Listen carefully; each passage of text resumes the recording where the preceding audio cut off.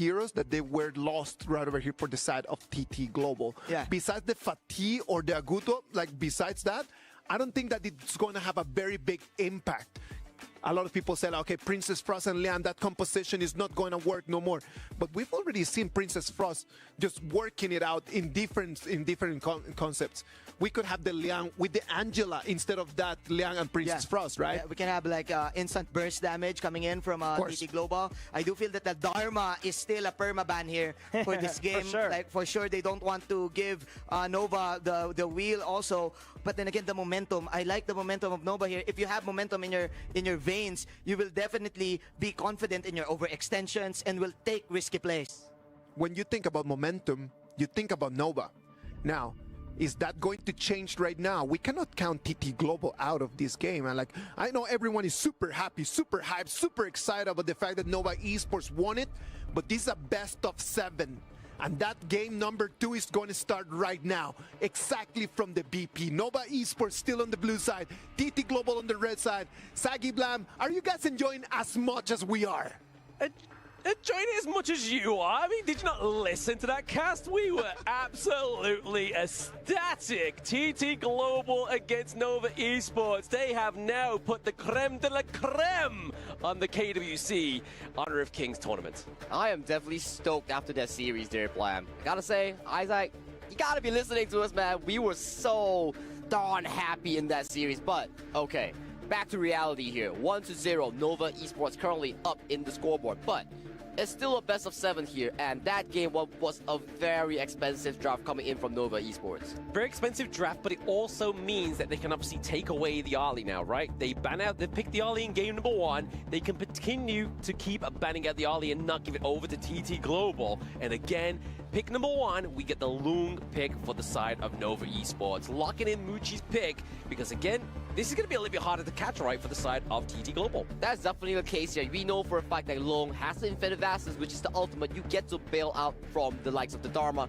if you can react in time. So it's a bit of like a cat and mouse chase here coming in from TT's King here and Nova Muchi here. Whoever doesn't react on time will be punished deeply here. And Nova Esports locking in that Luna onto CY. Yeah, Luna onto CY, Young Fei onto Wave Pit. We already started to see some signature picks from Nova in game number 1, and now we're getting some more here as well. Obviously, very much known for his Young Fei is Wave Pit in the MKL.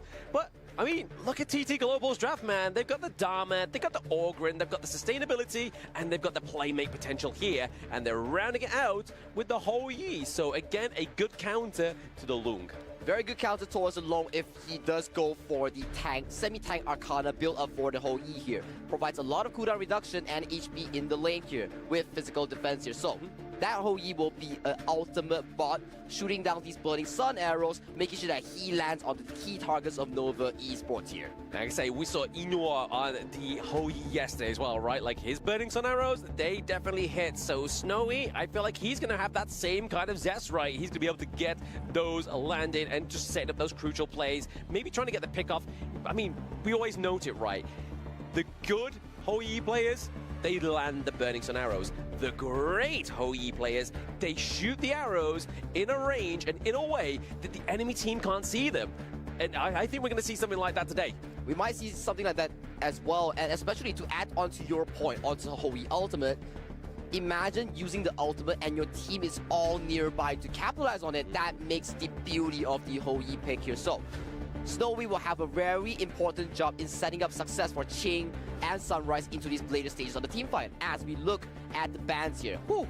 After that Guan Yu game here, more and more bans are being committed on the side of TT Global onto the player known as Xuan from Nova Esports. Yeah, Xuan not being able to get obviously some of these big picks within game number 2. Obviously the Fatih, the Byron, and the Mayin being taken off the board here. I mean, we could potentially see something maybe like the Lu Ban come through, maybe the Sunset.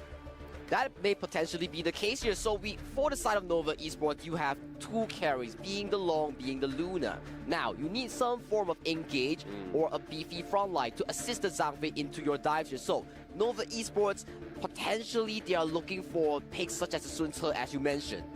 Yeah, I mean here, okay, there's the control. We kind of talked about it here for the side of TT Global. They're going for the shirt, which has been a good pick within KWC, right? Obviously using the silk imprints, kind of bringing the enemy team to you. You're controlling that tempo. You're being the negative spin on your enemy team's team fight.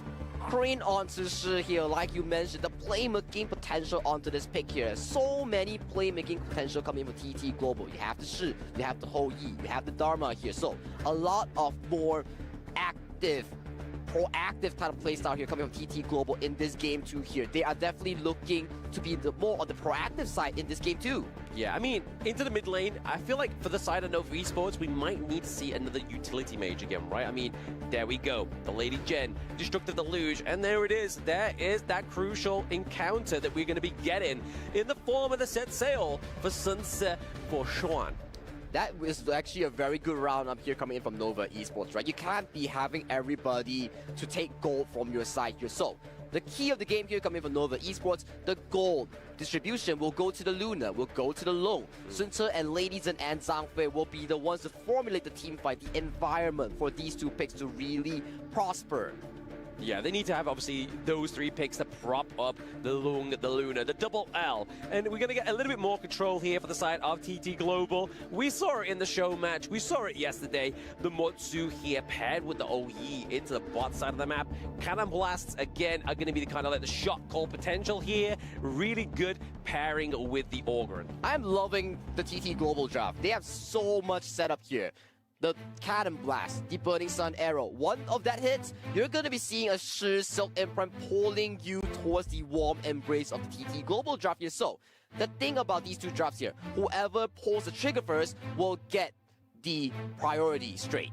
Yeah, exactly. Those who reap the rewards will sow the seeds of time as well. But this is going to be game number 2 between Supernova and TT Global. Already with a win on the board is going to be Nova Esports. But for those joining new at the stadium online, this is the draft for game number 2. Game number 2 draft being kicked in for the side of Nova Esports and TT Global, the Thunder Threat here. Ladies and gentlemen, let's go into game number 2. Game number 2, definitely going to be a feisty one, Sagi. I mean, TT Global aren't going to be happy with that loss onto the board, right? That blemish on their record. I feel like this is going to cause pain for Nova. It will definitely cause pain for Nova as this coming draft here coming TT Global, super proactive, always looking to make plays here. So it's a different shape up here compared to game 1 here as we see a little brawl here coming from both these two mid lanes. Yeah, a bit of pressure into obviously the enemy jungle here towards the Spike Tail Beast, just trying to put pressure onto Xuan. And also we are seeing a bit of a lane swap here coming in from both teams here, and Ching is heavily punishing Muchi here, and a level 1 invade already happening onto the jungle here. Yeah, that Azure Golem steal away for the side of Nova Esports could be crucial here. Wave Pit is looking pretty low already, so we may be getting a very much earlier first blood going over to TT Global's Joy. TT Global is already online in the level 1 3-1 minute of this game here, and we know for a fact, if you're a Luna and you don't have the Azure Golem, you're gonna be having a very difficult time here. Especially, TT Global now have your timers on the buff. They do have the timers on the buff, but Nova Esports, do not be discouraged. Be the spirit up, keep your spirits high, and spirit up is gonna be the CD key you can drop below to get that Alessio free trial skin. And talk about free stuff, do log in and watch KWC to get that free avatar frame here. Very cool frame here that you can equip on your profile. Yet again, right now, obviously, CY hasn't had his Azure Golem with that first wave, so CY has to play a little bit more conservatively, right? I mean, onto the Luna, we need that cooldown reduction, we need that mana, and when he doesn't have the Azure Golem, it's going to be hard to get those plays. That is indeed definitely the case here, and we look at the mid lane play here coming in from TT here. They want to control this mid wave, and they want to make sure that the next Azure Golem that's going to be spawned towards the side of Nova Esports, the full team is going to come and invade them. Yeah, I mean, they have the timers right. Obviously, if you take your enemy's camps, if you take their buffs, either the Crimson or the Azure Golem, you get a little bit of intel on that mini-map, which is going to allow you to kind of formulate a little bit more of a game plan. But the Burning Sun Arrow does land onto Xuan. It misses the entire of the mid lane, but actually hits into the top side. It does hit towards the top side here, but however, it's still on the tower here, so not a lot of follow-up that has been committed from the side of TT Global here. As we see, another invade here, potentially potentially being formulated by the side of TT Global onto this blue buff. Yeah, they're looking to try for it, right? Obviously, Sunrise just try and use the Path of Pass in there, maybe just to get the intel that how many people are within that brush is probably just a good sign rather than Sunrise being too kind of aggressive and maybe getting taken down there. But if we're looking obviously at the overall goal lead, right? TT Global definitely have the lead, something they didn't have in game number 1. Definitely a very big step up here compared to game 2 here, but Muji gets pulled in by the Silk Imprint here, gets punished heavily by the Burning Sun Arrow. But look at Whippy's positioning though. He might have an engage angle, but the engage is being called off here as they do not have enough members. It's been called off. I mean, definitely a takedown onto Muji here is going to be trouble for the side of Nova Esports. Obviously, the GPM is going to take a little bit of a suffering here for Nova because we need that late game insurance, right? Like, he's not going for the very expensive build, right? He's got the Meteor. He's going to be looking to go for, like, the Axe of Torment. Either the Axe of Torment or he scales towards the third item as the Starbreaker here. So that's definitely up to Muji's case here. But I gotta commend TT Global here. That was a pretty solid engage here. Burning Sun Arrow right towards Muji's face. Immediately Silk Imprint to pull them towards there, giving him no window to come in for the Infinite Vastness escape. Yeah, I mean, we always talk about the Infinite Vastness being your get-out-of-jail card, right? But when you're CC'd for gosh knows how long, you can't press the button. And that's exactly how they were able to catch up Muji down to the bot side of the map. But 4-minute mark on game number 1 and game number 2, sorry, and TT Global are looking to clean off this Tyrant so quickly. And Tyrant has been secured for TT Global here, and with that fresh Tyrant, they are once again looking to invade this blue buff here. Burning Sun Arrow hits onto Waypit. We are saying that these Burning Sun Arrows are connecting. It's going to go into Waypit for the Umbron Labors. It's predicted to split apart the team fight. The think inside the box is there to lock down the side of Nova Esports. So 1-1 trade is definitely the best case scenario here within that team fight for Nova. But for TT Global here, they're definitely happy because securing that Azir goal and securing that 1 kill here, and right now they're pressuring the mid-T1 tower. The mid-T1 tower. I mean, this is a crucial objective for those new into the game. Trying to get that T1 in the mid lane means that your enemy's jungle becomes a little bit more available for yourself. Right now, 2,000 goal lead, fresh for the side of TT Global here. They took back the control that they lost compared to game 1. Definitely a much cleaner execution coming in from TT Global in this game. Much cleaner. Obviously, goal lead is definitely going to be one of those short indications that you're having a better early game, right? The fact that TT Global are ahead by around about, what, 2k gold difference, and now it's kind of only just going to be keep going and snowballing at this point. Because in terms of the team fight here, Nova's yet to have their way in, like we saw in game number 1. That way into the mid lane, CY onto the Musashi, was definitely the key to their inevitable victory in game number 1, right? I have to agree with you, and right now in game number 2, we have to see Xuan and Waypit find these angles to access the backline here, but look at Ching. He's waiting for a prey here. Wendy gets caught out by the Truth Mantra! Oh, the flash, the Truth Mantra comes through there, but it doesn't actually have as much dictation into this team fight as they thought. Muji gets the kill here onto Ching as well. So Dharma going down, think inside the box being disrupted. CY, Muji with the damage. We have the Infinite Vastness coming in onto Snowy. That's a 3-0-3-2 trade, sorry, for the side of Nova Esports. And CY does not have the ultimate onto the Luna here. You cannot be fighting in the Ogre without your ultimate here. Waypit potential sacrifice for his jungler's mistake here as CY has the ultimate again. Goes for one, misses the ultimate. Yeah, he misses the mark, and that's a detrimental thing here for the side of the Luna on the Nova Esports. But now you can see TT Global, Jing, as well as Crane are looking to try and find CY. Already, Juan trying to give a bit of reinsurance here to his teammate, but it's not looking too good. It's not looking too good as TT played that clean, making sure that CY does not hit the refresh mark here, and CY was the punishment on that series. Oh my, what a bombastic series coming into this game too here, Black. A very bombastic series at this point of the game. I mean, it's definitely going to be very interesting to see how Nova Esports comes back in this one. But this team fight was definitely kind of like one of those sure shines, right? Like, they were really kind of trying to hope to get some more onto the board, and they were able to get that double kill, able to get that 3-2 trade, but ultimately CY obviously fell down towards the end as well as Waypit. And of course here, and Ching at the live play here, gets punished for the side of Nova Esports here, gets taken down as Nova Esports pulls the perfect retreat while getting that one kill here. And talking about a replay here, missing that refresh is so pivotal onto CY here. The pressure, man, TT played that so well in the team fight. I mean, it's one of the things that separates, obviously, some good players to the great players, is if you can kind of mitigate those marks onto the Luna, it really disrupts the absolute potential of her ultimate, right? But right now, Snowrise gets caught out into the brush here. He's just trying to sort of like poke and prod, make a little bit more of awareness here for the rest of the team on TT Global. I gotta comment on Sunrise here. He's having a splendid game onto this All-Ground here. The damage calculation, how much damage he can soak. He's having such a great job onto this All-Ground here. He is such a raid boss of tank. Raid boss indeed, right? I mean, Sunrise having a much more cleaner game here, but it is going to be the All-Ground. I feel like it was kind of like maybe the side of TT Global ban, like basically they draw out the Masashi, right? Masashi being one of the greater counters to the Orgrin, and then they knew game number 2 they would go live. But speaking of going live, it's going to be the whole setup here from Ching. He's getting the kill onto CY as those neutral objectives come online for the second time in game number 2. Looking to stop it there, looking to just make sure they get a bit more pressure into these side lanes. And that is the beauty, the perfection of TT Global's team composition. You want to take these buffs, you gotta be face checking into several spells here. We're talking about Arrow coming in from Ho Yi, Cannon Blast coming in from Mozi here, and Silk Imprint here. Once you get hit by those, you're gonna be seeing a Dharma flying towards your face. Yeah, I'd say it's not one sight you want to see when you know Esports, right? You don't want that Dharma crashing into you and getting those really big truth mantras into your team. Like the playmaking potential here for the Dharma from Jing as well is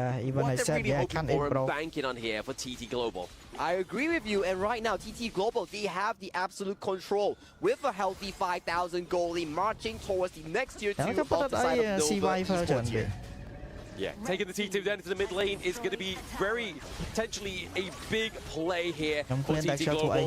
Looking to start up a bit of a team fight. Waypit does not have the unbridled outburst. So a little bit of an overstep there for the side of Nova Esports. That is a beautiful crowd control changer coming from TT Global. You land the arrow, you land the Silk Imprint, you land the Cannon Blast. I think Waypit was like, man, 5 seconds of crowd control here. I can't move, buddy. You can't move, and that's the problem, right? Like, you can't move, you're slowed down.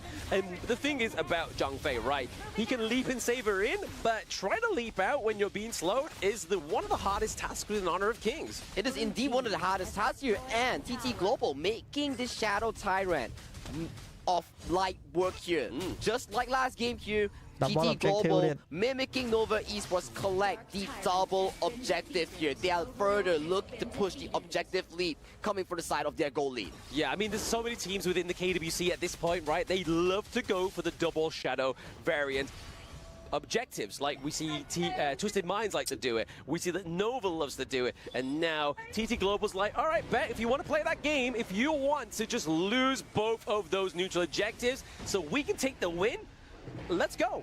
Let's go indeed, and look at Snowy here. Snowy does not go for the conventional semi-tank on-hit build that features the Doomsday and Sparks Forge. However, he goes for the full critical damage build as he is one of the late game carries on the side of TT Global. Yeah, a little bit of a difference of the build here for the utility pick that we saw from Inua. But right now, into the team fight is going to be Ching looking to try and get the Truth Mantra on. We see that obviously Waypick goes into the back line. Muchi tries to get the kill onto Snowy, has to use the Infinite Vastness or else he dies. That's 2-0 trade here for TT Global, looking to push the Crystal. Snowy does it all. He lands the arrow, he does the engage, and he does the damage per second here. And right now, Vanguards are marching from the side of TT Global here. Yeah, not looking to sort of go out. Yeah, it's going to be Schwan here onto the Sunset. We get deleted here. And game number 2 goes over to TT Global. TT plays a clean game, bringing the series to a 1-all for these both teams here. TT, I gotta say, compared to the game of performance, game 2, they did exceptionally well. They did very well indeed, right? I mean, definitely having that gold lane pressure into the early game was what really separated them in game number 1 and game number 2. But more importantly, was the fact that Nova Esports never got that crucial pick, never got that crucial kill into the mid lane that really started to open up to the side of TT Global. But this is what happens when you have a jungler that's so heavily dependent Come on back that lên Azure AOK bên golem. hỏi. And this stems back to TT's Global's coach. Good to know. He did such a good I job don't in making remember sure that the game we plan did was to make this Luna have a terrible time here. We saw plays after plays. It was Arrow into Cannon Blast, into Silk Imprint.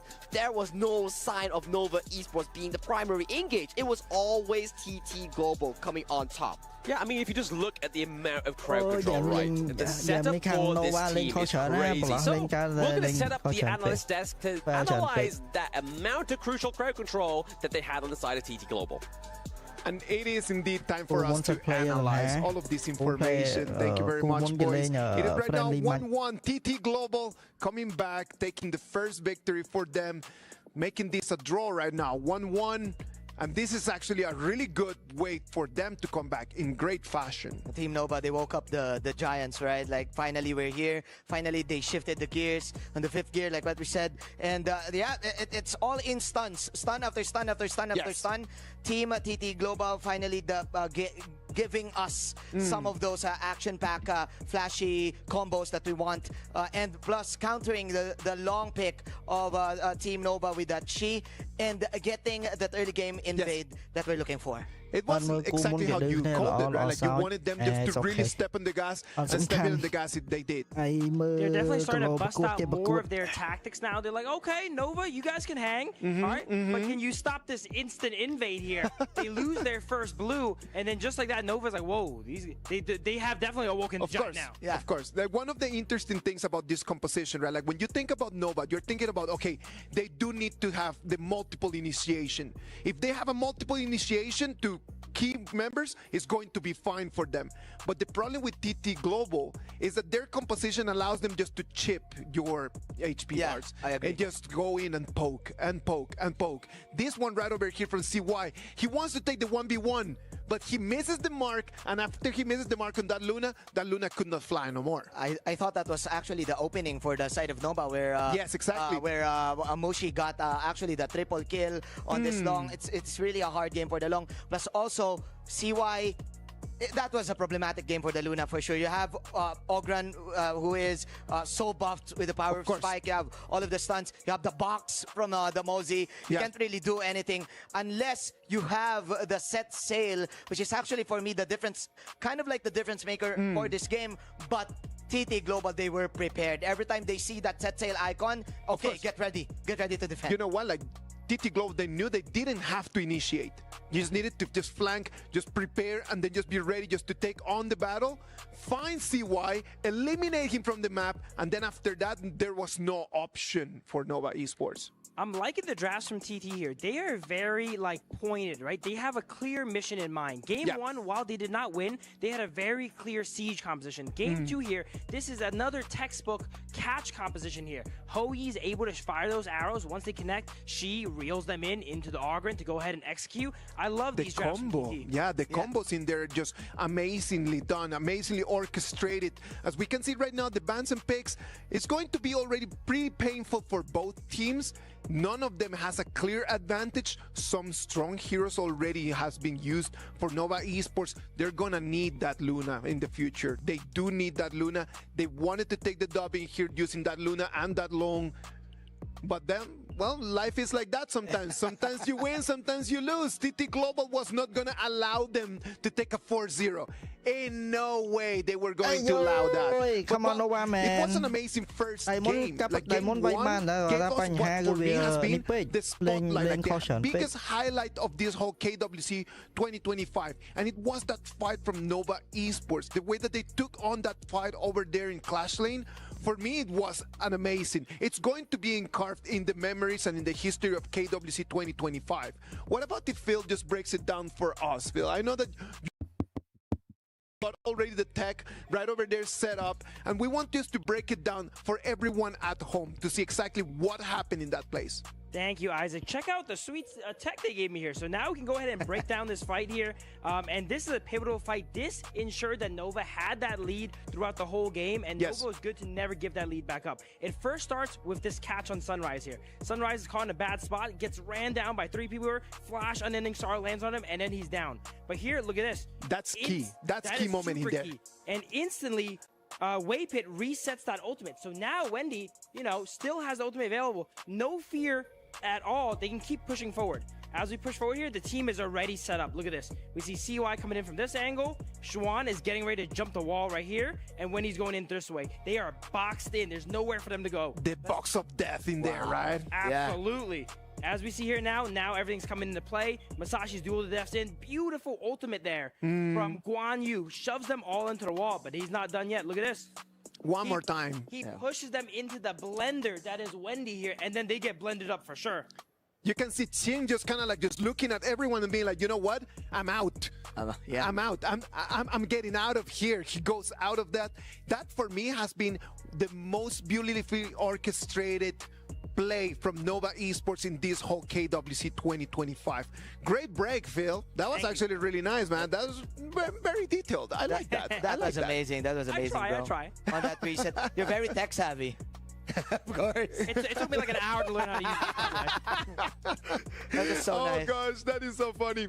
Ladies and gentlemen, right now we're going to move into Game 3. Game 3 is going to be the tiebreaker. Right now it's 1-1. And now Nova Esports, they need to don't let this last loss just take control of the game. It is totally fine. Like, it's totally fine if you lost one. It's totally fine if you lose the second one. But losing 2 in a row, that might not be the kind of motivation that they need, right? Yeah, it's now a best of 5 if we're gonna think about it. But then again, we're losing 10 heroes in total because again, you cannot, we're on a global ban system. But I do feel, we're talking about it earlier, for the play style of TT Global, I think their lineup for game number 1 is quite similar to the lineup for game number 2, but this time they have early game damage. Unlike game number 1, all they have is the sustain. Let's play it slowly. We have the Agudo. We can take objectives after objectives, but this time it's still kind of like a 4 protect 1 because again they have a She on the mid lane, but this time for level 1 up to level 3 they can put in the punch, they can pull out an uppercut, and with that being said, Team Nova needs to get ready once again for the reset. In a very good TT Global fashion, they came in and they just started dealing punches early in the game, right? I think this game we're seeing more of what they're known for, right? They're reaching into their bag of tricks, and they have a big bag of tricks here. And now they're going to use it here, and they're going to start executing it. And if they keep switching these up, it's going to be hard for Nova to adapt to. Both teams have been working really well on those junglers. For me, the junglers have had control of the games in here. On the side of CY, for him was not the best performance, and I think that that's what gave a little bit of an advantage or TT Global in this game. I think both junglers are pivotal to how the pace of the game goes. Yes. We've seen that first game, right? Who got caught first? Sunrise. And because of that, the team kind of collapsed. But it's kind of like the opposite here in the second game, right? CY couldn't quite hang, So it's kind of like 50-50 right now, 1-1. Yeah, he got countered like big time in this game. They showed the Luna early, and that's very commendable for the side of TT Global on countering the Luna and having an answer to the long infinite vastness. I should say that I want to see the sides here if they're gonna switch sides, because again I was talking about, okay, they're not gonna give away the Dharma. They didn't ban it, but they took it.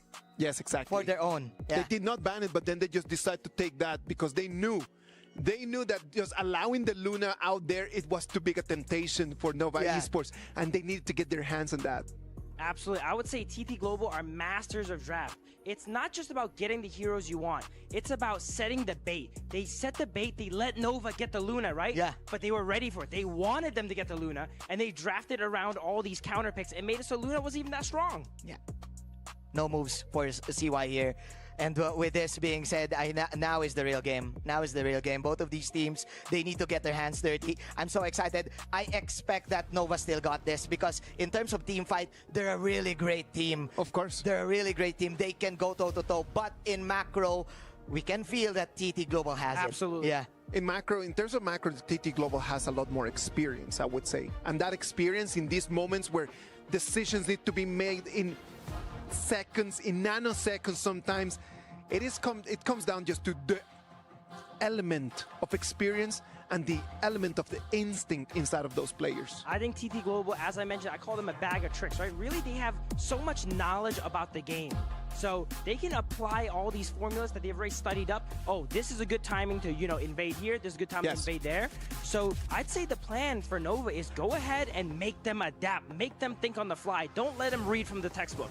All right. The game 3 is going to start. TT Global is going to be taking the blue side.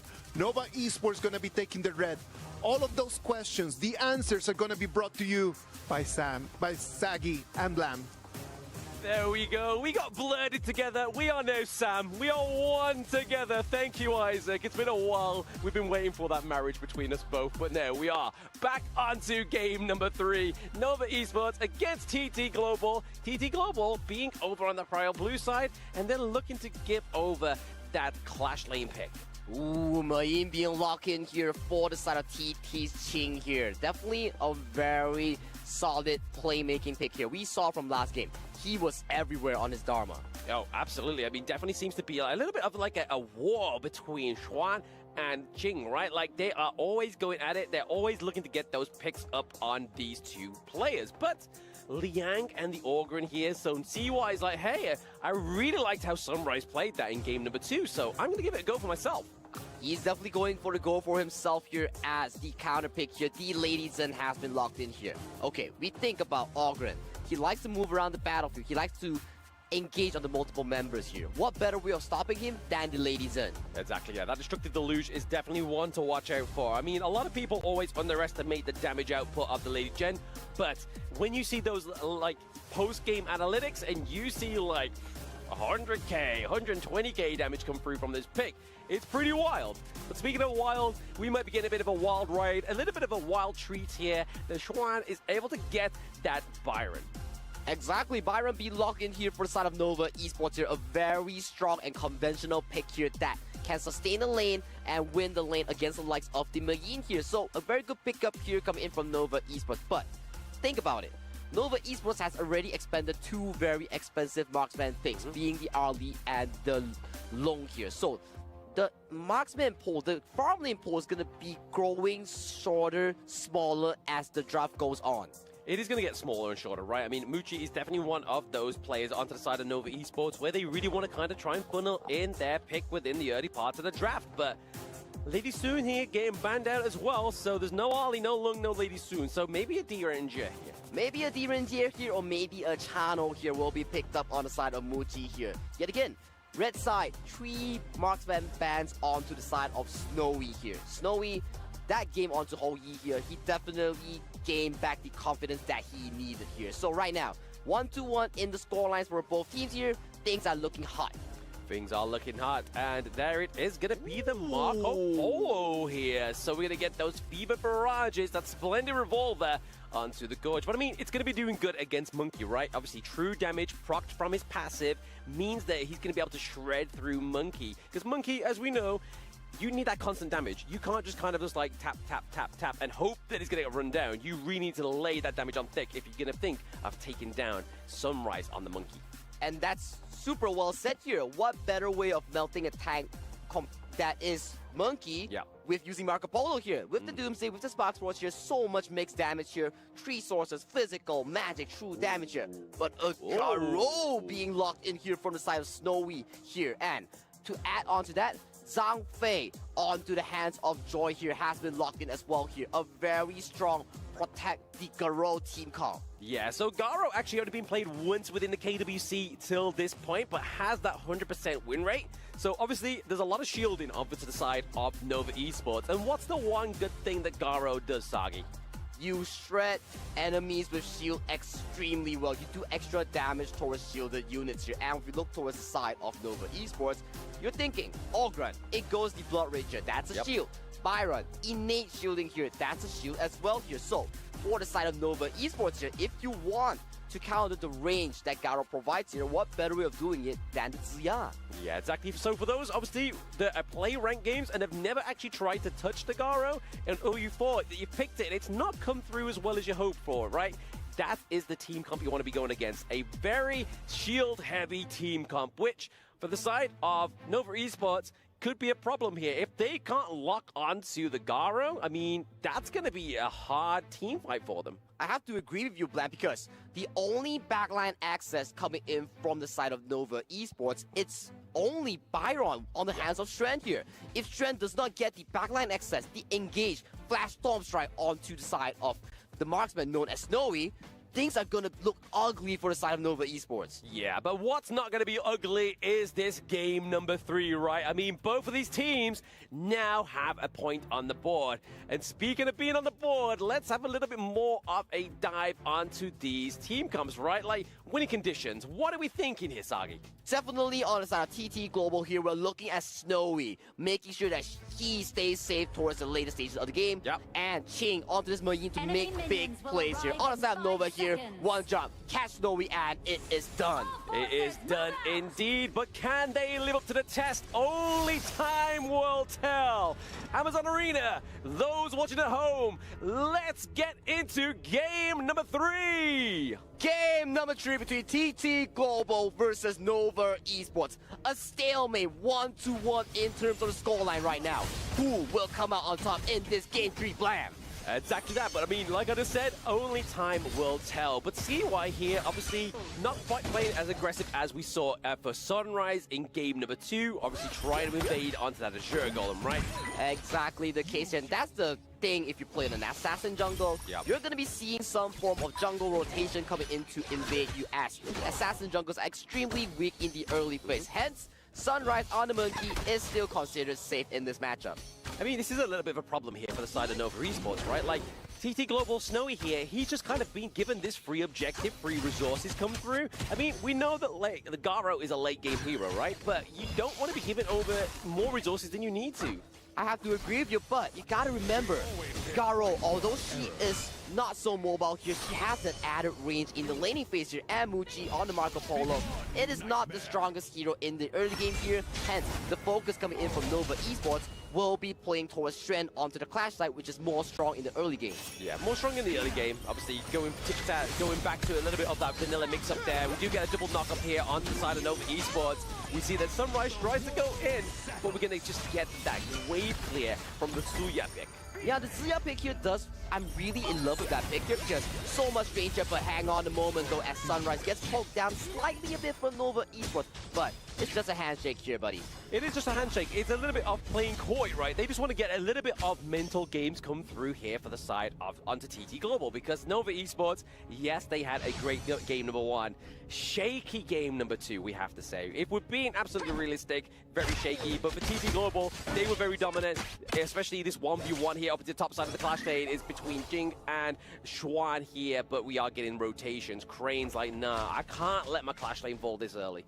Exactly. If you can mitigate the Byron's early game here, especially securing all these River Sprites towards the Clash lane here, you're winning so much, especially this Byron play doesn't scale the best towards the early game here. So we gotta see if Strand is able to pull up crazy engages to pull the lead for Nova Esports towards the mid game. Yeah, I mean, you can already see here from the side of Nova Esports, they're getting Wendy, they're getting Waypit to kind of just like chauffeur around CY within the jungle, just completely clean up and quicken that wave, the jungle clear, right? So Nova are obviously expanding quite a lot of resources in their lane.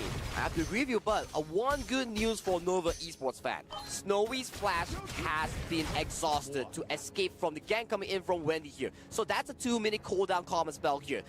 He will not have the flash coming in for this Tyrant fight. Yeah, I mean, honestly, Garo is probably not going to be very much situated beyond, obviously, that fight there. We're more likely going to be seen maybe mid, as well as obviously Sunrise trying to go take that by themselves. But ultimately, Nova Esports, something that they didn't have in game number 2 is that gold lead, and now it's just been nullified, right? We just saw that flicker from 9.8k to 10.3k. It just came out of nowhere. It just came out of nowhere indeed, but that's the thing about Honor of Kings here.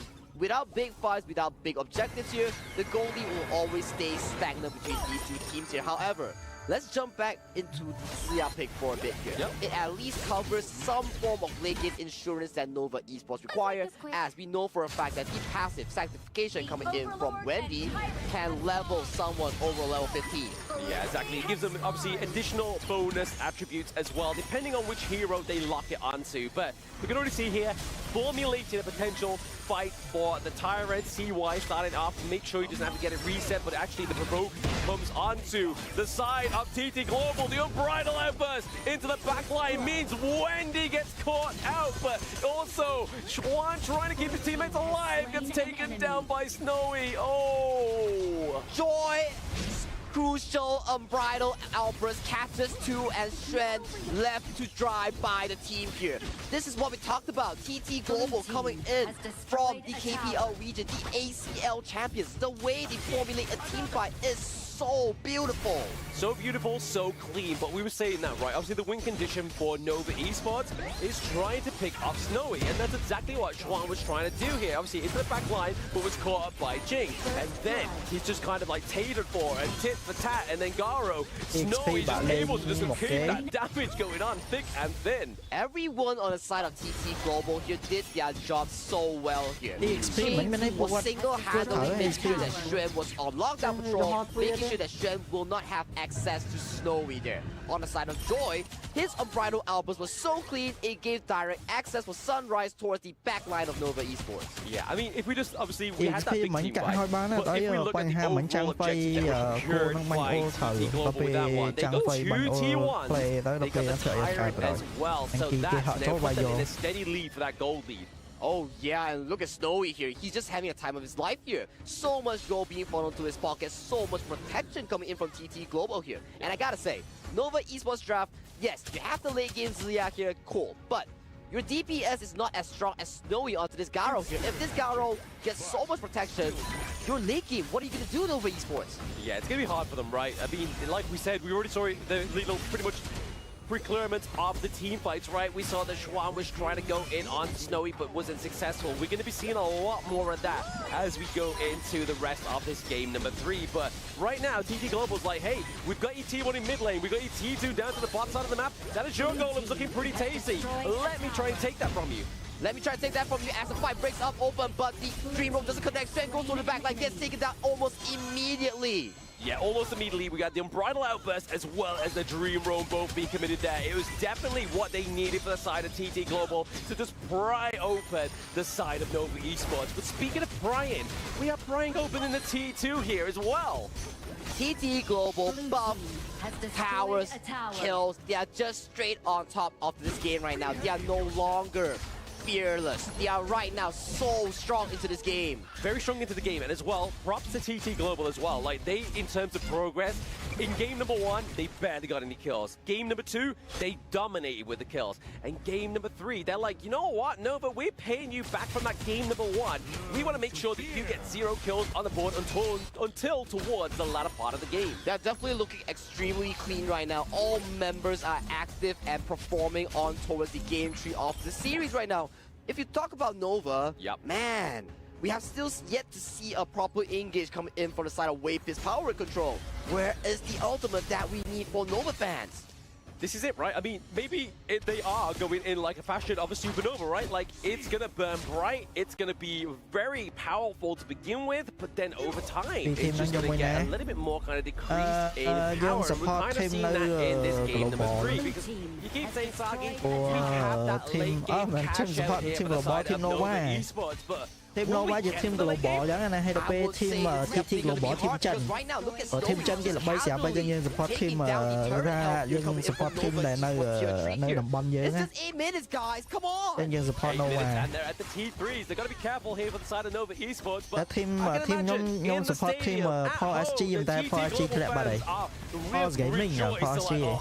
They've taken one game from us, but that's it. That's it. Yeah, that's it. And TT Global, they're up online right now. Hands are hot and warm. You can definitely see they are much more confident coming into game 2, coming to game 3 right now, because this is an insurmountable lead right now. 8 minutes, 5,000 gold lead in the pockets of TT Global. But yeah, plenty of gold going up the side of TT Global right now, and they're just looking to try and just gain some more as they take that T2 up the top side of the map, looking to put some pressure here onto Nova Esports. Wendy having to exhaust the flash because the destructive delusion almost caught him out. So look at the toxic here. So much pressure coming in from the Garo here. So much protection from this Garo here. Tower after tower going down. 10 minutes right now. Where is the engage? There is no line sight of engage coming in from Nova Esports because it's unpractical. It's unpractical, but I mean, you saw that within that team fight, right? You saw that Chuan was going towards the border of those T3s. He was trying to get on top of Snowy, but Crane was just like, if you're going to go and die for anybody, I'm going to make sure I'm here. I'm going to make sure I take that hit because we need Snowy in these fights. And that is what TT Global is Trong doing trận này so đang pro good. nơi trong game miền fan Protecting tràn hỏi Snowy về. is Captain Snowy and TT Nhưng Global. fan chân ở đây cho nãy cái control player để thăm lên nơi thăm lên global luôn. Nhưng control chân ở bên này cái control team đã thấy được một nơi chân rồi. You give them 2 kills here. Nhưng control team trái nè It's not coi even rồi like any form of 10 kills, 16 kills like game 1. Look at the goalie. 5K, 6K, slowly pushing towards every single potential they have. And right now, they are just controlling the game within their grasp. They are controlling on all fronts, right? I mean, kills doesn't really mean much here because obviously we're playing against some of the best, right? But it's all about those objectives when you do get those pickups. But Chuan here does not want to get picked up here. We get a lot of damage coming from the Suya into the back line. But there is Ching onto Waypit. Tries to get the double knock-up. Moochie goes down already. Waypit's not looking too good. He gets taken down as well. Ching from the back line. Chuan having to force a flash out. And also CY with the Papa pass in. They are playing defensively. Snowy's reaction time was so damn fast. Muchi went in for the fervent barrage, wanting to catch up Snowy. He reacted immediately, and look at the final push here coming in from TT Global. Dream Rover to the back line, putting pressure onto Wendy. It's going to be game 3. Crystal takedown for TT Global. 6-0 clean game coming in from TT Global. No sweat, easy game as they pick up the second wing, bringing the series to a 2-1. 2-1 right now for the side of TT Global. They were like, hey, you had game number 1, but we come back with a boom, boom, pow of the 2-1 victory at this point in the game. Still, potentially quite a few games on the board here if Supernova come back to their prior game number 1 form. But right now, TT Global looking very, very dominant. Very, very dominant, very, very hot onto the Heroes Gorge. I gotta say, praises have to be given towards Jota, the coach of TT Global, because to really make your team come back after such a devastating Game 1 loss, making sure they come back on form here is not an easy feature. And coach from TT Global definitely is doing an exceptionally good job. An amazing job. An amazing job for the side of TT Global's coach here. But look at Snowy, man. Snowy was just so dominant in this game. And like you were saying there, towards the end, Sagi, his positioning, his reactions were inhuman. It was indeed inhuman here. That's why Snowy is crowned one of the best farm lanes coming in from the KPL region. Very young, so much potential here. And look at his positioning here. Always making sure that he has defensive positioning, making sure that he's always alive here. But man, let's pass it over to the analyst desk to see what they have to say about this series. Take it away. Thank you very much, Sam. That is Sagi and Blam. For all of those that are just burning me about that. Thank you very much to TT Global as well. The 2-1 advantage right now after that very dominating performance, right? Like they came in and they just had a timer in there. They said like, you know what?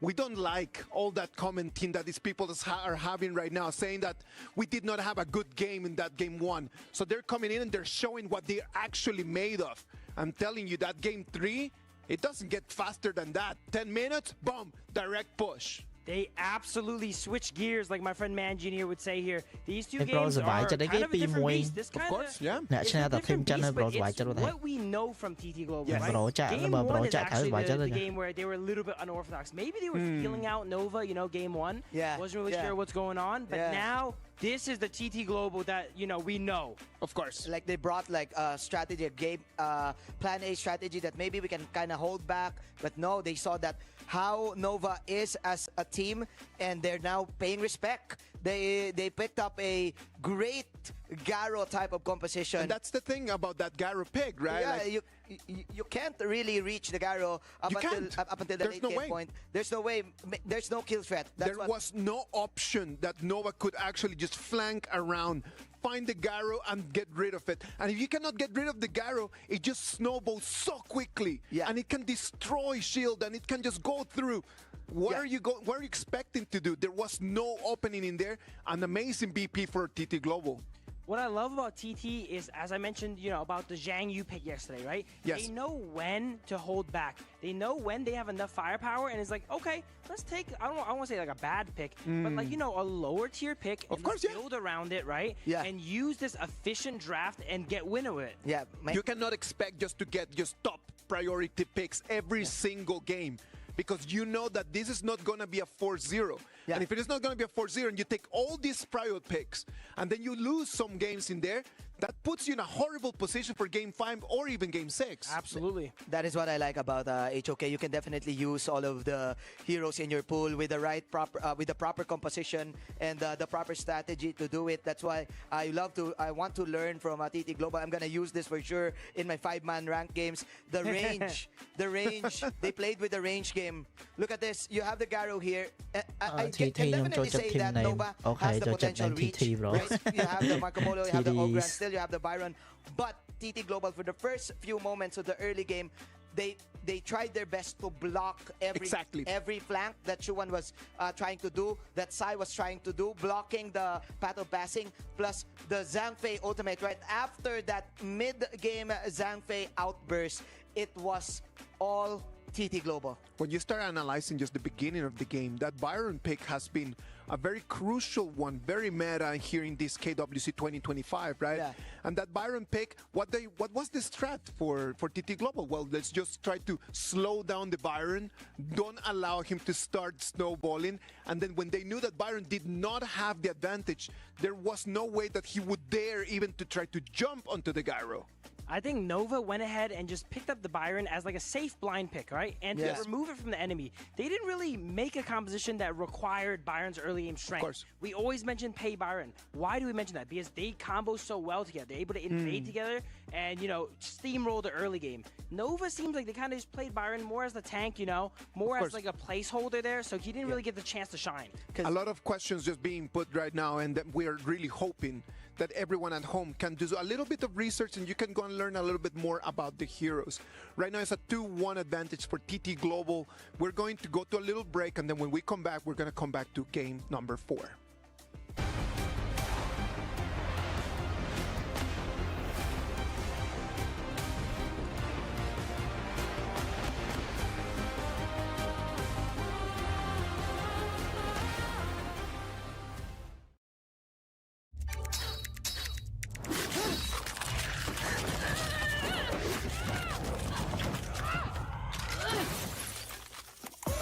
Reach your impossible. Lenovo Legion.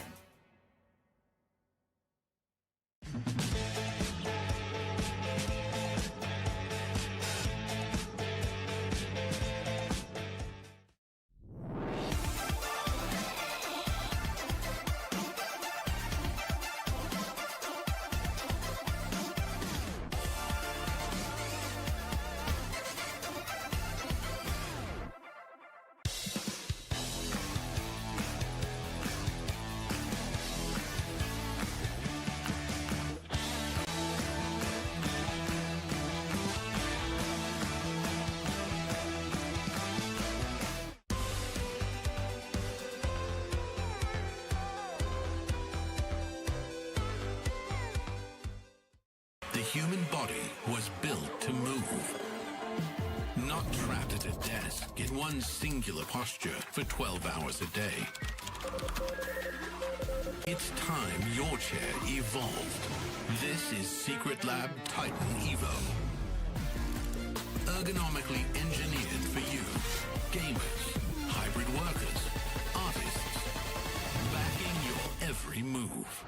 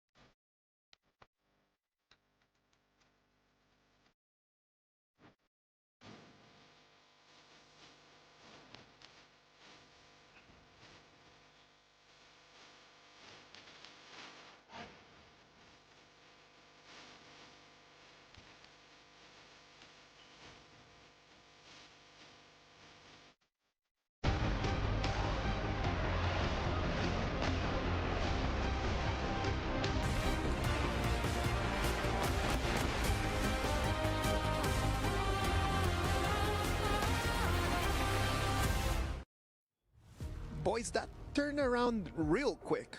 Yeah. Nova Esports got it at the beginning in the first game, but then after that, just 2 games, all TT Global. TT Global definitely feeling themselves now, you know, doing the things they're known for, right? Yeah. They I can't think of a better way of saying this. They suffocate their opponents. Yeah. They go in their jungles, they remove all of their options here, Yes. and they just don't let them play the game. And man, that was 6-0. That was love set for sure for TT Global, and now they're in their A game for sure. I would like to commend the Snowy, for example, on this Garo, just making sure he is seeing the Ogren, he is seeing the Byron. Take notes, ladies and gentlemen. If you're gonna play the Garo or maybe some type of marksman, always in the back line, maybe at the Renji, make sure you always see the initiator of the opposing team. They understood their winning condition, right? Yeah. Like they knew that as long as that they let that Gyro just keep growing and growing and growing, there was no way for them to actually turn it around.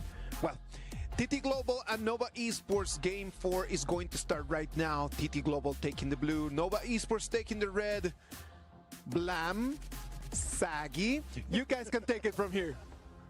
Isaac, thank you for the passover. We are now separated entities once again. And which isn't separated entities is TT Global and Nova Esports. Yes, within this best of 7. We're getting into game number 4. So still not quite match point. Still not quite match point. Still enough place for room to breathe for Nova Esports. That is indeed the case, but coming in ơi from chi last bay 2 victories twist coming mai from tục TT Global here, I ngầu gotta mày say, thấy they đồng quân số definitely này woke vô up after game 1 and they were looking strong and AG dominant đồng here. quân số này Starting with the bans, we are already seeing Dharma, Fatih being banned out for the side of TT Global here, further restricting Strength, who had a pretty good game in game 1.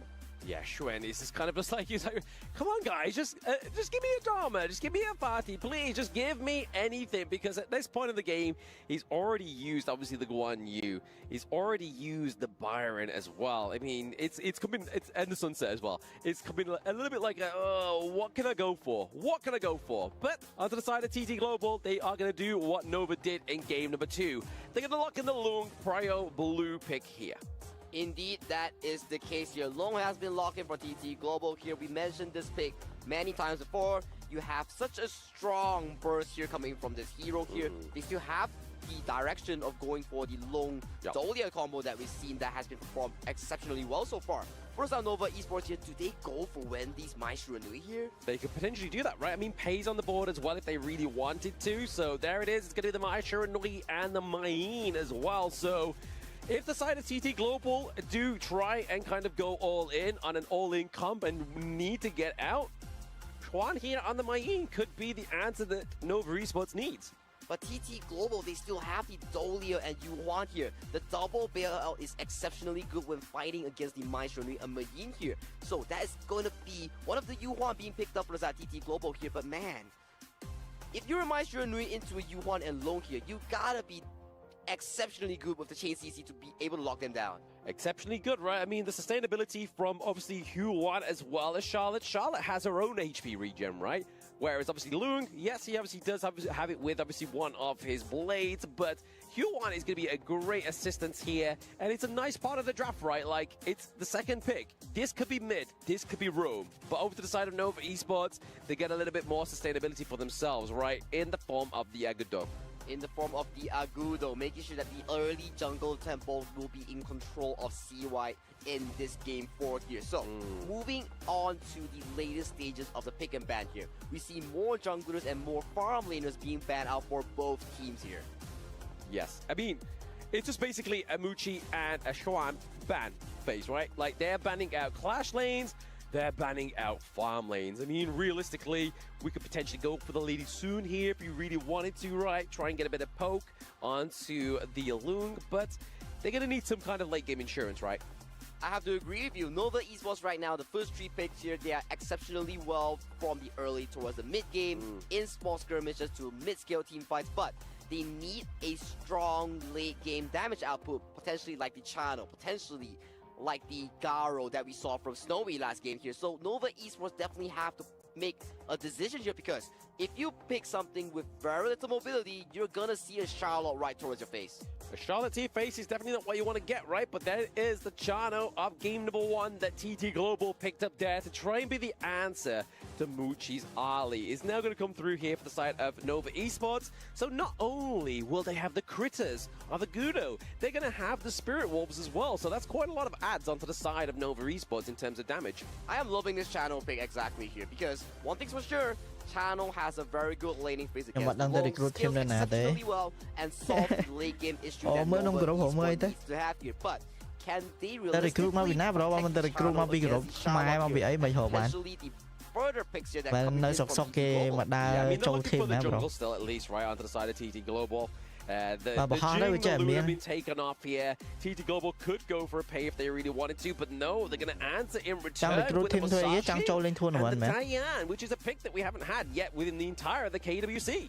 So much healing here coming in from TT Global here, and one thing's for sure here, Mai Shiranui is not a good hero to be building the Venomous stuff here. Yes, you can build it, but applying it and delaying your burst potential, that is a big draft advantage here coming in from TT's Global's Giant, and you won. Exactly that, right? I mean, there's a lot of healing going from there, and then obviously to the likes of the Musashi as well. He's going to kind of cut down that healing reduction if he goes in with the ultimate. So not only do they have the Diane, they have the Huan as well. But more importantly, Charlotte is obviously going to be a great kind of engagement here on the side of TT Global, right? Go in, try and get that massive CC knockup with the ultimate, and then that's when we start to see the roll through, where you kind of see Snowy come in with the flaming palms. Use the infinite vastness for a little bit of a readjustment with onto the gorge, but hey, this is the drafts locked in, and we are going to be getting into game number 4 very soon, Sagi. Game number 4. Is this the road for TT Global towards their match point here, or will Nova Esports, our Supernova, come in clutch and make the series back to a 2-2 here, Blam? They got to try something, right? They definitely got to try something here. But like you were saying, obviously, in terms of Nova Esports draft, they kind of have to have that early game aggression because of the Igudo, right? Like, they need to try and get that onto the board. But they do now have the late game insurance as well, which is going to be the Chano. But like game number 1, we saw a big abuse onto that Chano pick, right? I have to agree with you. That game number 1 was really a big abuse here. But gotta say, game number 4 here, the priority in terms of the engager does stem from the Musashi and the Charlotte here. That backline dive potential is so strong coming in from the side of TT Global here. Can the channel survive? Only Nova Esports could tell us, because they really need to make sure that this channel has a safe space to survive. Yeah, I mean, speaking of safe spaces here, Diadea could be the answer, right? I mean, if we try and get a dive in onto the back line, we try and use those enhanced basic attacks to try and just kind of like halt the stop of TT Global. But what's not going to stop here is going to be the introduction of the gorge for game number 4 with TT Global and Nova Esports. The games, the hands are all warm and hot right now. These two teams, we will see one of them go to the grand finals, but right now, TT Global, they are at advantage 2-1 in terms of the current scoreline. Yeah, well, I mean, we always talk about momentum, right? Come on, no way, man. Get one more point or something, bro. What the fuck? Once the teams that gain that momentum, it's very scary. You're not playing against the same team that had no wins on the board. I agree with you. Momentum is key here, and one more thing that is super important for these esports teams, these Honor of Kings pro players, it's definitely the mental state here.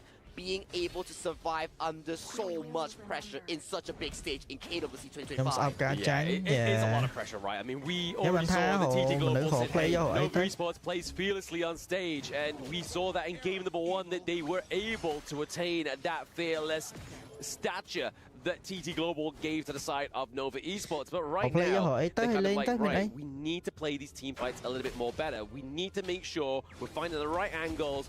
The positioning here for Muchi in these team fights is going to be crucial. That is the importance coming to the series, right? Can Nova thêm mà lại sao mà né thêm mà lại get insane growth that we've seen from the past year towards this upcoming series? Game 1 was splendid, but Game 2 and Game 3 here, TT Global really clawed the game back in such a clean fashion here. It was not close at all. Not close at all, right? I mean, definitely. I mean, to the dividends of Nova Esports, game number 1 wasn't close at all either, even though they were able to get that win onto the board. So it seems to be a bit of a recurring tradition here between these two teams, right? Is that they aren't looking for those close victories. They are looking for those stomps. The stomps, the absolute dominations here. So we gotta see how Nova Esports progresses this game number 4 here. It's gonna be exceptionally important for them because one more lose and they will put themselves in a very stressful spot in having to claw 3 more games back into the series here. But right now, key player here coming in from Nova Esports in the early to mid phase gotta be Trent, CY, and Wendy.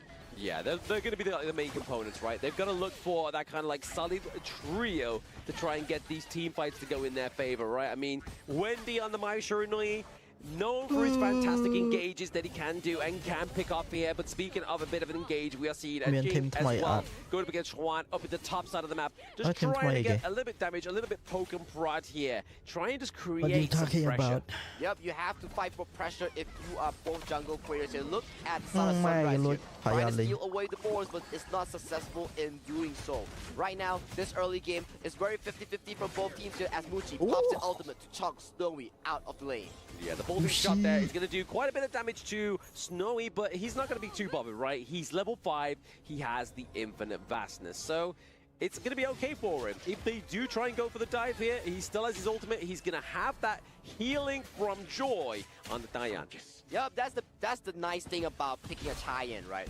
You scale exceptionally well towards the game. The more magic damage you build, the more healing you can provide towards your team. So that's another ticking time bomb that Nova Esports have to figure out how to use. Yeah, speaking of ticking time bombs, we are getting very close to those neutral objectives spawning in around about 22 seconds. So that is going to be the next boom that could potentially go up here, right? We saw it in the previous game where we saw the team fight around that neutral objective. Did go over to the favor of TT Global and were able to pick up a first blood prior to that whole shenanigans, right?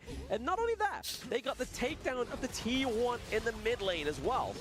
Exactly, and 4 minutes has hit right now.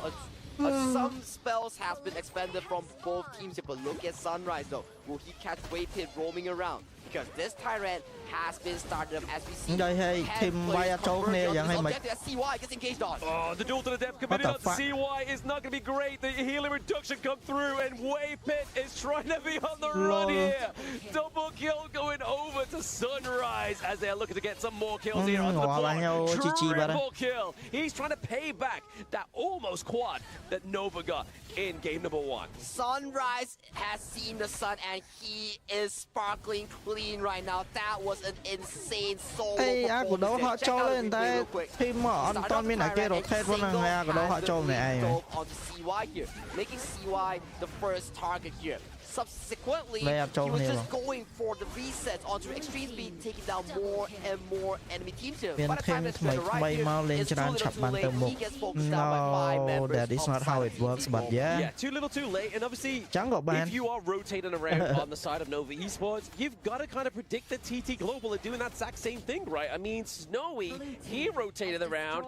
He got the damage come through towards that latter part of that team fight and really kind of like toppled the tides there. But once again, what we were seeing there is that there were a fight for 3 kills. We got the takedown of the T1, and as soon as Sunrise got his bloodthirst done, he was like, you know what? I'm gonna go get a Tyrant now, and it's exactly what we just saw in the last game. Team fight, the winners come out on top here. Immediate punishment towards the mid lane tower here, and right now another healthy 3,000 gold lead for the side of TT Global. Just 6 minutes short of this game. Yeah, 6 minutes short. They were able to get the T2's bed onto all 3 lanes on the side of Nova Esports right now. When he tried to go in with a bit of an engage, we do see obviously the Wild Grove come through, trying to give over the healing to the side of Nova Esports. They're able to take down Joy, so a lot of healing, a lot of sustain already off the board here, but Schwan gets taken down. Joy takes down Wendy. That's a 2-1 trade, and if you trade in your support for the mid and the clash lane, I'd take that trade any day, Sagi. I call that work for the side of TT Global here because one more thing, they're knocking onto the turret right now, and let's see how that happens here. Wendy goes in for the engage here, does not have any mobility to get out, gets duped to the death by the side of Sunrise here, stays alive here. Yes, Shred does get the kill, but you cannot escape the aftermath. You can't escape the aftermath, right? That's definitely a thing that Nova Esports are struggling with here. And you can see here the fans, they are cheering on TT Global after that latest clash. But now TT Global, they are just going back, getting some resources, those main features going over to the likes of Snowy here is that Crimson Golem. TT Global and AGAL, these two teams, their masterpiece of team fights are so beautiful to watch. The way they play around the objectives here are always so well thought of and so well processed here. And look at this. Wherever there's a buff, that's an objective, but an engage goes in, but the Infinite Fastest bailout. Infinite Fastest bailout is going to come back crashing in to try and give aid over to Joy as well as Crane as they get in their health back up there. But right now, definitely not the best team fight there for Nova Esports, right? I mean, they used the ultimate from CY, Muchi, and Wendy. This goes back to the draft, right? We talked about this. TT Global, they have so much healing coming in from the side of Joy here. However, Joy might be caught out here, though, as he escapes alive here. Look at Crane's position. They want to go for this fight here, but they are successfully, once again, zoning Nova Esports from any single available resource. Yeah, they're just getting that damage out onto Jing, right? Like, they're just making sure that Chuan is not looking his greatest into those team fights, especially onto the Mei Yin, because we know how crucial Mei Yin can be into the backline. And now they can get those double knockups, those triple knockups, which could really upset the pace of TT Global in these team fights. But right now, top takedown of the T2 as well. We see a lot of damage going on to CY, so Gudo got to be careful here as well as Xuan. And all the health bars are blinking low coming in from the side of Nova Esports here. They cannot be defending this Crimson Golem. And right now, we saw tower buff, and a repeat here goes towards the top side of the map right now. And this goes back to our conversation just now regarding the team composition of TT Global here. Yes, you're Nova Esports, cool. You have all the burst, all the engager, but if you cannot out-damage the heal that's been coming from the likes of Joy on the Cheyenne or Crane onto the Yuan here, you can't win the team fights. Yeah, I mean, that ride the win there from Snowy was just so great in terms of opening up this team fight for the side of TT Global. Sunrise claiming CY and Wei Pit once again. That's a lot of healing. I mean, potentially the majority of the healing of Nova Esports been taken down. Sunrise is so clean onto this Musashi here. He's finding all these multi-man knockups, all these crucial initiates, and right now, 2 members down on the side of Nova Esports as TT Global might look for the end. TT Global might look for the end here. Nova Wendy looking pretty low. Same as Xuan. He gets hit with the flaming bombs into the backline. It's down to Muchi, but game number 4, Crystal, goes to TT Global. A swift and clean game once again coming in from TT Global then. Short of 10 minutes. No Shadow Variants, no Tyrant, no Overlord. They just brute force their way with superior team fighting prowess. Yeah, exactly like you said there. They had nothing, right? Like TT Global, they took the team fights, but they were able to not obviously just wipe out the side of Nova Esports. They were able to get so much more. Like that first team fight where we started to see Sunrise get that triple kill. And then he was like, guys, I'm going to go down to Tyra. You go take T1. And then that's just where we start to see the fissure just kind of separate these both teams. Oh yeah, especially giving like gold lead and so much control towards these strong teams from the KPL region. Yep. You're just going to get punished, choked from all these resources because on the side of Nova Esports, your draft is so early game centric. The Agudo, the Maestro Nui here. If you don't get all these early catches, you are gonna be punished so hard because one thing's for sure, your burst is not enough for the lineup of TT Global. It's not enough, right? I mean, the burst from the Wendy, burst from Muchi is just going to be one of those hard things here. But speaking of hard things, we're going to speak about the hard truths here onto the side of the analyst desk. Let's take it over to Isaac. Thank you very much, man. Thank you very much in terms of that. Right now, TT Global 3-1 advantage. It does look like they are right now in a tank. I would never even dare to say that they were in a sports car. Right now, they're in a tank, just kind of just going through. Again, not even 10 minutes. taking that victory. They were angry. They were angry after game number 1 Yep. for sure. They took it personal. Took it personal, and they're now holding Nova. They're choking them out, suppressing them in every situation possible. Man, I can't believe we ended in less than 10 minutes. I was actually preparing to eat. I didn't get the order. I didn't get the order. I had to run back too. Yeah. The managers are yelling at me, "Hey, Manjin, where's your order?" Wait, I want to watch the game. And I was like, okay, before I ordered, the game has ended. They don't even need the Overlord or maybe the any nothing. box whatsoever. This is just clean slate game for the side of TP Global. Don't give them the cleanest first 5 minutes. I think that the problem in here is that TT Global wants to have statement wins. That's it. They're not going to be okay with just like winning. Every single game is going to have to be domination. They did not like the taste of that game 1 for sure. Absolutely not. They got to make up for that now, because as we mentioned before, there's a lot of pressure to 4-0.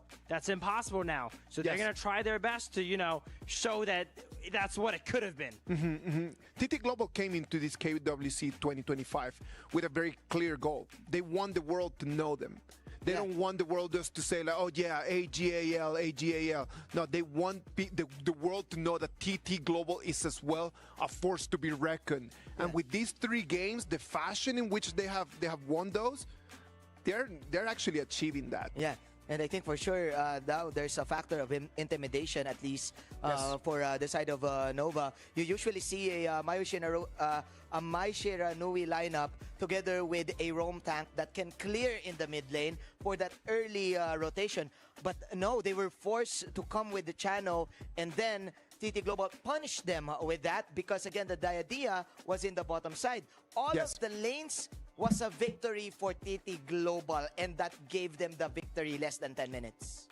I was thinking here, the Mai coming in from Wendy, they noticed that first game, how did they get that win? Wendy got completely out of control. Yes. When I saw they drafted a Mai, I'm like, okay, here's Nova's chance. This is kind of their last hurrah. They're using an extremely strong pick here. They're using the Mai. If he can go ahead and get ahead on that Mai, this could be a repeat of game 1. But TT, they had the lineup to completely shut that down. Masashi, duel to the death, could be used on Mai at every single fight if he wanted to, right? They had the Cyan, they had the Sustain, the Wuyan. They never really gave Mai an opportunity to flourish. You see the Musashi just jumping into the opposition's blue jungle.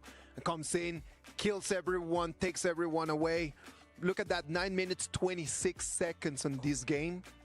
It was really a walk in the park for TT Global. They're in a rush. They're in a rush. Super Absolutely. quick. TT, one of those teams that it seems like they felt out their opponents, Yeah. Game 1, they felt out opponents. Now they're learning. They're getting stronger. They're getting better. They're winning the games faster, Yeah. Because they know what they're up against now. They're like, okay, this is what you're capable of. Okay, got it. We'll do this. We'll counter that out. We'll set up traps in the draft. And they're kind of outsmarting them at every angle now. Shuan didn't get to play, especially Wendy. He didn't get to play. We have a belief in the PKL, like whoever wins the mid wins the game. And it was, of course, Yuhuan in this game who got the early rotations, going to the bottom side, blocking Wendy's path, blocking the Mai Shiranui's opportunity to get the gank. And with that, they just canceled all of the potential killing opportunities for the side of Nova, and they got it. I'm seeing a pattern here. You don't give them the first 5 minutes of the early game. Maybe for Nova, what they need to do is try to rest it. 50-50, let's go. Let's invade on our own. Absolutely. I think that could be what they go ahead and do here. They need to find a way to go ahead and get that gold onto their carries, get going, because we know Nova's one of the teams that when they get the momentum, they are extremely good with it. And TT found that out as well too now. So they're not going to give them the momentum. They're playing as safe as possible, not giving them openings to go ahead and secure that. So going forward here, this is looking a little bit grim for Nova. They used a lot of their powerful pieces already. Whereas TT Global, I thought of this fun analogy. They're like the responsible, husband there. They invest, they save, right? When they have enough firepower, they go ahead and they pick some of these picks like Garo, that are not quite as Cyan, right? These are not the meta picks we know. And they're saving up and banking the strong picks for later. Whereas Nova, once they get that paycheck, boom, picking the Mai, lock in the strengths, right? Yeah, cash it all in. Yep. Cash it all in because we need to. Because these are the giants. Come on, let's go. I love these comparisons, man. I'm really digging this. That's really nice. I'm telling you right now, TT Global is showing us what they were unable to show us in game one. When you have a little advantage, you go for it. And when you don't have the advantage, just be calm and just be patient. In the game one, what was different is that Nova Esports were able to just find that little gap. And they found that little gap and they showed us that they've been paying attention because they were very decisive. Found the gap, pushed the whole team through. They pushed the whole team through and then they took the victory. Now, the problem right now is they have not seen any other gap since then. Absolutely. And I think Nova, we mentioned with their amazing performance game one, maybe TT's a bit shell-shocked, right? And they were able to quickly recover from it and absolutely dominate their 3 wins in a row after that. But now Nova is the team that is shell-shocked now. They need to be able to recover from getting 3-0'd. We need to learn from the pros. That is super important for us. Like, we need to learn how the pros do all of this. We had an opportunity to see Qing over there at the Amazon Arena before the game. So what about if we check on what Qing had to say? Guys, we are backstage with Qing, the Clash laner of TT Global, and once again, our beautiful host, always a pleasure. Sky. Thank you very much for being here and translating again, Sky. Okay, my first question to you is... This is Guy again. How does it feel to go back maybe 6 months or a year of patches, to find and play in this meta? It's kind of like going backwards. So how does it feel in playing with this meta right now? 因为 HOK 的版本呢，可能比我们王者荣耀的版本要稍微可能往前面半年或者1年左右的时间。那这样子的一个不同版本的训练，对于你们需要做的一些事情，包括你们的准备，包括是怎么训练的呢？就是需要重新的磨合新的版本嘛。不过现在这个版本是我们之前也打过的，所以说熟悉起来还是稍微的会轻松一点。 We do need to practice a lot for this meta, but because we used to play this meta once, so we got quite familiar with it. So the learning process is quite fast. Oh, beautiful. Yeah, bro. And just to go with that, a follow-up question: which is a better meta right now? Your current meta in your country, or this one that you're playing again? 就对于你来说呢，你觉得你目前在 HOK 的版本，你自己会更加适应呢，还是说我们在 KPL 的时候打的时候你会更适应一些？ 我觉得这个版本也挺好玩的，因为边路都很强，所以说这个版本玩起来还是比较的得心应手的。Okay, so I think they're equally interesting for me, especially for the top lanes, because the top lane heroes are much stronger. So I love to play in my role, and I like this meta very much. All right, thank you very much, and congratulations and good luck, Qing. Thank you very much, Sky. Back to you guys in the studio. Qing is loving the meta, and we're loving to see Qing play the heroes in here. He said that the heroes are very strong, but it's not only about the heroes, it's about the coordination of the teams. How they can go for those objectives. Doesn't matter. I know that Phil caught something very interesting on our previous games, and he wants to show it to us right now, right? Absolutely. I'm going to bring it up to you guys here now. Yeah. I even got the glasses, so it looks smart now, too. Ooh, Right? look at that. Here we go. Now, the first time we broke down kind of like a flashy, mechanic style play where they all grouped up and then, push them around here. This is a play that you don't see in your traditional ranked games that I want you guys to adapt and put into your games here, all right? Look at this. 3 seconds until the Azure Golem spawns. Look at everyone on TT's side. They are ready for it. They have the Main in the top lane, but everyone else is sized up and ready to go ahead and invade. And let's watch this clip here now. Look at this. Marco Polo gets caught a little bit, forced to go out. And look at this entire team going ahead and setting up for the blue. You might think, it's just Azure Golem, right? It's not for the Azure Golem. Look at the gold lead here. They are up almost 2,000-3,000 gold. When you're ahead, you want to fight, right? So how are you going to force a fight by going to the enemy jungle and saying, either you're going to give this to me or you're going to have to fight for it. And that's exactly what happens here. But look at that, like they come in, they force it.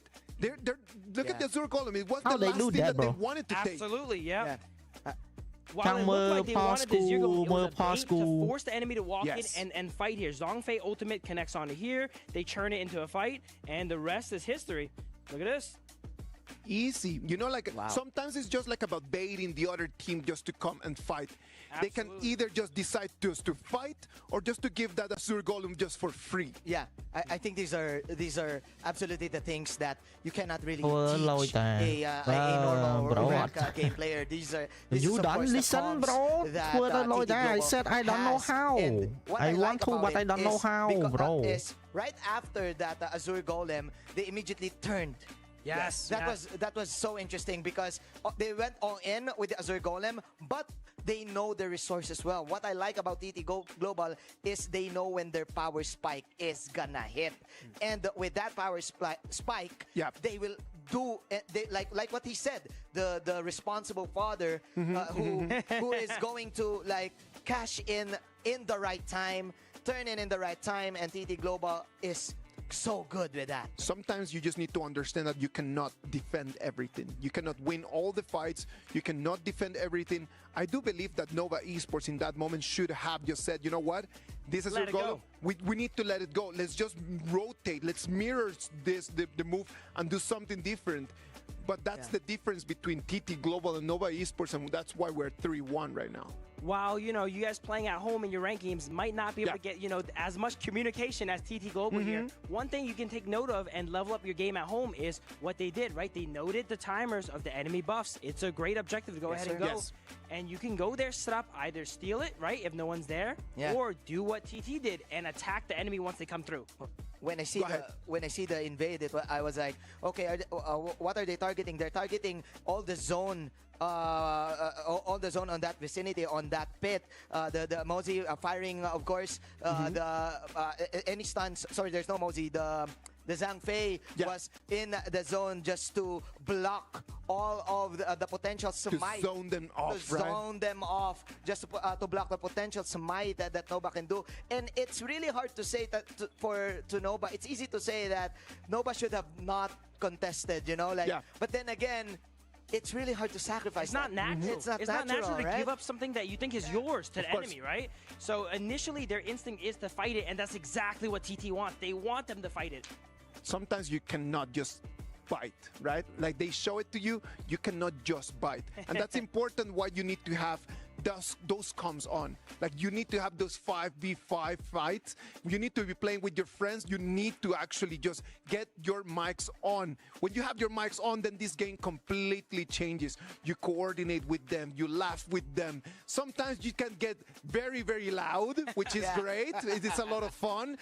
But you need to just have them comms on so you can actually coordinate this kind of strategies that Phil just brought to us. Yeah, Caster. Absolutely. I think a great way to mention it there is that play there was kind of a battle of discipline, right? Isaac, you mentioned they should have gone ahead and backed off. They didn't quite have the discipline or the knowledge to understand that, hey, this is not something we should be doing here. And I mentioned it's very natural to want to fight for something that you think is yours. It's yours as your golem, right? Yeah. But you need to have the discipline to be like, hey, you know, we're behind here. You need to let some things go.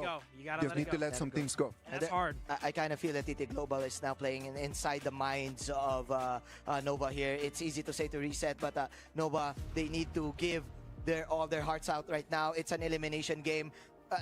Most likely, if you're a pro player, if you know that the game is already an elimination game, you will definitely go for the safe place. But no, I kind of suggest that they go for risky plays and let it be all out. Let it be all out. Improvise on the situation. I'm going to the moon here. I'm shooting the moon here. I do feel that they can still get a game. I'm going to predict that Nova can get 2 games. Let's wait and see what the BP says, right? Because right now it's 3-1. They need to go and push for everything that they have. Like that's it. This is just the edge of the abyss. There's no tomorrow. You lose this one and then you go home. But that's it. You need to go with everything. You cannot save no more heroes. And it's going to be for TT Global just to shut the door on their faces or to allow a little bit of an opportunity. It's match point here for TT. What Nova needs to do here, as Isaac mentioned, is go all out. If you have something you've been thinking about playing, wasn't quite sure about it, right? This is the time. Pull out all your comfort picks, whatever you think is going to win here, and good luck. Oh my. Good luck to those 2 teams. Nova Esports is going to be on the blue. TT Global is going to be on the red side. Let's wait and see if this is going to be the final game or if we can push it to our game number 6. Sagi, Blam, off you go. Thank you very much, Analyst Desk. We are back for potentially the match point here. So everybody at the Amazon Arena, those at home, you are needing to be on the edge of your seats here because Nova Esports, TT Global may be going at it for the final time.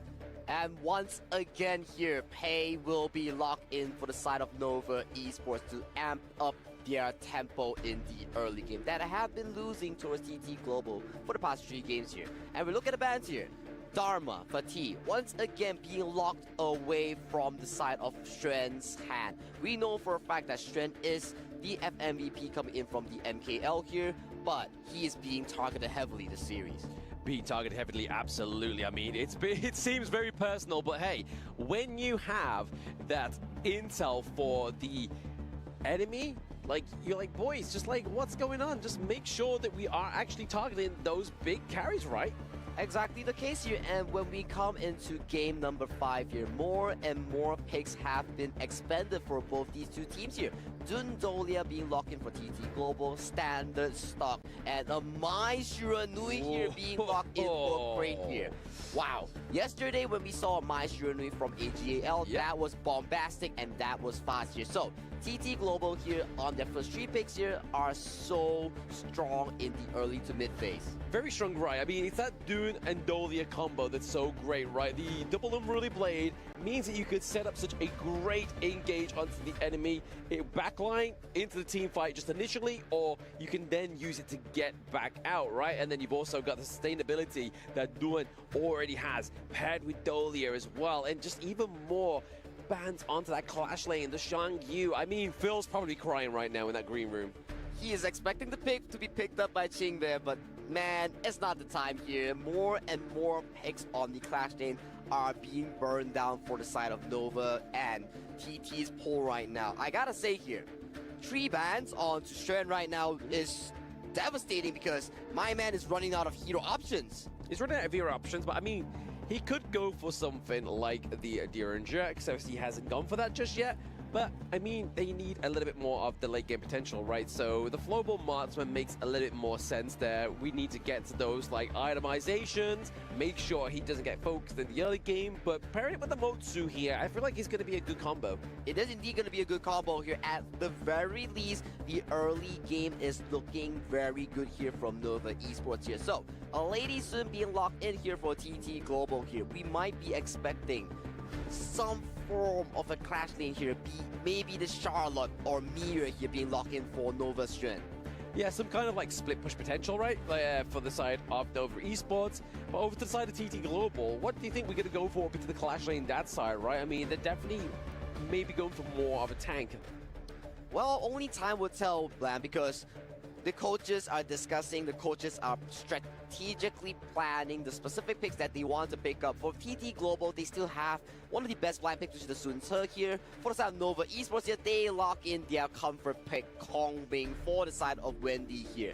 They want to fight, they want to brawl. Yeah, Wendy with the big guns coming through here with the winning strategies, but also the Lu Bang as well. So that's going to be pretty scary for the side of TT Global. But they answer in kindly with the Futsu. So split push potential here could be crazy.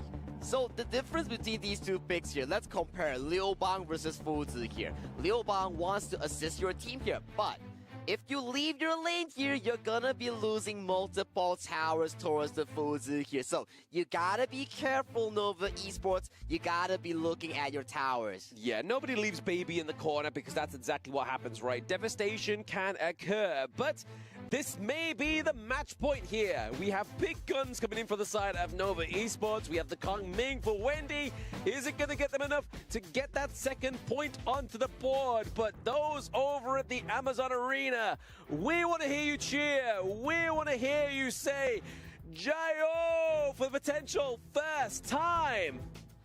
加油 TTG, 加油 Nova Esports. Let's give it a go. Nova Esports versus TT Global here. This is potentially your final draft of this series. Potential final draft, and CY finally gets his pay. Wendy finally gets his Kong Ming, and Chuan is like, you know what, guys? The loot bong's actually looking pretty nice here, because if they can get the access in, obviously dive in with Pei, CY can then obviously Chuan use the battlefield command, come back down, and then we can kind of see a little bit of a hokey-cokey go on within these team fights. But game number 5 going here right now. This could potentially be the point here that TT Global need to get themselves as one of the first grand finalists of the KWC.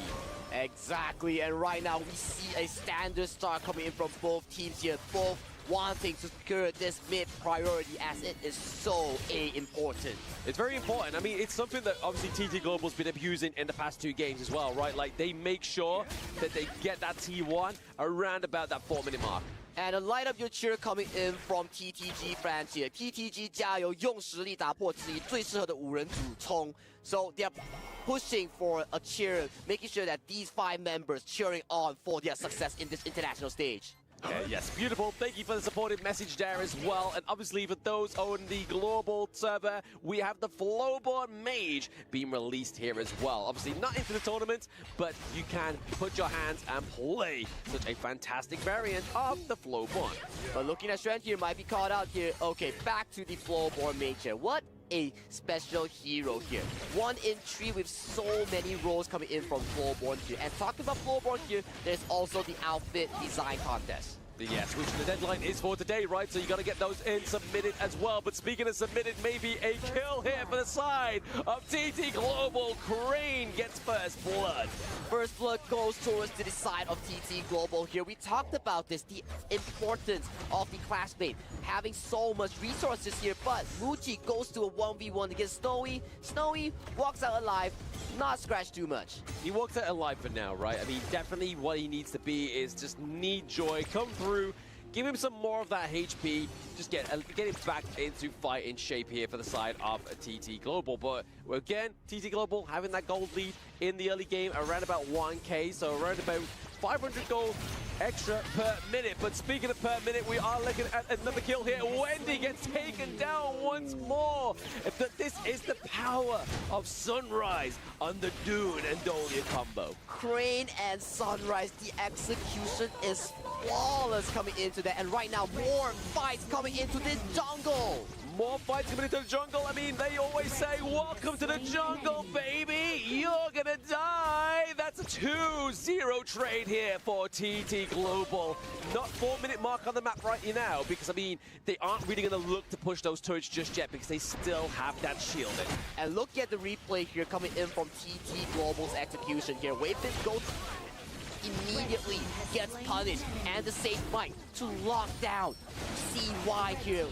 Amazing punishment coming in from TT Global. They know their early game is strong. Yeah, that Sage's might is so oppressive, right? Like, if you can get the lockdown onto somebody like Wendy, onto CY, and then get the kill, it's going to make sure that those team fights are going into the favor of TT Global. Exactly, and you get the buff and you get the kill here. That is to add insult to the wound there. It's so much going towards the hands of TT Global into this early game. And right now, the laning phase looks so safe for Snowy here. Look at him. He's styling and he's aura farming.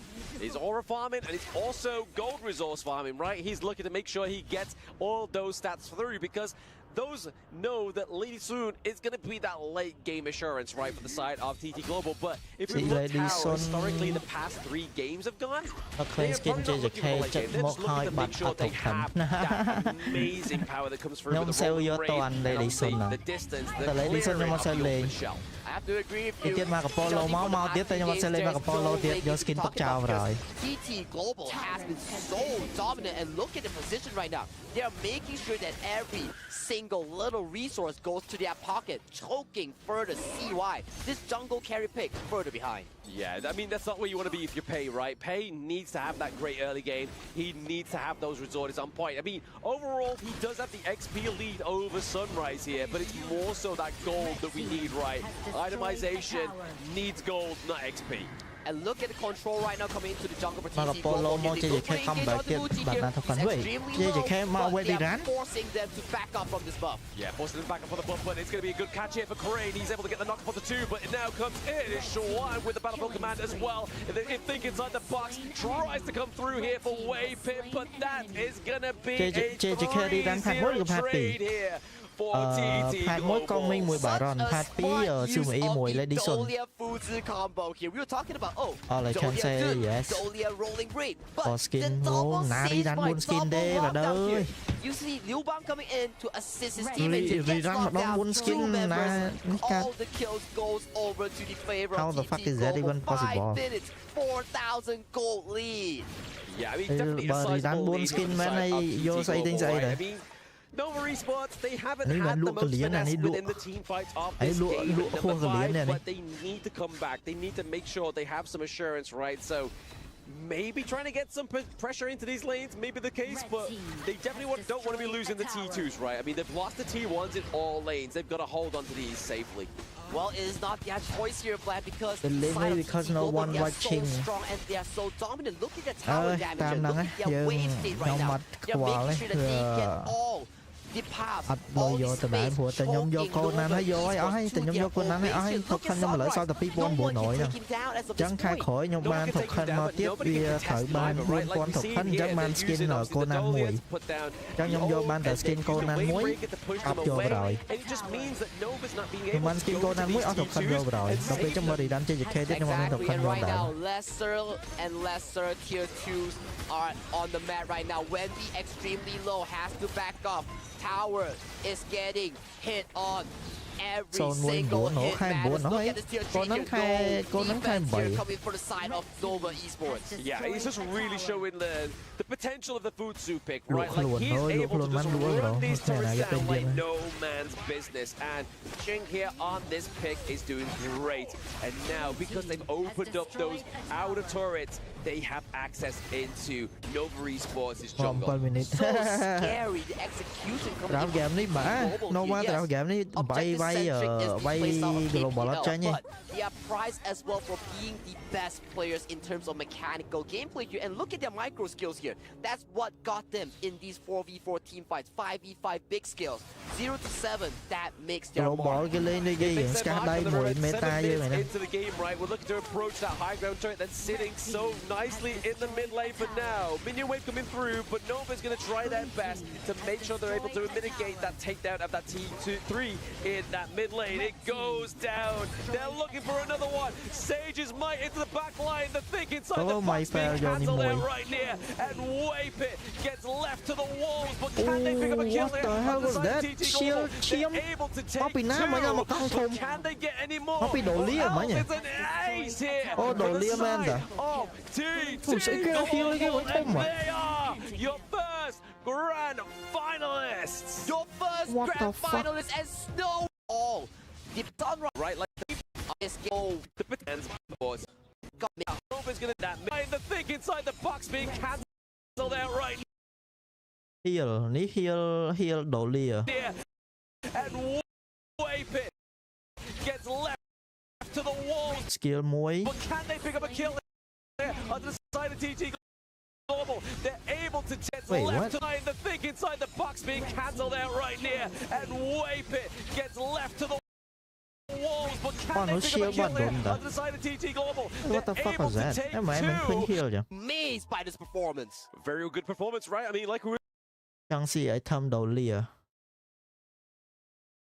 saying, like, Lady Sun, you get those in submitted as well. But speaking of submitted, maybe definitely a sizable lead នេះឲ្យធំដូលៀនេះមានតែនេះហ្នឹងមានឡើងដមិចហ្នឹង here for the side. យ៉ាម early រហត់មានអីផងហ្នឹងមានតែឲ្យធំឡើងដមិចនេះ support ឡើងដមិច support ឡើងដមិចម៉ៃយកឡើងឈាមមុនគេអត់យក scepter ផ្ទុះផងដូនត complete item ថងទៅបាននេះមួយ Fuzi ទៅបាន Spark Forge មួយ Lady Sun ទៅបាន Atonement មួយខាង Nova មិនត complete item ផងគេដាក់មកវិញឲ្យ player NA Philippines Of TT Global, Yeah. right? I mean,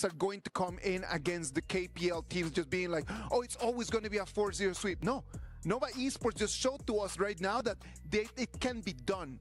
Now, they took one game. What is the next step? Taking two. And the next step? taking 3, and the next step is going to be taking the 4 of them and just take the victory. It is one step at the time. And one step at the time, it was that last pentakill, the one and only pentakill that we have had in this KWC 2025. Look at that, Phil. Absolutely amazing here. When I thought that the Mai was the nail in the coffin, but turns out Lady Sun with that beautiful JJK skin is literally shooting nails, putting a pentakill nail in the coffin, punching Nova Esports' ticket out of the tournament. Yeah, literally, right? Because Snowy, of course, having free reign over everyone. The coming pick was definitely a strong pick for Wendy. But then again, TT Global, they were prepared for it. The last, they're always doing this. Like every time they're seeing something very special in the opponent, they will counter it with their last pick. That last pick, Fuzi, man, you have the opportunity to split. Plus, you can also catch the Kong Ming. Like with the extra, with the suppress that you have in your ultimate. Talking about Snowy and that pentakill, have you guys ever had a pentakill in the game? Of course. Every day? Just like very simple? Yeah, every day, yeah. I got one. All right. Yeah. I'm really sorry that I do not get the pentakills every single day, but I remember that the times that I've got pentakills, it is so exciting. You'll never forget it, right? You never forget it. Like, you really remember, like, when you see, like, your teammates want to get that last kill, you're like, no, back away. Yeah. I need that. I'm usually the one who steals the pentakill. You know? I'm not gonna lie, me too, bro. I'm not gonna give you that. If you can't get that glory, someone else can't get it either. I ain't giving you that dopamine, bro. Absolutely. Yeah. Talking about pentakills, we mentioned it's very memorable. I still remember the first time I got it. I was on Lubu. I hit an amazing Tremble Mortals on them, instantly killed 2, chased down the remaining ones. And I know I get pentakills every day, but for whatever reason, that first one's a little bit more memorable. Shout out to the chat. Press 1 if you got a pentakill. Come on. Yeah. Press 1. I'm telling you, getting that pentakill, it is a great moment. It makes you feel like a king. I'm telling you. And that's why, because of that pentakill, Snowy is going to receive the King's Moment Award. Congratulations to Snowy on that King's Moment Award. That pentakill with that Lady Sun is going to stay in KWC history. That was so interesting because it was in the last moment also. It's so picture perfect. Like the tower is going down and then boom, pentakill. Yeah. Beautiful, beautiful. I'm counting. You see, like, I am counting just like the banners as they come in, right? And there's like 1, 2, 3, and then you go, you get the wait a triple kill. wait a minute. Hold on. And then he goes 4, 5 at the end.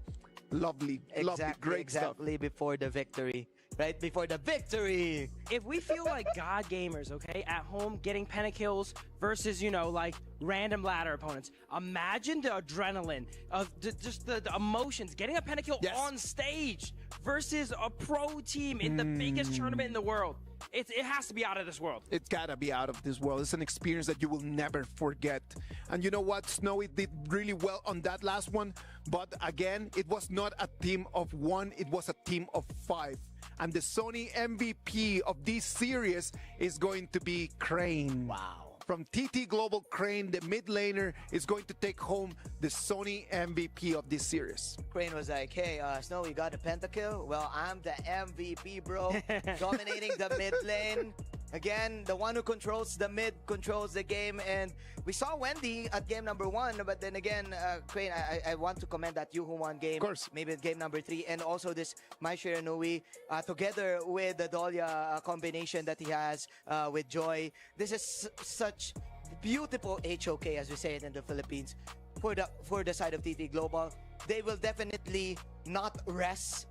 They will definitely study the next series for sure. I just love how Crane in all different heroes just came in, right? Like he was in the utility mages, he was again in the assassin mages as well. Like he was really like trying his very best just to do everything for the team, and that's the reason why he's gonna go home with the MVP. One of the things about these, S-tier teams we mentioned is here, not only are they good on these meta characters, they're able to play everything, right? You just mentioned that versatility. It seems like they have an endless toolbox of characters they can pull from. They're always ready for another draft.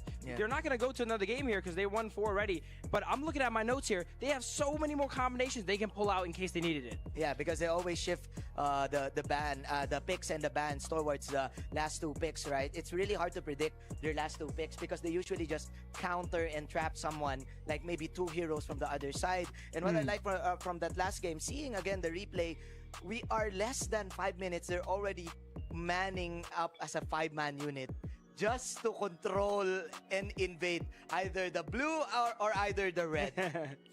8 minutes was the time of this game. It was really, really fast. It was the fastest game that we have had in this KWC 2025. I think that Nova Esports did a great performance. I am very happy and very proud of their performance. It is not the end for them. They might not be able to make it to the final, but tomorrow they are going to have a best of 5 where they're going to fight for 3rd place. Wow. Absolutely. That's great. Yeah. We also have some other matches coming up, but there's Nova Esports right there. Very proud of their performance. Everyone said it was a unanimous almost 4-0, and they were able to surprise the world with that 4-1. I'm going to go home just thinking about that first game. Yeah, that's it. And I'm most likely just going to go home. I'm going to re-watch it again because it was one of the top moments of this tournament. You know what? TT is also going to be thinking about that first game. They're thinking how can we let this happen to us, right? 16-1. Both teams are definitely be studying. Nova thinking how they can replicate that first game, and TT thinking how they can remove that weakness from their system. They definitely got injured after that game number 1. That's why they shifted their gears. And of course, I also saw Nova maybe in this game number 5, smiling already, probably accepted their fate. Hey man, we got one game, we tried our best, but game 2, 3, and 4 was a total letdown, totally underwhelming. Let's just enjoy this and prepare for the battle for 3rd. The gyro here in this game 3, look at that, just the reach that they had. It was too much for Nova Esports to really try to reply back, right? It was really difficult, and that was one of the things that TT Global did really well. They found the one quality in their composition that they wanted to maximize, and they just completely worked around that. It's not like they had multiple qualities, multiple angles. No, they had the one, and that one was a matter of magnifying it. I love TT Global's drafts and how pointed they were. They all were consistent. Hey, this game, we're going to siege. This game, we're going to catch. This game, we're going to team fight. It was really simple. It doesn't have to be. You would think a highest level of gaming, it would be really complex, right? You need to do this, you need to do this. No, they kept this simple. Hey guys, we're going to pick characters that are good at attacking towers, and we're going to execute that. Sometimes the hardest things to do is just to play simple, right? Yeah, and what I like about them is that when they do a composition, they know the genre of what type of strategy are we doing. Are we doing a damage type comp? Are we doing a 5-man protect the king comp? Are we doing a sustain comp? And they're sticking to that. What I like about them is they don't usually do ad-libs. They don't overstay. They're not being overly aggressive. That's why it's working for them every time. That's why you can definitely say all of them are X factors. They are very direct in what they want to do, in the way that they communicate. And direct has been the fashion in which they have moved from quarterfinals to the semifinals, all the way to tomorrow's grand final. TT Global is going to be seated right over there, and it's going to be waiting for the winner between the semifinal between Twisted Minds and AGAL. This is gonna be interesting. I'm gonna give my heart to Twisted Minds. I'm a huge Hailang fanboy. The Tower of Power is the Tower of Power. Absolutely. I love Twisted Minds. Yesterday, they were gracious enough to go ahead and give us some jerseys too. Very happy about that. So we're going to be cheering for them. I'm going to be off the desk in the audience here, cheering them on. Why do you get to do that, bro? What? You're not in the second shift? No, I'm not. Okay. So yeah, I get to go cheer for them. I get to hang out on the stage. You know who's always on shift? Myself. And you know who else is always online? Everyone at home. Thank you very much for being right over here. It was a 4-1 victory for TT Global. Right now we're going to go for a little break. We're going to come back with the second semifinal of our KWC 2025.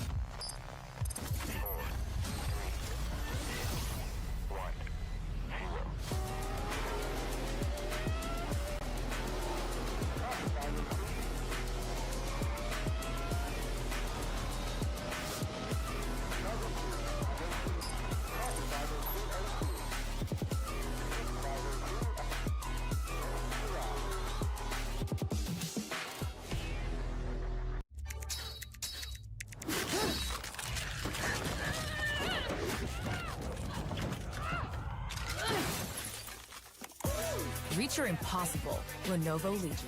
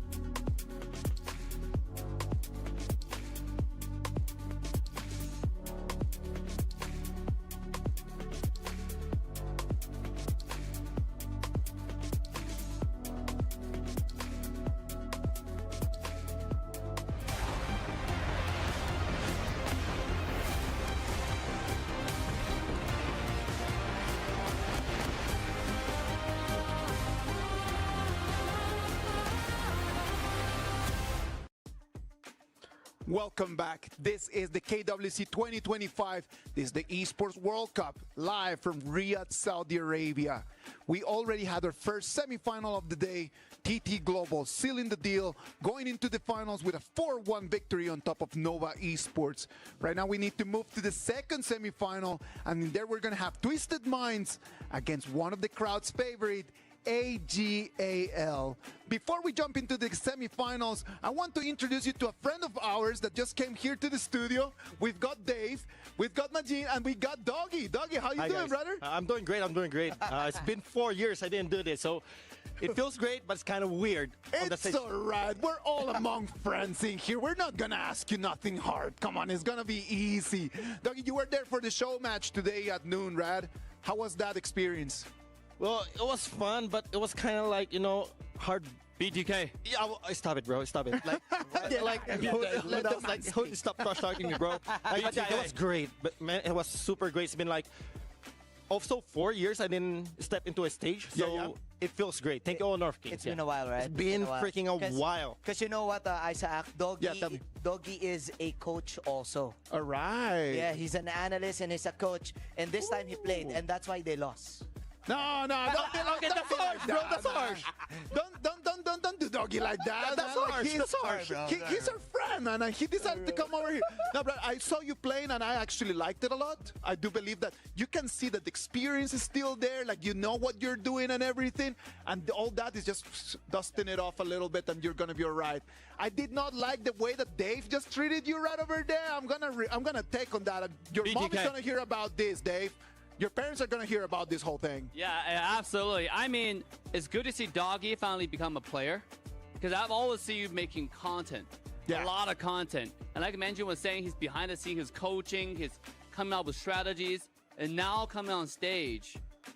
Is this for real? Duh. Yeah. Hello. Hello. when I say for real, I mean like, are we gonna see a professional player doggy for the long term, or are we gonna see a coach doggy for the long term? What I'm seeing here is like the Honor of Kings in the Philippines right now is super open, so it will be a qualifier to go in. So I want to play, bro. It's been a dream for me, and as you can see, I cannot micro because I'm old. I know I'm old.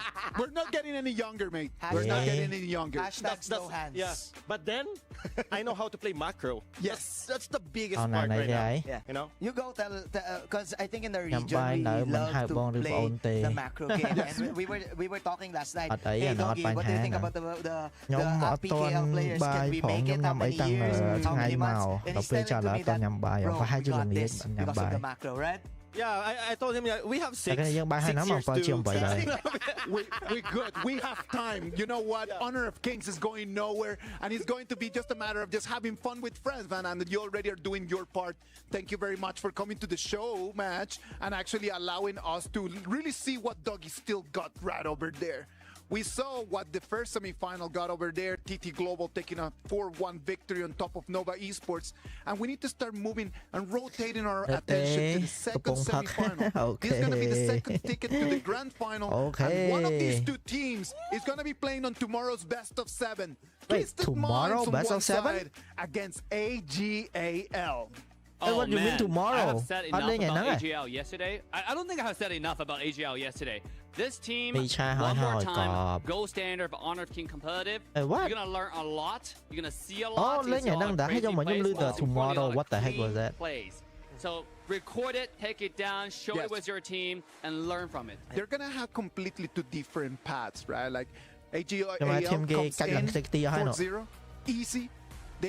On the other side, Twisted Minds, they lost the first game of the tournament, and then after that, they've been win after win after win. They were pushed to the ultimate battle, and that's not an easy task, mate. And they came in still on top, and they took that victory 4-3, making it all the way to the top 4. Still, Twisted Minds took the hardest route in this tournament. Still, they're champions, though. Then again, maybe we're gonna have the same story as series number 1. First of all, I want to address is that for Team AGAL, it's the first time we saw the fan base. And they were like, wow, I mean, yeah, best of 7 lên per game,แต่bữa sách lên team chân pa hủy team global lên đòn per game. A mind-blowing experience. Did you see them yesterday over there in the Amazon Arena? Yeah, it's massive. Their fan base is super massive, and how their fan like trying to flew here just to support them is insane, bro. Like it's massive. It's massive. And did you see the drums as well? Yeah, like when you they're guys drafting have that in Philippines. Yeah, we have that in Philippines. Yeah. So it's not new, but the way here, right? It's not the same just for me just to take the drums from home and then just take it to the arena. I gotta put them in a plane and bring them here, bro. That's a different level of Shout out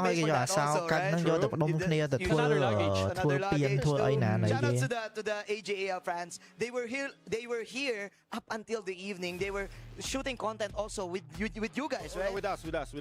Yeah, because they went here to do all of the HOK content, reaction to the and they kind of like go reaction với trong thua reaction này. Did you play any one-on-one versus? With kids. No, not yet, bro. But I want to play against AG. I love that. But you know what? You know who's going to be playing against AGAL? Twisted Minds. Okay. Twisted Minds is going to be playing against AGAL. The 5 boys in there, Clean 90, Highland Shanks, and City Boy, they want to keep going with their Cinderella story. They started as no one was seeing them in the top 4. Let's be realistic. If you would have told them one, the Twisted Minds was going to make it to the semifinals, I would have said there's no way. And they have proved me extremely wrong. This team, actually, a few people know, they have pro played Honor of Kings since S2. This roster has stick together for a long time. They have the synergy, they have the camaraderie, they have the trust within each other. I think that's also why they are known now as the second strongest team by Honor Nova in the global region. So, I mean, this is secretly known among the community. But today, can they take it up to AGAL? I don't know, man. AGAL ran Zoe, Ino, Sheng, and Shuai. Those are 5 top players of HOK in the whole world. It doesn't get any better than this. And the fans know it, the people at home knows it, and you need to respect that. Yeah, they're the giants, right? They're the gods of, I should say, HOK. What do you think, Dogs? Did you manage to watch their games? To be honest, I'm much more on a TT Global side. All right. Because they're young and super, like, they know what they're doing. And I mean, AG, they know what they're doing also. But the thing is that I think TT have a little bit much more edge when it comes to gameplay. Yeah, I want yes, they lost with, to Nova Esports in the first game, but then they learned super quick. That's how young kids right now adapt into the game. I like that. I like They're that. super fast to adapt. And then, as you can see, they just come. Nova Esports just to learn from them, right? And that's where Doggy jumps in. That's where AGAL jumps in. Just for them to be able to see how it's played, how you can become the final boss. Let's just call it like that. AGAL is going to be the final boss. Twisted Minds, if they want to make it to the trophy and to the final, they need to defeat that final boss in order to get their hands in the trophy. យើងផ្អាកធ្វើអីយើងផ្អាកធ្វើអីដើម្បីជួយ ជួយ share ជួយចែកបែបជួយអីហ្នឹងមានយើងផ្អាកអីចឹងទៅ Can they pull some surprises that we saw ថា from reaction last វា year អត់មាន reaction អីទេវារឿងតាំងពី That was insane what Nova តាំងពីថារឿង did ដដែល right ដដែលមកដដែល This might be the similar story. 90 step it up, Hyla maybe yell louder, rescue, scare opponent. Actually, Doggy, like, I gotta say, ដែលថាបញ្ហាគឺបញ្ហាទាស់តែនៅស្រុកខ្មែរយើងមួយនៅខាងគេណោះវាអ្នកដឹងរឿងតាក់ទងមួយ social media ឬក៏ចៃថារបៀបប្រើប្រាស់របៀបគេច្រើនជាងគេធំជាងយើងអញ្ចឹងណាវាបញ្ហាតែប៉ុណ្ណា It's more concentrated on their farm lane. Yes, they're trying to farm more ហើយ for សំ the ខាន់ farm គ្នា lane. យើងពេលច្រើនខ្ញុំឃើញពួកគាត់ទៅឆ្លោះមួយ bot ឆ្លោះមួយអីចឹង adjust his position. He needs to go to the account ដែលគេនៅលើនោះមកកណោសិតតែ bot ណា account bot And when you know that you have a player like Eno that can be the core, you want him to have all the gold necessary, right? Yeah, and what I like about them is that if Eno goes in, everyone goes in. Of course. Like it's kind of like an isolation play, right? Like if Eno wants, តែយើងធ្វើអីបានយើងធ្វើតែបើថាបើយើងធ្វើអីទាំងអស់ហើយយើងទៅគិតលើវា 100% អញ្ចឹងអាហ្នឹងយើងអត់ការទេព្រោះហើយយើងគិតចាស់ថាបើអីដែលគង់បញ្ហាអញ្ចឹងបញ្ហាចូលដល់ពេលមនុស្សគ្រប់គ្នាជប់ធ្វើអីទាំងអស់ឡើយគិតតែរឿងហ្នឹងដល់ពេលអញ្ចឹងមានអីត្រូវតែមកទៀតវាជប់ដំណើរការទាំងអស់ The people has chosen their favorite, but you know what? Twisted Minds, they are certain that they want to rewrite all the different stories in here. The stage is ready. What about if we send it to the Amazon Arena, where Milos and Sky are ready to start the show? ទៅត្រូវវាផ្អើវាត្រូវអីវាវាបញ្ហាវាធ្ងន់ធ្ងរតែគាត់ថាហ្នឹងវាធ្វើមិនឲ្យវាចាំ on the arena here at the Amazon Arena for KWC at the Esports World Cup. And what a day we've had here. Sky, a KPL ACL team has lost a game on stage. Never happened before, but still, it is not their key that got crushed. What a day. We've seen Empire fallen, we've seen underdogs rising, we've seen tears dropping and more. We've seen dreams being completely smashed out. Everyone needs to be careful. You have to bring the best to the matchup, or otherwise, your dream and your future trophy will be smashed down right here. And it is pretty loud, let me tell you that. When this hammer goes down and smashes those keys, it is your heart that goes down with it as well. Remember, it is all for one single thing, the opportunity, the glory to lift the KWC trophy here at the Esports World Cup. There's one more shot. Of course, there's no more time for hesitation. There's only one spot left in the grand final. One more time, ladies and gentlemen. Are you ready? អ្នក content តាក់ទងមួយ technology នៅស្រុកខ្មែរធ្វើដែរតាក់ទងមួយថាបើមិនដាក់ spam ច្រើនពេកគេវាដូច bot ដែរ Let's introduce them to the stage. The hometown boys. It's Twisted Minds. តែនាំគ្នា spam hashtag ដែរ spam ឲ្យច្រើនពេកអានេះ bot ចឹងអញ្ចឹងគេ report ដែរចឹងណាមិនដល់គេ report ទេគ្រាន់តែ system វា load តែបើប៉ុណ្ណឹងច្រើន system វាចាប់ auto ក្រោយ system វាចាប់ lock auto យកមក twisting every prediction under the sun to their advantage. The KWC Dark Horse gave us our first យើងផលឲ្យច្រើនបានតែយើងកំណៃដដែលយើងធ្វើផ្សេងៗអញ្ចឹងទៅធ្វើដដែលគឺវារំស្មាន spam ហ្នឹង វាស្មើដូចបត20 account spam តារាតារាចឹង the ដូចពួក spam undefeatable monster, link the reigning KPL link scam champion. nha វីដេអូ Let's គ្នា welcome AGAL. Zhan, Zoe, Shen, Yino, Shuai. They're the most feared opponents in the total world. They are the living proof that nightmare does exist. Now prepare to witness the start of a new dynasty. Trong stream What a game that we're about to witness, and what two teams that stand on our stage. Please, AGAL, Twisted Minds, you may go, place your keys, and take your seats, gentlemen. All yours. What a game we're about to witness, guys. មានបកាយនិយាយណាវីដេអូខ្ញុំ direct ហ្នឹងវីដេអូខ្ញុំខ្វងផ្លឹងហ្នឹងវីដេអូខ្ញុំមាននិយាយញ៉ៃច្រើននេះវីដេអូខ្ញុំអត់ចេះ apply អត់ចេះអីមើលវីដេអូខ្ញុំមកសាមញ្ញផុតយកមកបើទៅមើលវីដេអូខ្ញុំវីដេអូគេធ្វើគេច្រើនគេធ្វើ apply គេធ្វើនិយាយនេះនិយាយនោះឯងវីដេអូខ្ញុំនិយាយ direct យកមកអត់មានអីទេអានេះថាបើគេអ្នកចង់ដឹងមើលហ្នឹងត្រូវបើមើលទូទៅមានអីមើល 实力肯定还是非常的强。我觉得的话，下一场比赛我们都全力以赴吧，来一场强强对决，给大家展现一场精彩的比赛就好。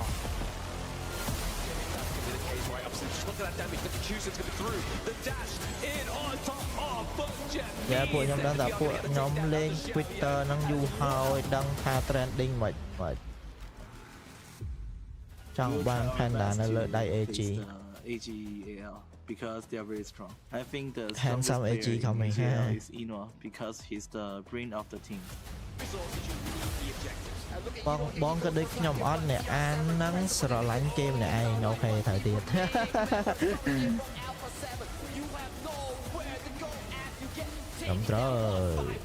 I think we will learn a lot from AGAL after this match. 你们有一个能挑战中国队的机会，看你们能打到怎样。Trời mà.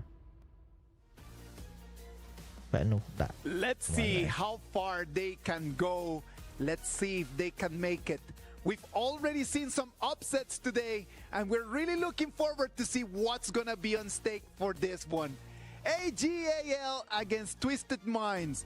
Boys, what is in your untwisted mind, Majin? Man, I'm really looking at the mid lane right here.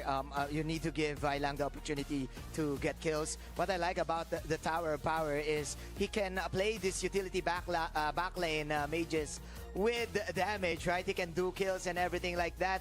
So I kind of see a lot of respect bans here in the mid lane. But also going back to Dave's point, Clash lane is the priority, right? Yep. I mean, I like 90. វីដេអូនេះគេ record ប្រហែលជាប្រហែលជាខែមុនណាខ្ញុំទៅប្រកួតតែខ្ញុំទៅប្រកួតហើយខ្ញុំមកវិញ Of course. វីដេអូនេះគេ record ហើយ3-4 ខែមុន This is the time.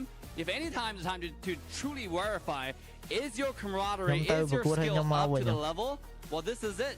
Communication is key, right? And since right now we still have Doggy here with us. Doggy, when you're thinking about game, and you think about communication, what is the key to have like, good communication with your teammates? Because on our side, like every player have their own role how to shot code a game. Like for example, if you're on the offside, you cannot shot code for the gold lane or for your farm lane.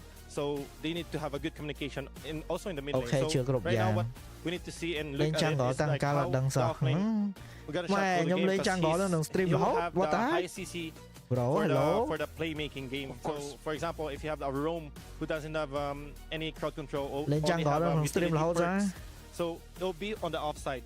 They're gonna play on the offside. So that's the best part right now. So on AG they need to prioritize right now.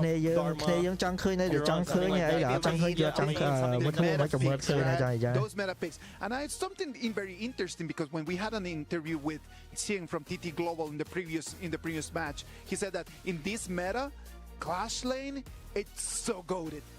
បងមិនដឹងថាAOK មានចេញ skin ថ្មីអត់ The one who wins the Clash ខ្ញុំមិនដឹងបែរចង់និយាយ skin ថ្មីព្រោះវាចេញ skin ថ្មីរហូតណា like in the late game skin lamb មែនឬក៏ skin នេះគេ like be confident enough with the flanks that you want, especially with the Guan Yus, right? So I'm actually interested to see, are they gonna prioritize it? What are the priorities here? Is it going to be a Mayin or are they gonna counter pick? The most important thing about the Clash lane, more than the pick itself, is the structure of the lane. Okay. Because you have the starting at 1 minute, you have the gold sprite that spawns over there that gives you gold, allows you to farm, and once you kill it, open the teleportation, allows your entire team to teleport. And if you're starting to learn and get deeper into HOK rotations, you find out the map is pretty big, pretty large. If a mid lane mage rotate all the way to a side lane, it's a lot of risk. On the way back, you might be counter-ganked, you might be ambushed, but guess what? If you go to the clash lane at 1 minute, you can take the teleportation and come all the way back. Anywhere you want. Truly, you can give the mid lane to jungle, you can go to the marksman lane, you can do whatever you want. All right, ladies and gentlemen, Twisted Minds against AGAL. This is going to be our game number 1 of our second match of the day. This is the semi-finals of the KWC 2025. We need to go to the casters. Kim Tofu, Holler, what do you got for us? Welcome one and all to the final series of the day as we have the global team's last hope. The KMW champion in Twisted Minds going up against the reigning KPL champions TT Global in the grand finals. My name is Holler with That's right, it's your favorite kind of Tofu, and we will be bringing your favorite series of the day. Twisted Minds, they are the final of the global teams going up what may be the biggest team from the KPL region AGAL. Pay in the jungle. They're going to start off strong. They want to go fast. They want to go furious. And actually going up against TT Global, they had some struggles trying to pick the pay because TT Global was banning it left, right, and center.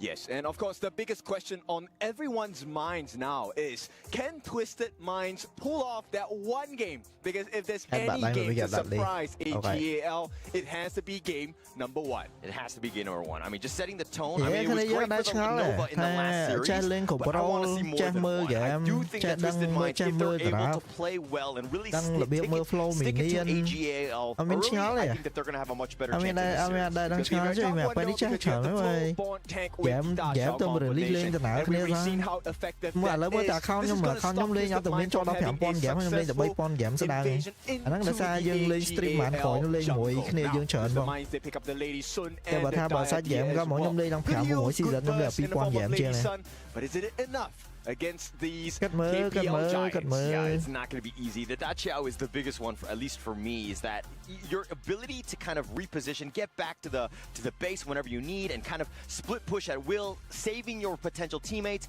This could be a problem to deal with. And you know what? It will also split up the team fight between Twisted Minds. That's one of the strengths of the full-born tank. He's able to go in and control him. What does that offer AGAL? Our dear Eno is going to destroy everyone on the side of Twisted Minds. Yeah, that could be a problem. But Twisted Minds, with this Lady Soon Diadea, I mean, this is kind of a squishier lineup thus far. They've kind of fortified, obviously, the jungle with the Pei, as well as this farm lane. Lady Soon and Diadea, not a bad 1-2 combination now. Not bad, because you can actually sustain quite a bit, but this requires precise positioning on the side of Twisted Minds, and hopefully a great advantage as well. And you know, one of the big picks that AGAL had access to was going to be the Fiorentina taken out. They want to make this as unfair as possible in advantage in the farm lane. Yeah, they're going to try to take advantage of that. But with this Mayan pick in the clash lane, who are you looking to pick and giving Nighty a chance with on the Twisted Mind side? I think they need someone like the Fatih, right? He hasn't been banned out, which is a cause of concern, because when AGAL gives you picks, you have to be really cautious about it. Is this a trap in that clash lane? Okay. Yeah. I mean, we're going to have to see if they do. But, I mean, look at what they've kind of banned out. They've banned out the Byron. They definitely don't want that matchup. Again, it's kind of Nighty's one of his specialties that he's going to be going in with. But still, with this pick, this fourth pick for AGAL, who are you looking for? Probably something to counter Lady Soon at this point, right? I think anyone is fine, because AGAL, one of their strengths is the fact that they like to share farm. They like to funnel, filter, and distribute it to the appropriate people at the team at the appropriate time as well.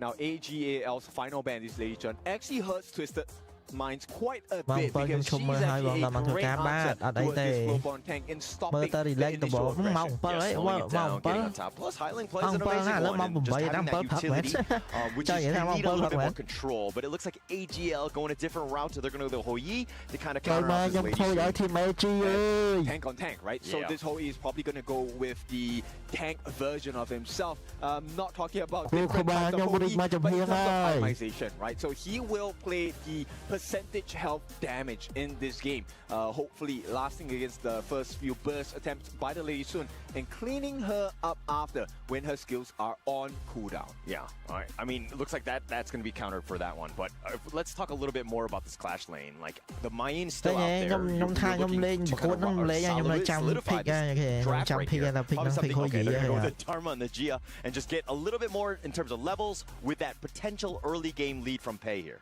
I like this idea, right? So on this mid lane, it's going to be Ziya. So Ziya is great at breaking the level cap. That's his passive. Once he hits level 15, he will help you break the level cap. The highest level you can achieve in a game with a Ziya is 25. And this benefit is shared with one support counter đã cháu bro, mình team bro counter đã cháu. Getting that lead, getting those levels is going to be huge, especially if this game decides to go a little bit on the longer side. You're going to have that advantage. And it kind of balances out from that Pei, which kind of falls off towards the mid to late game. But you have the Gia to kind of, you know, level up your teammates, so you might have a better chance.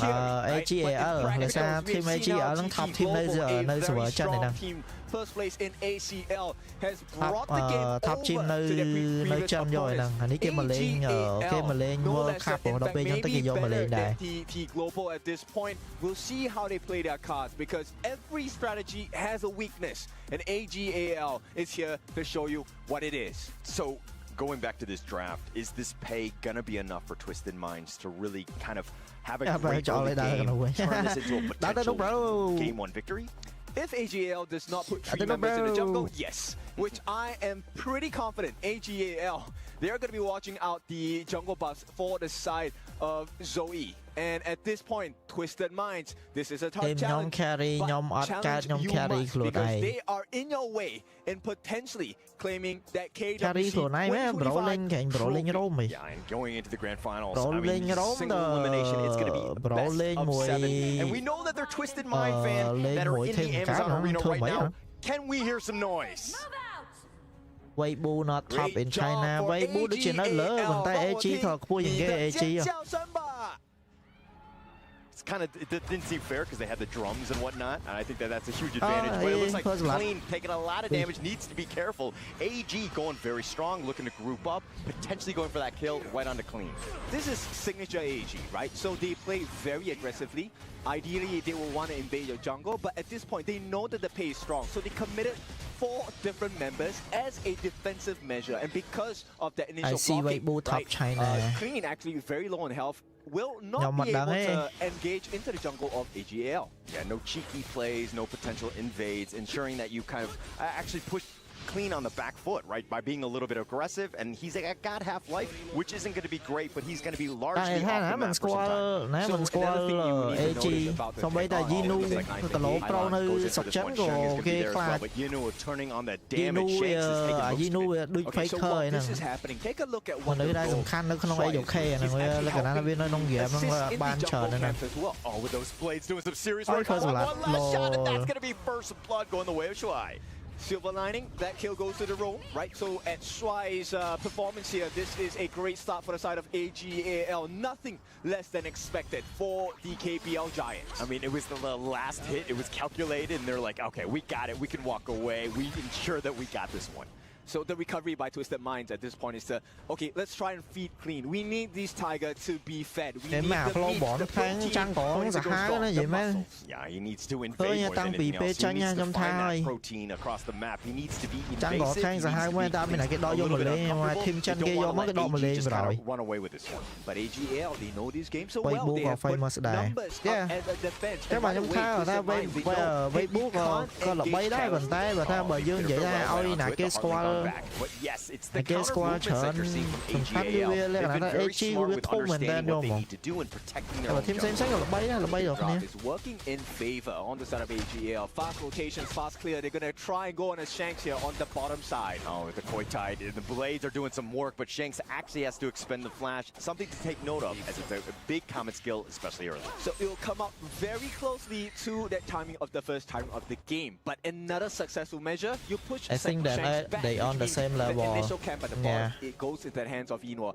enhancing his farm. Look at how far back Shanks is. He's actually hiding behind his own tower because he understands that he doesn't know where that numbers advantage is. Xem level lên bàn tay nào mà lên nơi EWC khơi ta global hay AG He needs to get going Yeah, and look, 3 members again in the middle. It's numbers game. They want to put the numbers advantage. Ủa nè, mà Lý nè, Lý đó nè, Snap nơi đó thôi.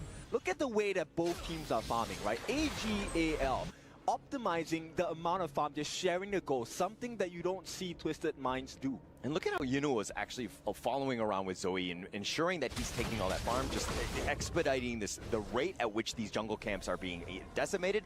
Very good by them, and he goes right back into the lane, doesn't lose a single last hit. And also, Zoe then actually gets information. He gets to explore the jungle side on the side of Twisted Minds earlier, which gives them this very vital information. 3 minutes and 40 seconds. They could get another kill at this point. And that rotation turned into something that's going to set themselves up for this 4-minute Tyrant. Perfect placement. Joey has that vision that's going to be provided onto him, but CT Boy has to jump away here. Yeah, so they need to deal with Zoe, right? Zoe now at level 7, a little bit behind Clean, but that's what you expect of a Pei, right? He is able to move fast, but once again, Twisted Minds unable to place their footing in this contest. Their first Tyrant of the game will go into AGAL's hands. I mean, Clean was just farming in the top part. He was trying to get what he could, but that was a bit of an opening for AGAL to kind of take that Tyrant. They took it with literally no contest. I mean, it's a good thing, right? This is why you need to optimize those movements, those rotations, wave clear, freezing the lanes. Little things matter in Honor of Kings, and once again, 2v1. Yeah, and AGAL here didn't lose a single last hit as well, so just timing things perfectly. Shank's taking a lot of damage. CT Boy needs to be careful. That Reforged Blade's not actually connecting. Shank tries to go for that one last play, but it looks like they're going to take the bottom T1 here. Right away, but Zoe, looks like Zoe taking a lot of damage. He's going to be ganged up on it. Clean gets the kill. Nice little rotation, but they're going to lose the bottom T1, or they already did. So still a big win for the side of AGAL, right? The trade has not come over yet. They have to commit members on the top. One member will do it, especially if it's Clean, but T2 under pressure, and Twisted Minds, no answer. Yeah, no answer. I mean, this Universal Law will slow it down, but they've already taken the bottom T2. AGAL making some great clean movements in this game thus far. Showing you how to speed up your game, right? With that Sea of Fate as well, the portal on the floor, sending your members back home. And once again, Ino, instant access in the jungle, sharing gold as well. Now, with this 2v1, a great attempt, right? They knew that something was happening at the bottom. This is the best time to go on Zoe. This is why vision is so important. They did get the kill, but look, it's not the best of trades. So Twisted Minds, let's do better. Yeah, there was a fly here bothering Yunua there. That might have been sent out by Twisted Minds. Whatever sort of edge they can find, they're going to look for it on this one. But looks like AGAL on the offensive, looking to contest this Crimson, and it looks like it's going to be taken away by Clean. Okay, so first test pass. First one, CT Boy looking to go in. That destined encounter is going to be used, but it's just going to zone them away. Okay, so another Sea of Fate. Shuai sends his jungler home, and with that, they go for the truth. They find him, they get the catch, but it's just Shuai, which is going to be a huge one. But the Burning Sun arrow in return with those blades, and the Reforged Blade slicing down Shanks. And of all people, it had to be Shanks. What a beautiful arrow. This is why understanding the timings in the game are so important. Inua was ready with that Burning Sun arrow, and look, with this timing, Zoe also manages to secure that positioning for his farm lane. Inua gets that Crimson buff. They will start exploring the jungle of Twisted Minds. It seemed like a very anime-esque fight right there. I mean, Shuai just going down and Inua going with that Burning Sun arrow, getting that connection and just getting that instant revenge here. But it looks like Clean on the prowl, and it looks like they're going to turn this around. The Burning Sun arrow, the jump in, and they have the knock-up. Clean has to bounce away. He does get to safety, though. Yep. Again, it's going to be a 4-on-3 at the T1. They're going to do a little bit of pressure more than anything else. CT Boy taking a lot with those blades. My gosh, Shang has been a maestro with them, and he's doing a lot of damage. Okay, let me give you a little information about AGAL in their current season of KPL. They have a lot of 100% win rate heroes, and I don't think Twisted Minds are going to have fun with that. Yeah, Nighty here has to use the truth. He's going to be ganged up 1 versus 3, though, but he will go down. Ron finds the kill. This is why it's so important to get your support item first. Swai showing you the redemption. With the shields itself, they survive the initial aggression. And Shanks! Oh, the pounce in. They go right onto Clean. They try to actually take him out, but they want the Crimson. Space created, and AGAL will make them pay. It's just AGAL showing you the little advantages. Edging it out. And right now, Twisted Minds, the goalie isn't that big. But Zoe now is going to be under the tower, and they're going to look to just, again, use that space. AGAL will take the free mid T1. Twisted Minds right now on the defensive, basically just reacting to what AGAL is throwing at them. Yes, they're amplifying the lead. They're trying to go to Zoe, though. Yeah, but Zoe was Gonna take that one, and it looks like Clean wants to go for the steal himself, but he wants to go potentially for Yinoo. Yinoo with those spider sense, he knows. He knows. There is no way. That's why he's checking Clean. Oh no, he's in the middle of 5 here. Oh, the blade, the pounce away. He's gonna try to get back to safety. The double pounce, he does get there, but the truth finds Chang. He gets that pick off, and 90 with that play, but Zoe looking for that revenge. But here's the bitter farewell right on top. The heart link away, tries to, gets the safety with that flash. Yinoo needs to be careful, but 90 makes him pay. He had that enlightenment, and he lighted him. Now he's Joey taking so much damage, and they Twisted Minds have done it.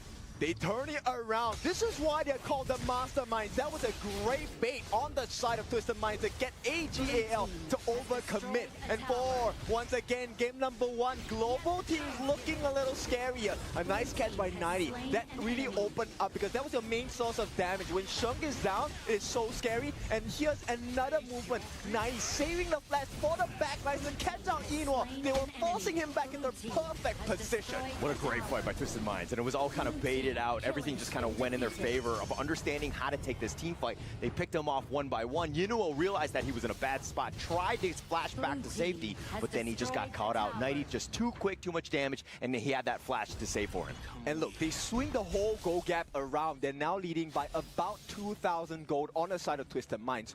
Not what I had in my books. Not what you had in your books, but we kind of saw this in game 1 in the first series of the day. But the nice Burning Sun arrow with those blades, and that should do enough damage and should be able to pick out CT Boy. And yes, in fact, it is. AGL with a nice pick off there. What a timing to get a kill, though. Look, City Boy up for about 25 seconds or so. That is too long. They will not be able to successfully contest for this shadow variant. Yeah, but AGL, I mean, what is the objective that they're getting out of this? Yes, they got the kill, but it's just the roamer, and now it looks like they're going to get gone on right here as Ron has to get away. The Truth just pushing him back, not with that connection, but that Sea of Fate with the save. The timing is just impeccable on this side of AGAL. They know the limits that their heroes are supposed to be pushed to. Right now, it's about hunting time for Twisted Minds. They don't really have the numbers advantage at this point until they get into position. They might have to find a trade. AGAL are looking to take this Shadow Tyrant, the first one of the game, but they lose their T2 as a balance for this one. The Overlord about to be started here. Twisted Mind still up in front.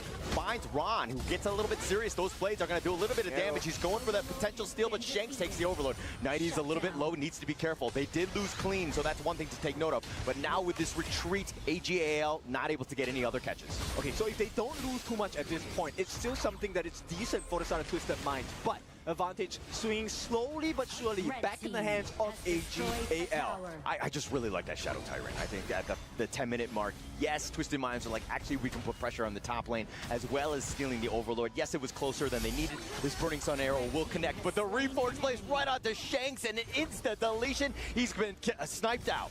Yinoo just cannot miss. Shung as well, and what a nice combination as they poke them down. T3s are both under pressure. Oh, the tenderizing, the blades just way too much. They take the mid T3, the Universal Law really not doing enough. 90's still up in front, finds Zoe, but that's really not the target. He's just way too tanky at this stage. You see the beauty of this draft. They can't deal with Zoe. Zoe's looking to go in. 90 tried to make the heroic play, but he gets caught out. Just way too many members of AGAL. Yep, so you're diving into the abyss at this point, right? Diving into the deep end. Yinoo is building the tank build for this hero, so there is no way you get the instant kill on him. Clean, of course, at the top of the gold charts, but he is alone because the other 4 members on the side of AG, Yinoo, Shung, and Zoe, they're all following closely behind. Yeah, and 90 with that jump in. I mean, it was a nice attempt, but the rest of Twisted Minds are like way too slow to really catch up.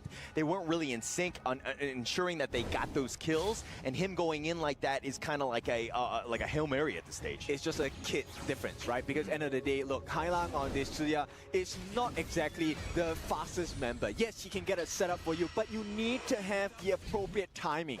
Yeah, need to have that timing. That's going to be key here. AGAL, just look at how they're starting to take over the map. The Burning Sun arrow gonna miss at this point, but they're putting pressure on this bottom T3, which is just barely hanging on. They're looking for the flank. They find him. 90 goes in for this, but it looks like they're going to turn this around. Zoe was there. He's going to be able to repel this assault. Twisted Minds have to retreat yet again.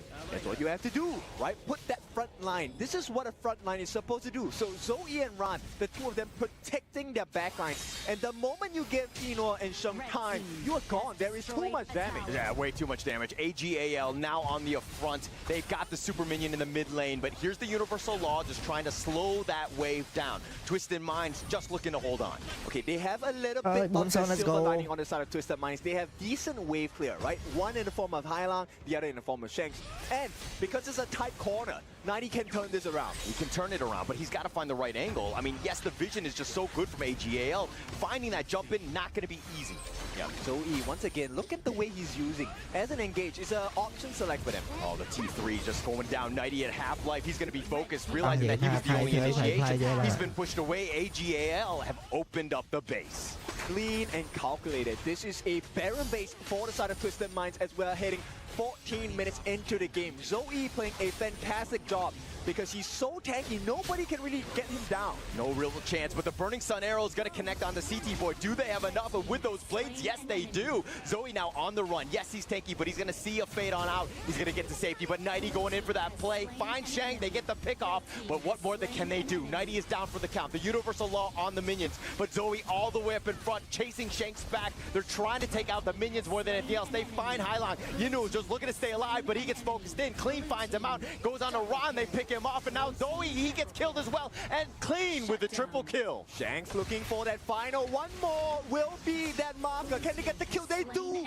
Shanks, they bring them down. It's an ace, but still, it is a Baron base for the side of Twisted Minds. They need to have so much more success. Yeah, and Shanks might be the last man standing, but the top lane is pushing. Yes, it looks like they're going to have some sort of help, and CT Boy coming back up, but here, how much push can they actually do at this stage? It's very difficult, because at this point, 90 took a very big risk, but he burned every single available skill for the team. Zoe, what's he doing here? He's trying to get the turret pressure. The crystal is meant to shoot at him, tank for the team, but because they have decent wave clear on the side of Twisted Minds, they actually bring that backdoor protection in. And Shanks once again positioning clean this time on the backlines. Nobody will touch him. If you leave a Lady Soon alone with a Crimson Golem at this point, he's going to melt your team down. Yeah, but okay. Yes, you're absolutely correct. But no T3s. Yes, you have a red buff. And I mean, Clean is going to pick up his own as well. So they've got two. But the Shadow Tyrant is going to be taken away. AGL looking to put even more pressure and to just close this game out. The timing is just so tight from AGL. They're not leaving much gaps for Twisted Minds to expose, right? They have not taken a single Tyrant or Shadow Tyrant on the side of Twisted Minds, which is why it's so hard to fight. They don't have the fighting prowess. Yeah, they don't really have it, but AGAL understanding that they're still in control of this game. The net worth lead is only about 2K. Definitely something within reason at this stage, but Twisted Minds, the biggest thing is that their base is barren. Every lane is going to push, so anytime they make some sort of approach, they need to ensure that the lane equilibrium is in a great spot. And look, everybody on the side of AGAL optimized for Sheng to get those couple blades down. With the Reforge and the couple blades, that combination, it will melt anyone on this team down, maybe with the exception of 90, but for now, AGAL, so many setups, you know, the ultimate, Swipe the first and third skill, and you also have Run with the catch as well. The Shadow Vanguard about to be burned down very easily by AGAL, easily able to take that one out, and now they're looking to just deal with the minion waves, put more pressures. Oh, the Blades is on point, the Sage's Sanctuary right on the Clean. They caught him out, and they find him. Ron with that kill, and now 90 in a bad spot. He's going to be chased by all 5 members. He goes back in, tries to go for the truth, but he goes down as well. You knew it was just too much damage. Shanks now trying to stay alive. He tries to go, turns this around, but he stays alive. Ron has been killed as well, and now Shuai just with those Koi Ties just being super annoying. The Universal Law on the minions. There is one chance. They have to get everyone low. They're trying again on the side of Twisted Minds. Shanks, he could potentially turn his game around. They're going. He tries to go, but he deals with the minion wave more than anything else. Shanks still out there. He's stuck in his base. The ultimate shell not going to connect on anything. As long as Shanks survives, I think there is a fighting chance for the side of Twisted Minds. But the moment Shanks down, oh, Burning Sun arrow just goes right in between. Not able to connect. Zoe with that nice little knockup. Though. They find him and they find Hailang. CT Boy has to run away. Shanks has been killed, and it looks like AGAL will take game 1. Easy peasy this time. The setup so clean as a new player in the HOK. Take a look at what AGAL has drafted, how they play this composition to the absolute T.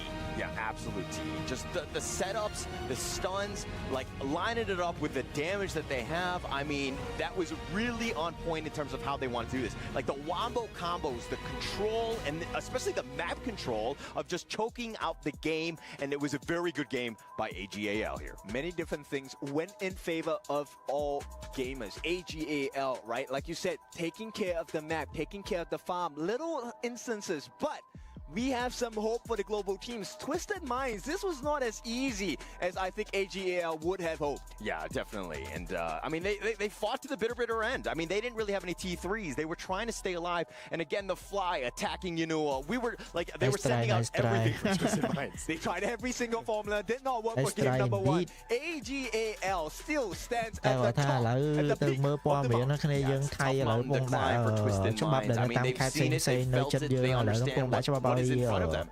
I mean, yes, they had made some movements or whatever, but AGAL not phased, able to weather with the storm and close this game out. So I think right now, Twisted Minds, it's still a decent confidence to have. This is not exactly a full one-way stop. There was some life coming out from Twisted Minds. All they need to do, I mean, I have to just commend 90 this game. He really put his heart and soul into this one. So many nice catches. Unfortunately, AGAL were just too far ahead. But this is our opinion. I want to hear things from the desk. Isaac and boys, what do you have for us? Thank you very much, Kin. And what we have for you right over here is going to be the analysis of that game 1. AGAL take a 1-0 advantage on top of Twisted Minds. But I'm telling you something, it was not an easy game for them, right? At the end of the day, Twisted Minds, they lost their high ground turrets very early, and they were able just to kind of like back down AGAL for about like 4 or 5 minutes, I would say, yeah. Bà dân vậy phiên chính nhá, chính là thằng giống phải yên tới thằng xây môi tiết mệnh yên thằng nó này, nó thấy cái thằng nọ kịp yên thằng nọ. Nơi thằng giống phải yên thằng ở đây thằng AOK dừng. Yên phải yên thằng AOK cái nó phải yên thằng yên thằng xây môi tiết. I'm telling you, I think that Twisted Minds, in terms of the defense of the game, they did actually really good at just kind of just zoning AGAL out, do not allowing them to just take a very big advantage. What are your thoughts on that whole game, Doggy? I think Twisted Mind held it up super good. Yeah. But then the combo of Hu Yi and Gun, that's it. Massive. Like he can one shot chain, right? Yeah, it's a game changer. Like what they're doing right now. Like as you can see, you can learn a lot from them. Like, did you wish you used it in a show match today? No. you can use it on your ranked games. Yeah, you can use it with friends, and then after you master it, for sure you can go and take it onto the big stage, right? The good part here is the chemistry that they have on AG. Agree. Like the confidence level is top notch. If you can execute that kind of combination and combo, you need to be on the top of the mountain, like to execute that kind of play. Because it's just a matter of seconds, right? Like it's just a matter of like one ability after the other, and not just to kind of like lay your abilities on top of the other, isn't it, Dave? Well, there are two things I want to say about this game. Number one, give credit where credit is due to Twisted Mind for holding the defense. Yeah, it was absolutely insane how long they've held the base, like you said, Isaac, and it showed the skills, the player, like just knowledge of the game. By the way, Clean, he came from a KPL youth group. Yeah. So he is a professional player. And the rest of the team, like we mentioned the synergy many different times. Now, come to AGAL. I want to break down, we saw the stats just now. I want to break down their draft just slightly. You have the combo, of course, you said Hou Yi and Ganmo. But when you have Hou Yi, we're analyzing, okay, is this Hou Yi a hyper carry? Or is he really just a utility marksman? And it seems like in this game, it's served more towards the utility marksman tool. Use the ultimate, it's used as a bait, and then truly the carry is shown in the mid lane. Because you see the damage output he did in the game. And it's very interesting just to see someone like Inuo, right? Like just taking away all the ego and just being like, sometimes when you need to be utility, you just need to be utility, right? Yeah, we're talking about the Ganmo and Hu Yi combo, right? The Zia is such an easy target for the arrow. Every time the Zia pops the ultimate, like boom, arrow. And what's interesting is that Sheng will immediately in advance put in the first mid second skill and then the buffed freshly forged coupled blades. But we're not also talking about the 100% team fight win rate of the Da Chao pick, which is actually so crucial for this game. A lot of saves that low-key giving the opportunity to team AG to turn around team fights because of those teleportations. Yes. Every time a single hero is in trouble, especially when Nighty or Pei gets a little bit of opening, he will pop in the teleport and then boom, nothing's gonna happen. That's your pick right over there is something that in this KWC 2025 we've seen in different teams, right? It just needs a very big coordination. If you understand how to play that composition, it's a very strong one. But again, it's a very big risk. Doggy, if you were the coach right over there, would you still just go with that big of gamble right over there? I mean, right now AG, what they're doing is like they pick Da Kiao because they need Twisted Mind to react on their play. So right now the Hui is just farming on the bot side. Like we thought that it will be a good trade when they destroyed the bot lane tower, and then it will be a trade on the clash lane tower. But then they destroyed 2 bot lane tower for a one clash lane tower because they need to react on the Da Kiao moving on the map. What else? They gotta TP out, TP in, TP out, TP in. And the rotations cannot be that quick, right? Only Clean can just move around the map just easily and fast. But the rest of the team is not as mobile, isn't it? They pick Zia just to shove the lane on the mid lane so they can rotate all the time. But then AG is much more faster. Yeah, they are unpredictable how they're gonna rotate. I think one thing that we can note on the Zia, maybe if we went like all the way, maybe Zia level 25, it could be like a different ball game. Level 25 also on the Lady Sun, right? Added stats and everything. Maybe the damage is enough, the wave clear is enough. But no, team AG, they're in a rush. They want to end this quickly as much as possible. That is a late game composition, right? Just for that Zia and that Lady Sun to be online. That Zia and Lady Sun, I don't think that they had the damage, Dave. What do you think on that? I want to touch on your point regarding the Da Chao pick. The Da Chao is such a good character to learn if you're new to Honor of King. Because there's so many great players in this community already. Yes. And we mentioned if you want to win against an organized team, organized player, or experienced player, you got to bring in the chaos. Twisted Mind, they did. Look how many kills there are on the board today in this game. I mean, usually when you watch AGAL's game, you saw like less than single-digit kills across the entire board. But this game, there are over 20 plus kills all across the board. To show you, Twisted Mind is doing exactly that. But back to Da Chao, this character is so unpredictable. There's so many different things that you can do with her. So yeah, that might be some comp that Team Doggy learns. Thanks. Well, but bro, to be honest, Nike also executed something very good right there. But then the damage is lacking. They really need that Zia level 25.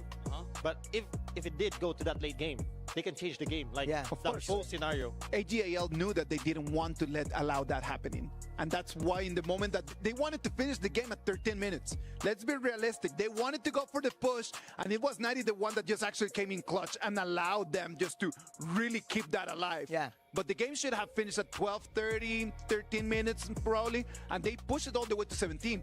If they hold 1 or 2 more waves, and probably we could have seen the Tempest Dragon. With this, we can conclude that Twisted Minds, they can definitely go for team fights. They're good with the team fights, but some of those team fights, maybe the nerves are getting into them, especially like we saw this, you are agreeing with me, like Kai Lang is kind of like making a flash that kind of like wasted a flash that he could have like maybe just walked, right? Like on the early game, we saw Heilang using the Zia, like he flashed on the gun.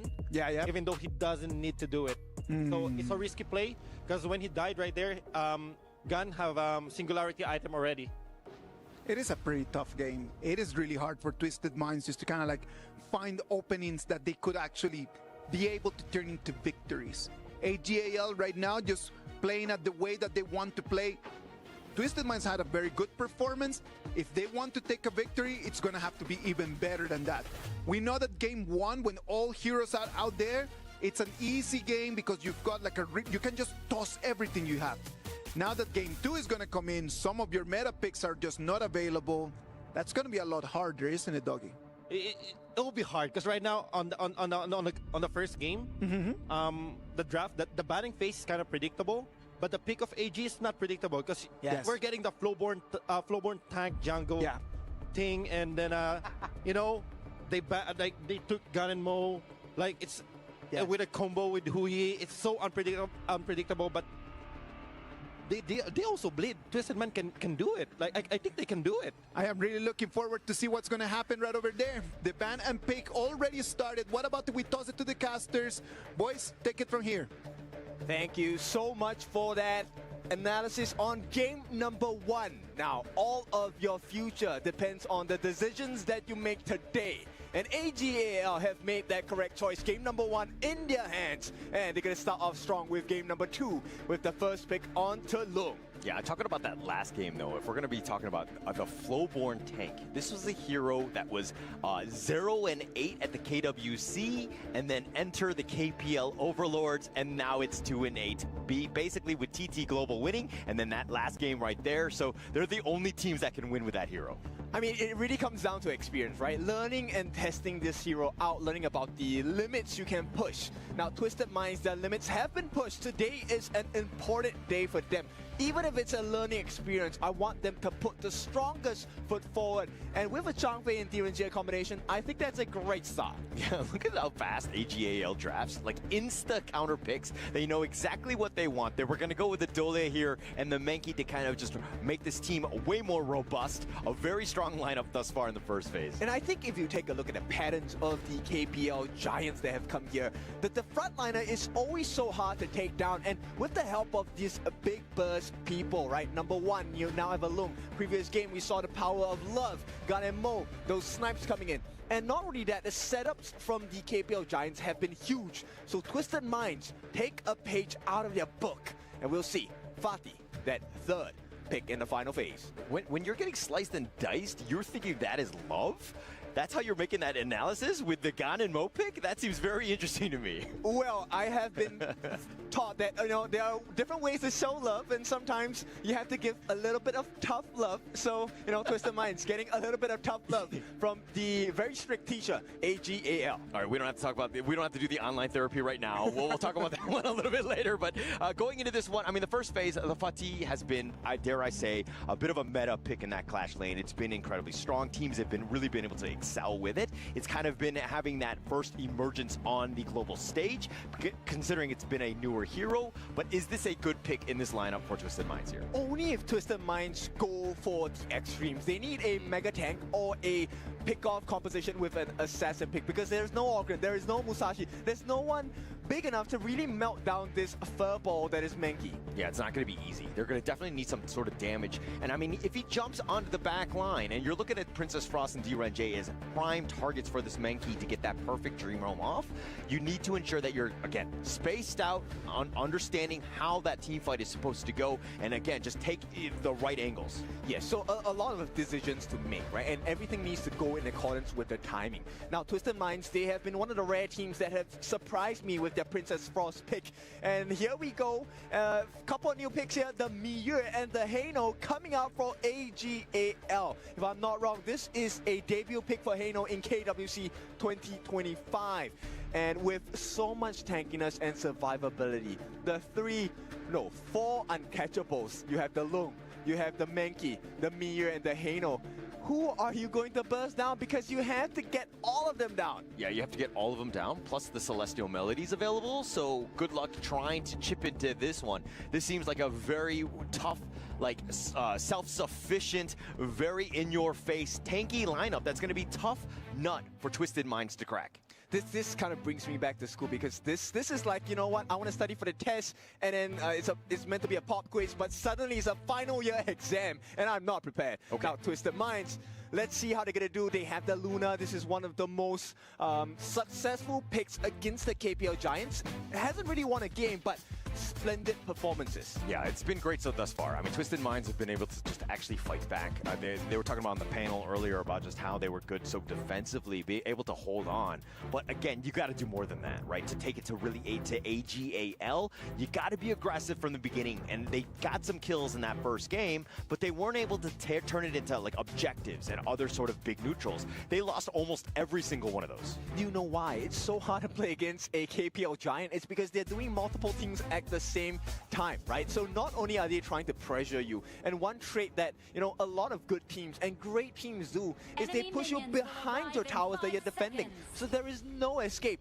The minions will be in range. There is no backdoor protection. Yeah, actually, the biggest thing that I learned, I mean, we were having a discussion with Isaac yesterday, and he was talking about the fact that, like, when teams play, they're constantly counting, right? So everybody's aware of the timers, understanding when the minion waves are pushing, also when the big neutrals are going to be there, so that, like, every single movement is based on the timings of the game. That's how next level this team is. Well, let's see, once again, a numbers advantage from AG. They start off strong. 3 members in the middle, and Highland cannot have any pressure given to them. I mean, the minion wave in the mid lane has been pushed. They've already taken their boars. AGAL walking away with that essentially for free. CT Boy is going to kind of meet up with them, and he does have smite if they want to go, but Shanks in a bad spot, being pushed away, and it looks like this is going to be a tough situation for him to potentially get out. Shuai getting a little low. CT Boy has to use the Leaping Savior, but now Shanks has been caught out. The flash away. CT Boy does survive, but Shanks is not as lucky.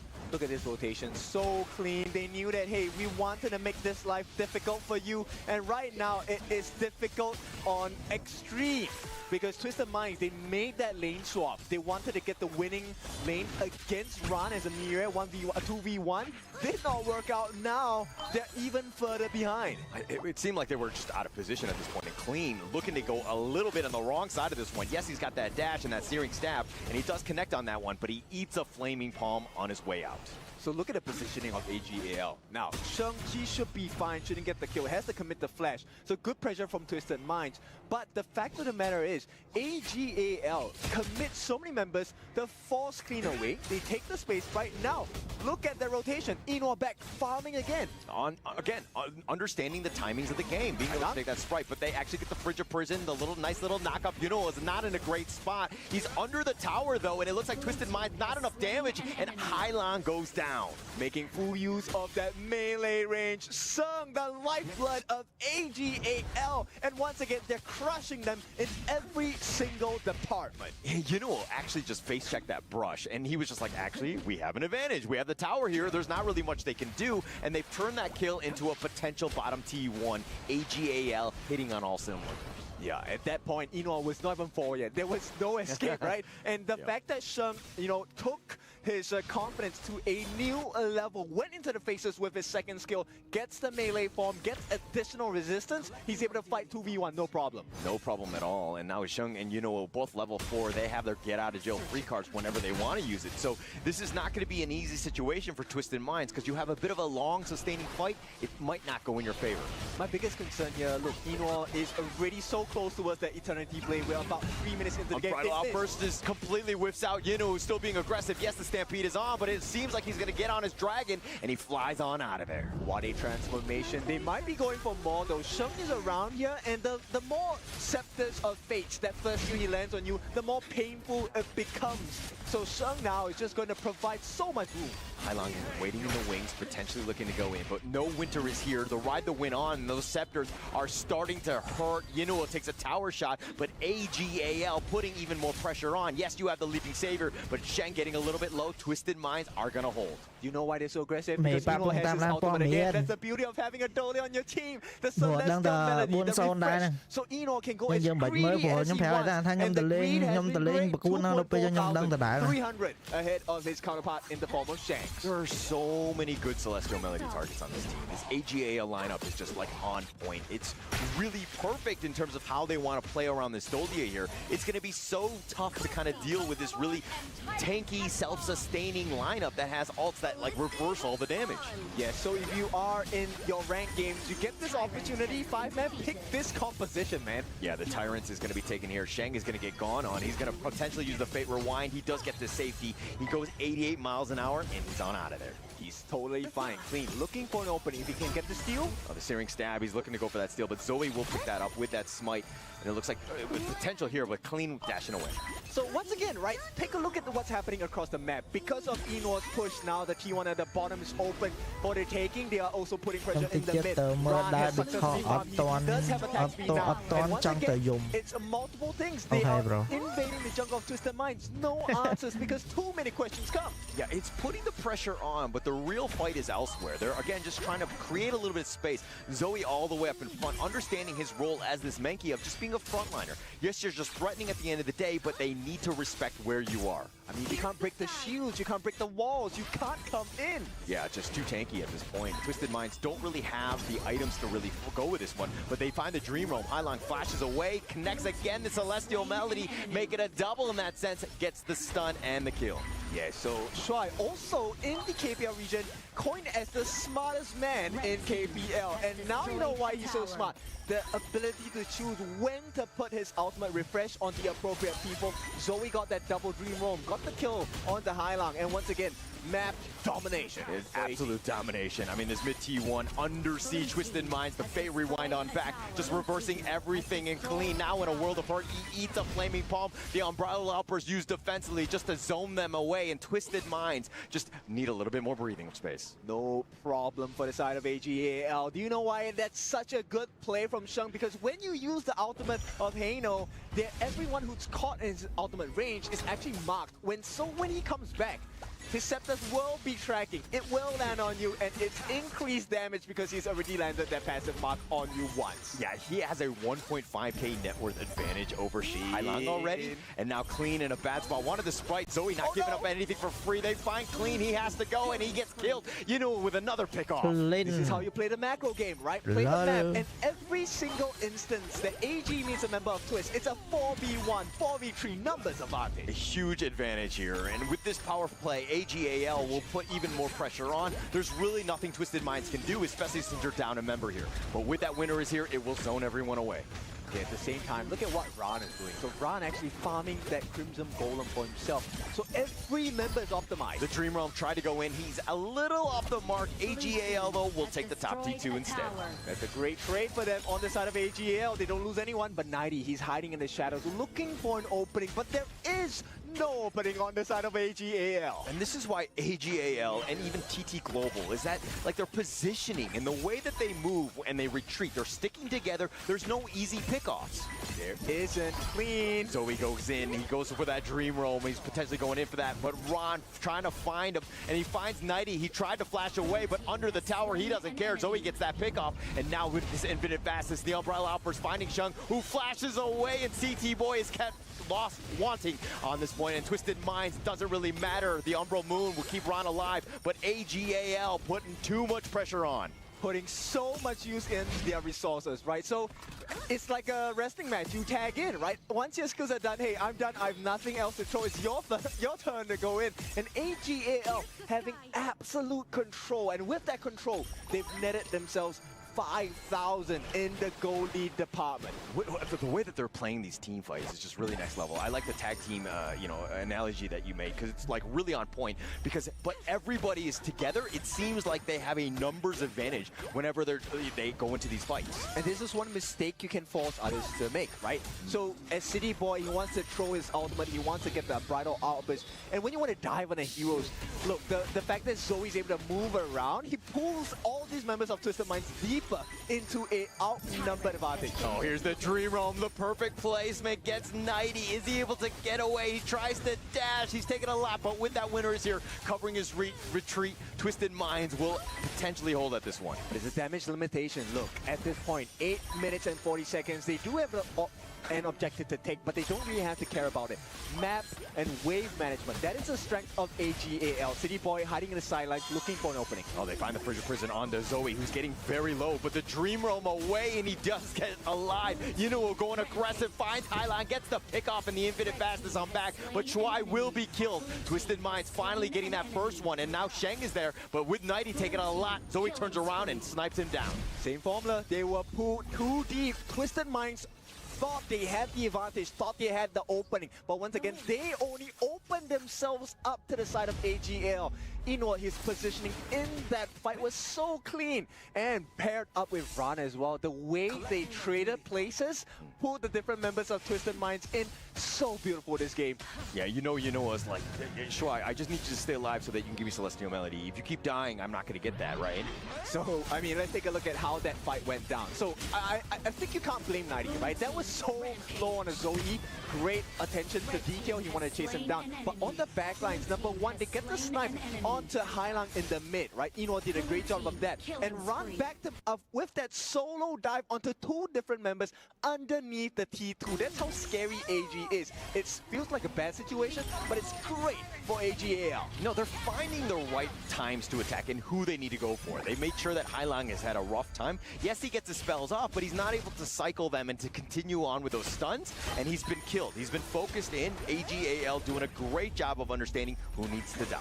Yes, and we talked about 90, right? This Fadi pick is a great pick, but he can't do things alone. They get the freeze. Oh, they get the freeze, but they don't have the damage, and Shag just walking away from that as if nothing happened. They find 90 on the top lane, and that's going to be a huge pick-off for Yunua yet again. They have to lick their wounds at this point. Nobody can control Yunua. He still has his ultimate, though. Zoe, though, just trying to fight 1 versus 1, essentially with clean. Hailang is there, but they don't want to fully commit for this. CT Boy with that umbrella outburst is not going to be enough. They've gotten the pick-off on the Shanks, and now Twisted Minds on the retreat yet again. Too tanky, too much damage on the side. They also get that sneak pick-off onto Shanks on the top side. Ino, once again, this time a dual combination coming with Shuai with the slows and the burst damage of Ino, who also has that Crimson.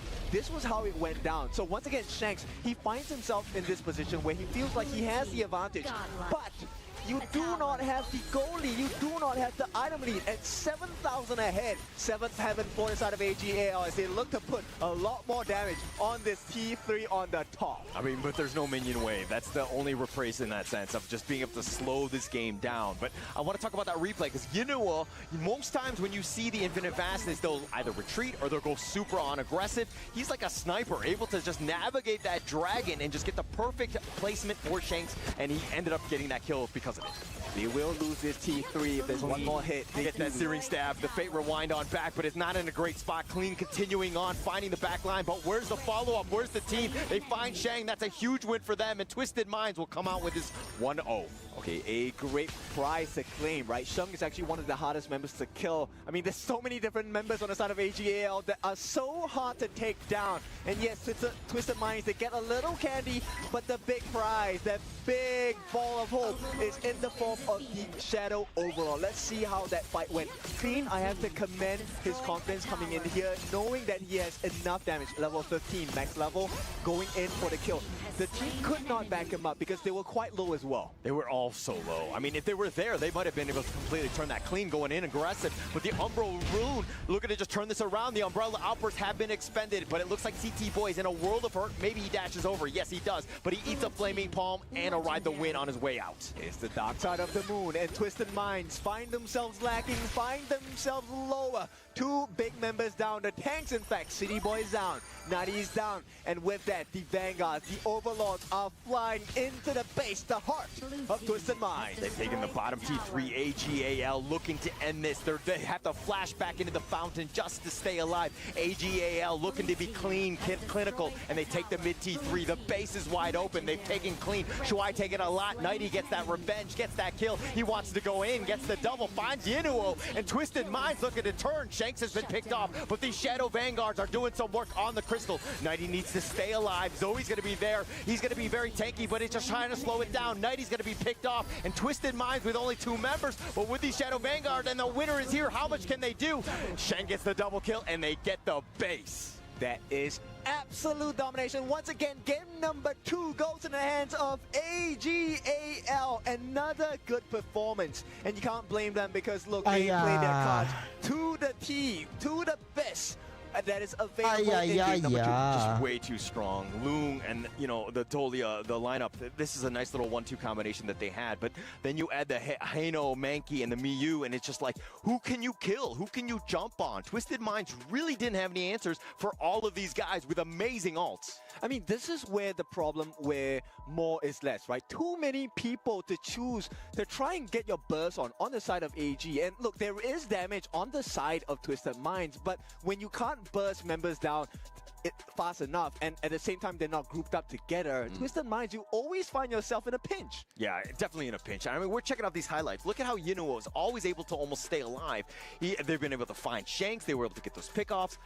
And again, this is one where, you know, Zoe actually outclasses Nighty, just barely surviving, turns it around and gets the return kill. And it's always about the vision, right? Right now, they're always making you tunnel vision. You have to pay attention to this fight. You have to pay attention at this point. And what happens when you are all focused on one singular part of the map? They look for something else. Ino is always away from the map, away from the fight. But with that, let's hear what the Des has to say. Isaac and the boys educate us once again. Welcome to class. Welcome to class. It's time for us to educate you, as Kin just mentioned it.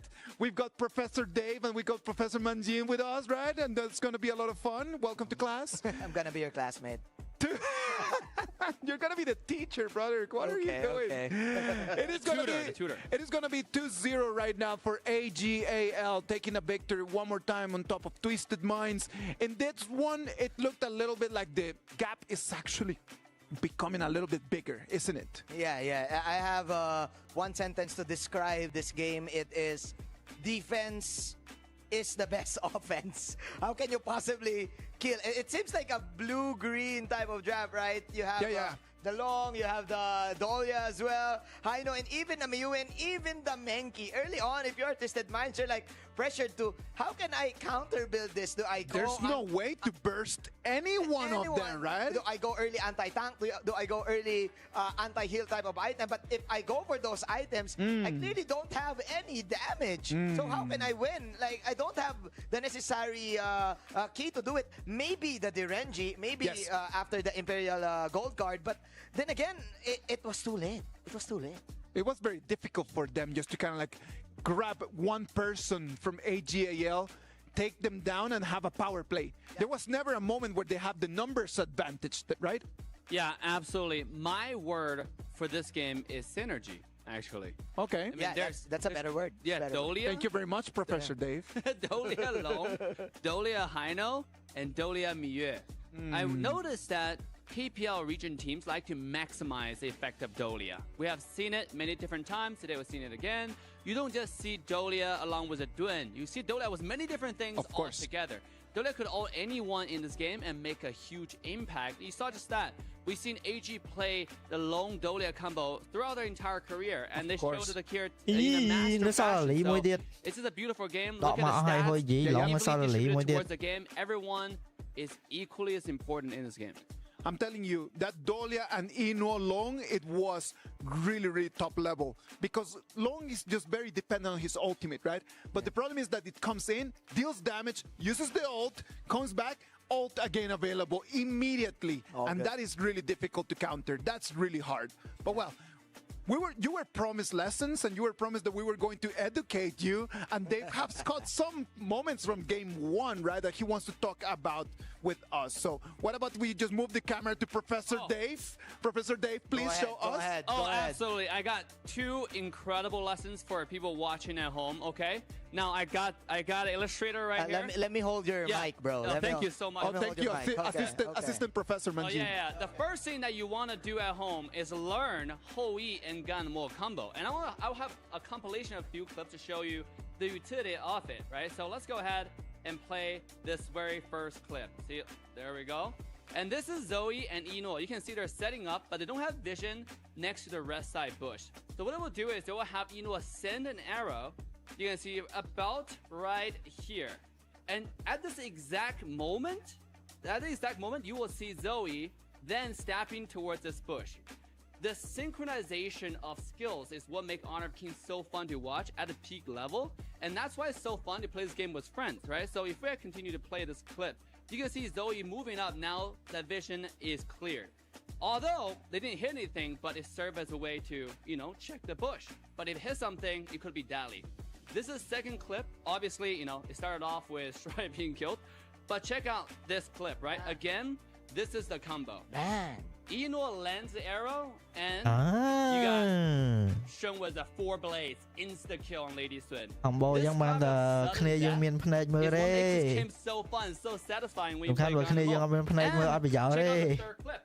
This is why Hoi, although like Hoi is a character, you would say, oh, this Hoi has no mobility. It takes so much to farm.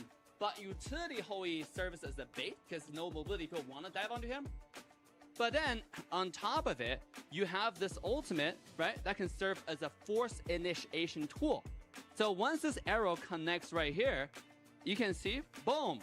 Now Sheng moves up, along with Dash Shui's full combo, just one shot Shanks, right? Shanks can't even move. Now again, it's a sudden death for the carry, which snowballs the team to the next level. I do want to mention the second point though, from game 1. This is the reason why I talk about 90 being the key for victory for Twisted Mind. If they want to take a game, if you want to take the game to 20 minutes, have a shot, 90 is pretty much it. Check this out. This is clean, trying to invade the jungle, and AG obviously smells something fishy, right? So they're trying to get the vision a little bit, test the water, and you see clean kind of getting caught, but he's skilled enough to get away. But 90, check out this criminal right here, right? Criminal assassin. He's hiding in this bush, figuratively speaking, okay? Hiding in the bush, looking for the right carry. And he identified this guy, right? Sheng has gone a mole. He's stepping up. He's patient enough. And just when Sheng steps up, he comes in to the one-shot combo and gets the kill. But then he steps up, steps back, and looking for an opportunity again. He's not rushing, staying in a team fight, soaking damage for no reason. He's just waiting patiently, right? And just when Daidia baited team in, check out 90's engage one more time, right? Is now, okay, this is the opportunity. Now they're in a narrow pathway. This is my win condition to jump in again. And check this out, right? Look at 90. Okay, there's a little freeze here. Let me just go back. Boom! We might have to watch this clip one more time. It's all right. You can actually fast forward it. Yeah, right over there. Okay, Good. okay, check this out. I mean, it's a great engage. 90 comes in. Right? 90 comes in, get the kill. Makes the move that he's running away. He runs away, baits, right? Oh, come into my territory, and once they Flash. do, look at. Okay, well, right that's over pretty there. much it. That's pretty much it. That's all your clips, guys. And I just want to show you that why 90 is such a force to be reckoned with, right? Yeah. So, Twisted Mind, 90, that's the key to victory. But, guys, if you're at home, make sure to play the Hoi and Gun or just play Hoi with anything, to be honest, because it's such a great initiation tool.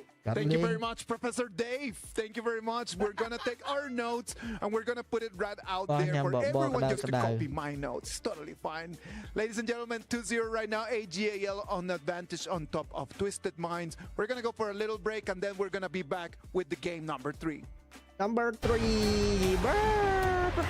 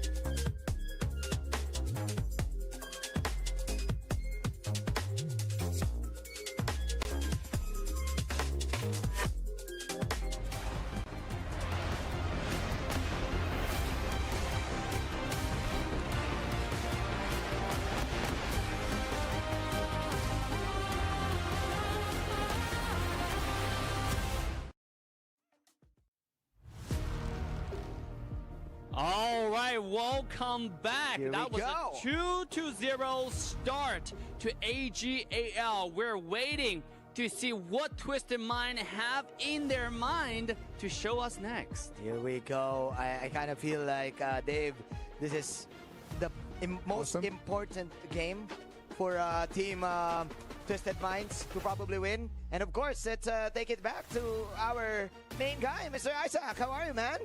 I'm telling you, if Twisted Minds wants to make history, they need to win this one game. Because there's going to be the third one, right? After being 3-0, I've seen very, very, very, very, very rare times AGAL not finish it in a 4-0. So if Twisted Minds is still wanting to just make history, they must take this one. They need to go with everything they got. Whatever they're expecting, it needs to be in this game. Twisted Minds against AGAL. Casters, the BP is all yours. AGAL with a 2-0 advantage over Twisted Minds. And as Professor Isaac was talking about, that third game being down 0-3 is almost too high of a mountain to climb. You will definitely struggle. It's going to be a huge issue in terms of confidence, but Twisted Minds, what do they need to do, Kin, to really bounce back in this one? They need to put pressure onto AGAL, but I'm not just talking about the game as well. Because we're in class, I tend to get distracted a little bit. So if you're interested to meet AGAL in person as well, there is a meet and greet later tonight. Okay, well, I don't think Twisted Minds want to meet them anymore at this point. I think that they want to just kind of take over them and just get away with them because, you know, Twisted Minds might have a couple, you know, nightmares tonight about this team. Well, the nightmares may come true, but maybe for the side of AGAL. Now, Twisted Minds, they pick up a very strong early game mid laner that's going to come in the form of the Mai Shiranui, also taking out the early game Pei as a ban, and the Ogren with that penetration into the front lines of the side of Twisted Minds, and they're going for the Liu Bang Lianpo combination. Beautiful, tanky. As later the game goes, there is a big turnaround possibility. Yeah, and the biggest thing about the Lianpo is that it kind of counters what Liang wants to do in terms of that control. Yes, he locks you down, and that potential Mai could be at risk, but Lianpo coming in like a superhero, knocking it up and ensuring that your team stays alive, it will be key. I was about to sing some theme song there for superheroes, but I think that's not the way to do it. So AGAL, here we have the Jing. A monster in the jungle if played right, an absolute glass cannon as well. Now, will this Jing be the full force with Rapacious Bite in the jungle itemization as the burst potential for the side of Twisted Minds? Because if you play your cards wrong, you will get taken out by the Liu Bang and Lianpo combination as well. You might, but we have full faith in that Zoe will be able to just fly high and be just very mobile, very difficult to lock down. Lianpo potentially can do that with those burst rams, but it's a skill shot in that sense of just moving into the right spot at the right time. You kind of need to have a little bit of premonition to really get those connections. So we need Zoe with the zoomies at this point for the side of AGAL. Now the final bans have been locked in. No Fatih, no Dharma, no Hoi as well. They don't want more disruptions coming in from either side. Yeah, it's all about protecting this Jing as much as possible, ensuring that he's able to do that damage. Yes, Liu Bang and Lianpo are tankier boys in that sense, so the Twisted Minds could go with a little bit more of a squishier lineup in these last two picks here. Okay, I'm gonna try and meditate here because I think Twisted Minds need a very mobile farm laner because this Jing, Zoe, is going to be hunting for the lives of the farm laner on the side of Twisted Minds. AGAL, they fortified their defenses with the Byron, one of those really hard to kill Clash laners. Very difficult, and you know that the secondary initiation is going to be required from the squad. The Jing will go in to start things off. You're going to create a little bit of a party. Everybody's going to be gathering together. Byron could go in with that Storm Strike and just really set the tone because you know that the secondary initiation from the Twisted Mind side, you have Lianpo coming in. And I think Ran actually is able to spoil the game of the Liu Bang as well. Liu Bang's ultimate, the battlefield command, you can actually interrupt it before it takes place. All you need is a stun. And Byron, his second skill, pretty fast. Yeah, pretty fast here. But Han Xin, the last pick for Twisted Minds, let clean work. Plus you have the Liu Bang to kind of back him up. This is going to be a tough one in that sense of just being able to kind of, you know, keep on pace with this Zoe Jing here. Wow, but I like this pick. The Aaron as the final pick for the side of AGAL. Not a debut pick anymore, but with the mobility offered by the side of Aaron, there is a chance you can kind of kite the Hansing and the combinations of the Liu Bang and Limpo, but it needs to be super clean. So AGAL, they put their final card in the playbook. Let's see how this game number 3 is going to go. Yeah, it wasn't, I mean, you were talking about how Aaron has already been picked once, and it's only been picked once before. It did not win that game, but will be piloting this one. I think we're going to see some fireworks. For sure, fireworks guaranteed in this game number 3, because Twisted Minds, if there's any time to pick up the speed, pick up the pace, and pick up your standards, it is this game number 3, because if AG win this, it is series point. Yeah, series points. Definitely don't want to be in that situation. Twisted Minds fans, are you in the stands? Because right now, they need your energy. Oh, they definitely need it. I don't think I need to ask for the AG fans to cheer, because they have a drum, they have their banners, they have their mascot, and AGAL, they are going to try and take this game number 3. That's not fair. You guys have a drum. That's completely unwarranted in the state. I mean, they're so loud, they're so rowdy, the fans have been amazing. But going into this one, I mean, this is a must-win game for Twisted Minds here. Yes, and if they play the cards right on the side of AGAL, if you're not here to experience it, I'll give you an inkling. It goes like, no, bang, bang, bang. All right, it looks like Zoe, though, is going to be harassed here. Hailong trying to do as much as he can. He needs to have that impact, making Zoe's life a little bit more difficult. Okay, it's a great start for the side of Twisted Minds, right? They can play a little bit more dangerously because they have quite a bit of tankiness in the form of City Boy for the start. Level 1, everyone's equal. Yeah, but look in the bottom lane. Used by Shanks already. What do you mean He's going to be flanked here. Sheng looking for that approach. Gets it with that Frigid Prisoner, trying to knock him down. Not able to go. He's going to be stuck between 2 different sides. No real way to go. And Shanks has to flash away. He's going to use that protecting winds, but he's going to be chased here, and he gets sniped out. Yinuo. Bang, bang, bang. This has to be it. What a beautiful gameplay coming out from AGAL. Numbers advantage once again. Oh, but here comes the revenge. They find Yinuo in a bad spot and cleaning it up. Okay, this is a great response. Twisted Minds putting the team tag of Masterminds to value at this point. Now, the one-on-one on the top side, not going to go too smoothly if Twisted Minds gets their play. 90, he's trying to hold him there, but I think Ron smells something foul coming up. Yeah, 90 and Ron were actually kind of in a bit of a skirmish in this one, but right when the camera went on, then they both disengaged. It seemed like we were at a Coldplay concert, but Yinuo gets picked off in the mid lane. Okay, that's a great start. This is exactly what Twisted Minds needs to do. Now, it's not enough to get the kills. You need the map control. You need the jungle control as well. Oh, Clean looking to go in for this one. Finds Zoe, though, but he's going to take a lot of damage. Zoe turns it around, but with Shuai getting the kill, though, and it looks like with too much damage from Zoe, Clean just getting cleaned out. This is what I love about esports. This is what I love about HOK. Almost is never enough. Did they get the knockout with the Shuai? Yes, they did. They stopped that combination, but still not enough damage. And Clean, there's not enough life. And for now, he is running out of time because Zoe is already at level 6, a level advantage, gold advantage as well. Yeah, pretty huge at this point. And I to be honest, I would have liked it if Clean was playing a little bit more passively, just looking to steal the enemy jungle more than anything else. That was a very ambitious approach and assault, and he really paid with his lives on this one. And Zoe just styling on CT Boy with that first ramp, pushing him away. But with that mirror domain, he's going to just walk back and forth and push again everyone from Twisted Minds back. Okay, so it's an even trade in terms of skills, right? Because you trade out your ultimates. Look, it's about less than a minute before the first Tyrant of the game, so nothing too big in terms of cost for both sides, but it gives you an inkling, right? Zoe definitely has a power spike. City Boy at level 4, he's 3 levels behind, and maybe 3 members, the Storm Strike, they're gonna go under. They've got the control, the Winter is here, that 1-2 combination, just enough damage to get the pick. Yep, Twisted Minds looking for the return kill. They want to find it, but it looks like they found something juicier in Zoe, who was just like going through the river, got caught out. being shaken. They're shaking things up. Twisted Minds do looking for another kill. bà sân chia That Sprite is going to be bà used. sân chia CT Boy cái with lên that first ram, spell finding Ron. They have the knockup and they get the kill with Hylon, making some serious moves. Yes, those AoE zones have been laid down, but Twisted Minds will just retreat.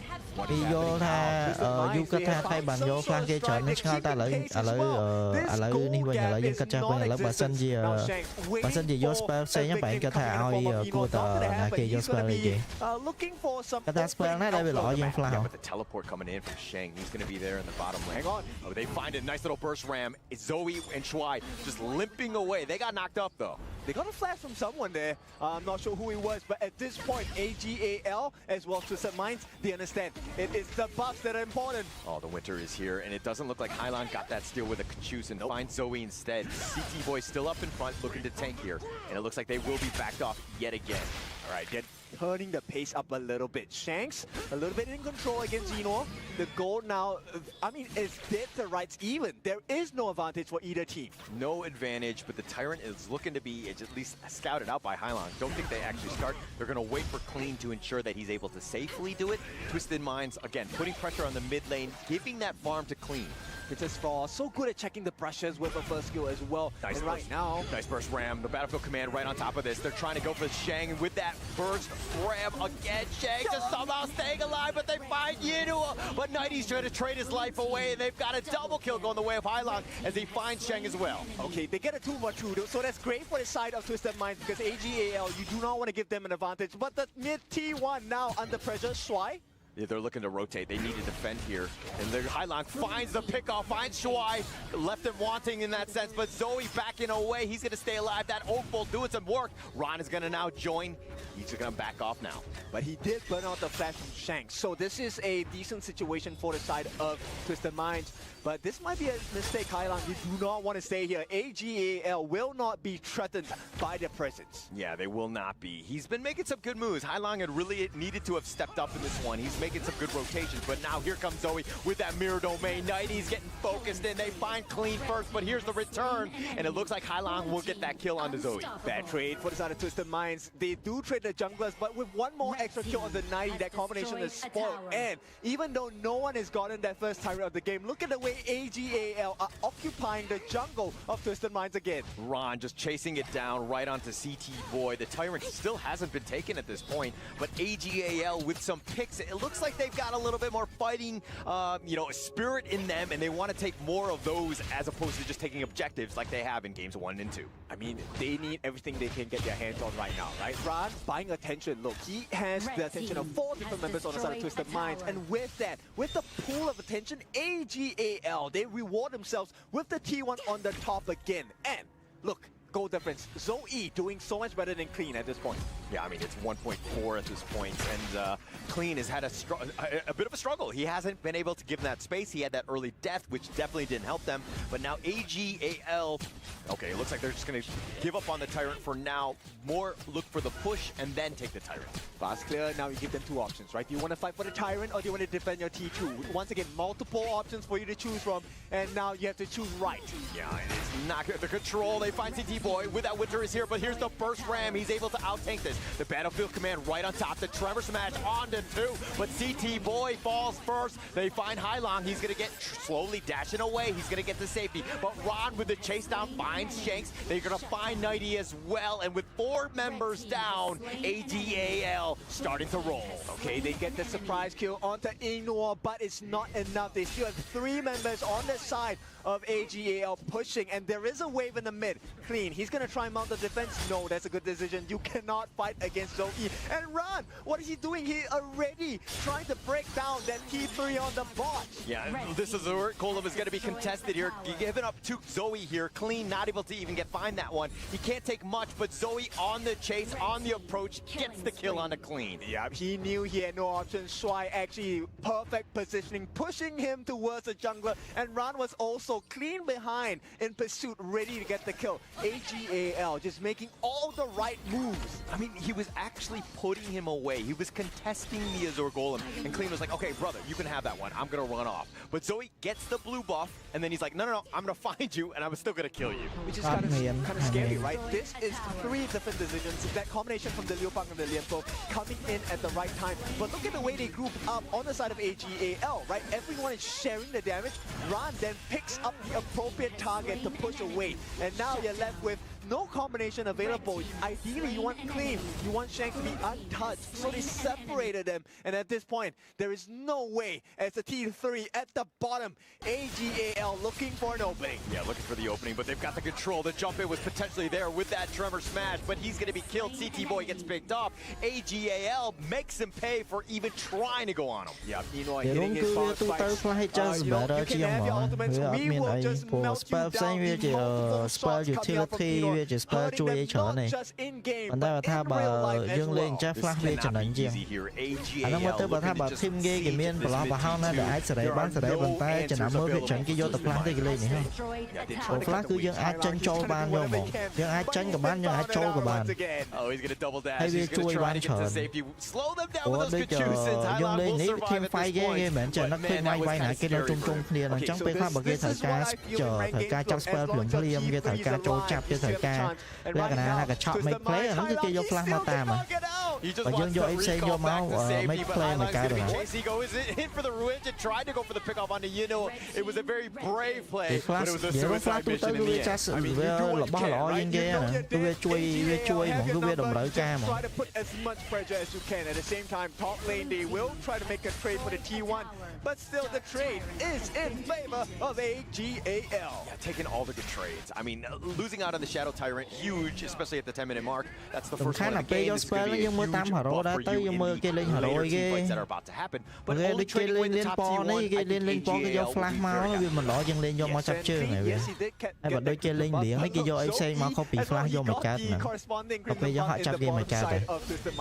So it's once again too many options. What do you choose? Where do you choose? Who do you choose? Too many questions, and Twisted Minds are playing, you know, out of their minds, not in a good way. Yeah, and generally speaking, in Honor of Kings, if you're playing a defensive game, you're playing a losing game, right? AGAL are able to be very aggressive, take over the map, and just literally take all the farm. But it looks like they've got the connection, the battlefield command right on the Clean. But with that control, they actually get the pick off. They have enough damage, and CT Boy just trying to stay alive. He gets picked off as well, with Ron going in with that flash play. And now with this mid T3 gone, how does Twisted Minds hold? They're going to try and push them behind the towers. This is a signature play, AGAL. Victory is in sight. Game number 3, a series point is available for the taking. They don't really need to care about Hailang. I mean, they don't, but the minions are now here, and this could be a potential problem. They find Nighty, they get the pick. They actually got Hailang on the other side as well, and now AGAL with this winter is here. It's a matter of time as these minions march down mid, and AGAL will take game 3 eventually going into this one. But Clean gets picked off. They're going to pad the KDA one last time. The burst ram onto this one. He's trying to stay alive. Goes for that Trevor Smash, but not too much in the end. AGAL will take game 3. Third time's the charm. Double kills for the side of Zoe. What do you mean I see, bro? Today, and not only him, AGAL, the definition of true teamwork. True teamwork, true perfection. They are, and they were able to just run the table once they had that advantage. Twisted Minds were throwing everything in the kitchen sink to see what sticks. Unfortunately for them, we're not able to find any sort of opening against this juggernaut. Yeah, even the fly gave up, dude. He was disturbing, you know, and he was like, nope, I cannot defeat this man as well. Yeah, they were trying. They were throwing literally everything at this point. I mean. But AGL just finding the pickoffs, the right moments to go in. And like Zoe was just like next level. Look at how he's just like turning this around. Yes, he trades his life away, but at what cost, right? Almost every single trade was in favor of AGAL. And it's so beautiful because look at the room they buy for Eno in this game. Like, it's not just this game, it's every game. And Eno is one issue you can't solve. You have Ran, you have Zoe, everyone posing a problem. And the initial start to this, I have to also give a shout out to Shuai. This guy on the Liang, his catches were impossible to deal with. impossible just with the amount of control. And this is going to be that final push when they go in. Again, another control right onto Clean. He wants to initiate. Yeah, go. We'll just lock him down. And then at that point with CT Boy with a burst ramp, too little too late. No real answers because, again, AGAL too strong with those numbers advantage. Yep, and we want to hear the feedback of our cast. The teachers are here. Let us know what you guys think, Isaac and gang. Caster, teachers, professors, just throw any title on us. It's totally fine. 3-0 right now for AGAL in top of Twisted Minds. They're just one more game away from sealing the deal and going to the finals tomorrow. I feel like the problem in here is that Twisted Minds is just trying to find one problem to solve. And the AGAL is just tossing 6, 7, 8, 9, 10 problems at them at the same time. And it's just too much. That's very hard to do. You don't want to solve all of the problems at once, right? Like you want them one by one.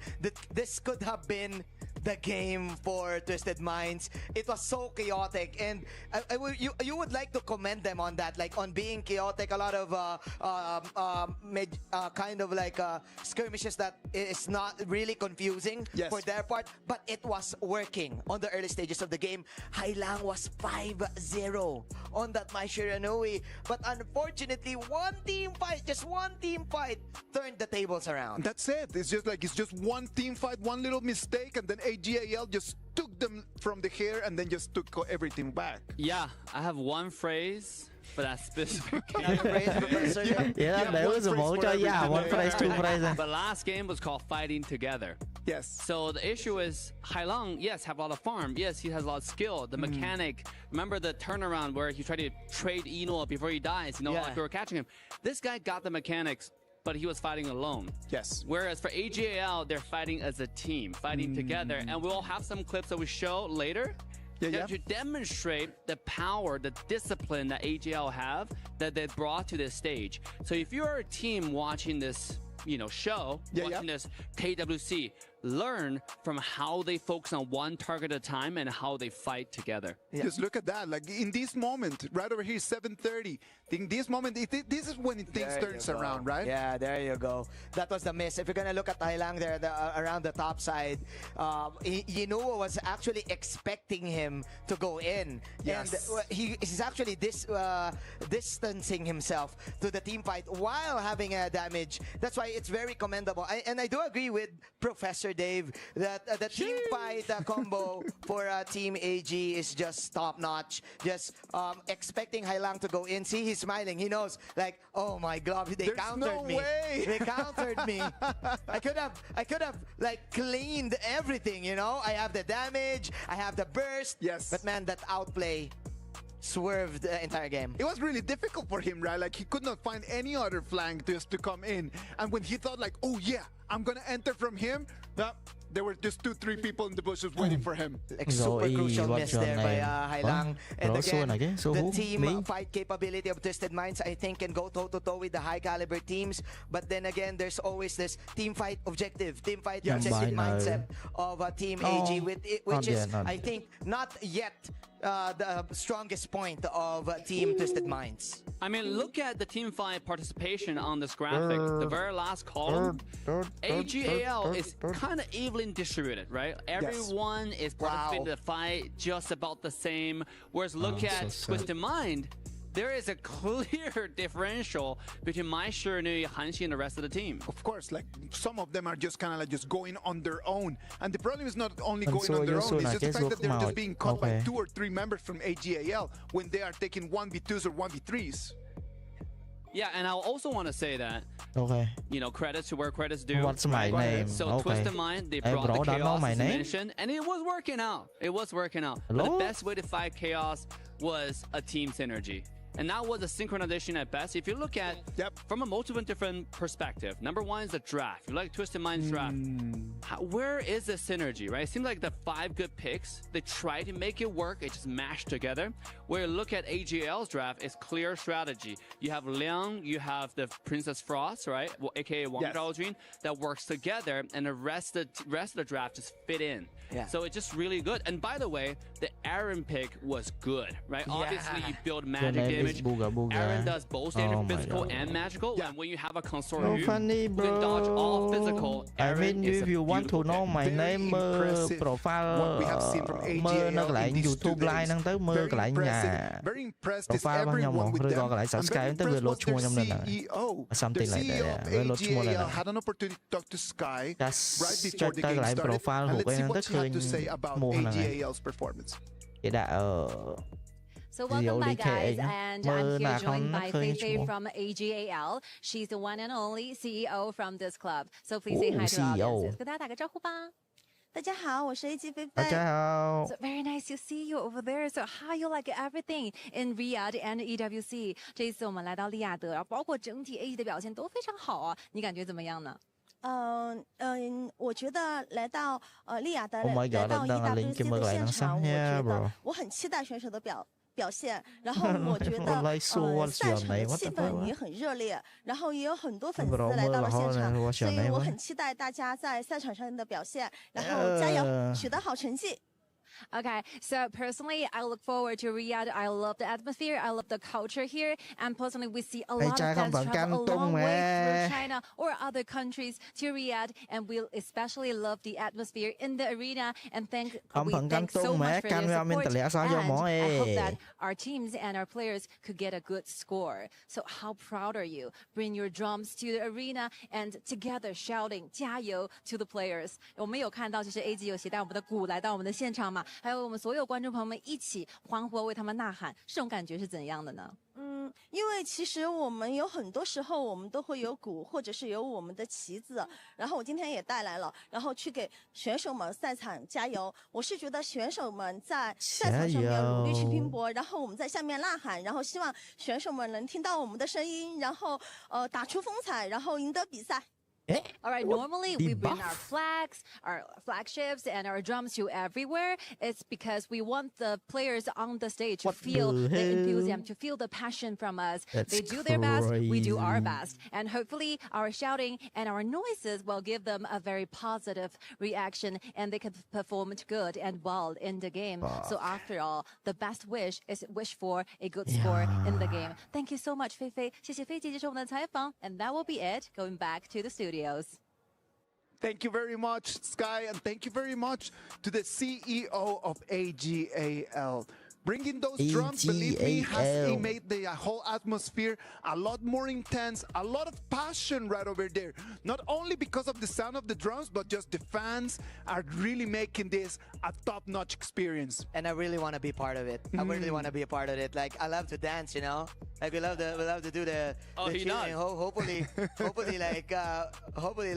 we can do a little bit of cheering with AGAL in the future also. But then again, it was a crucial game for Team Twisted Minds. I do feel that it's over now.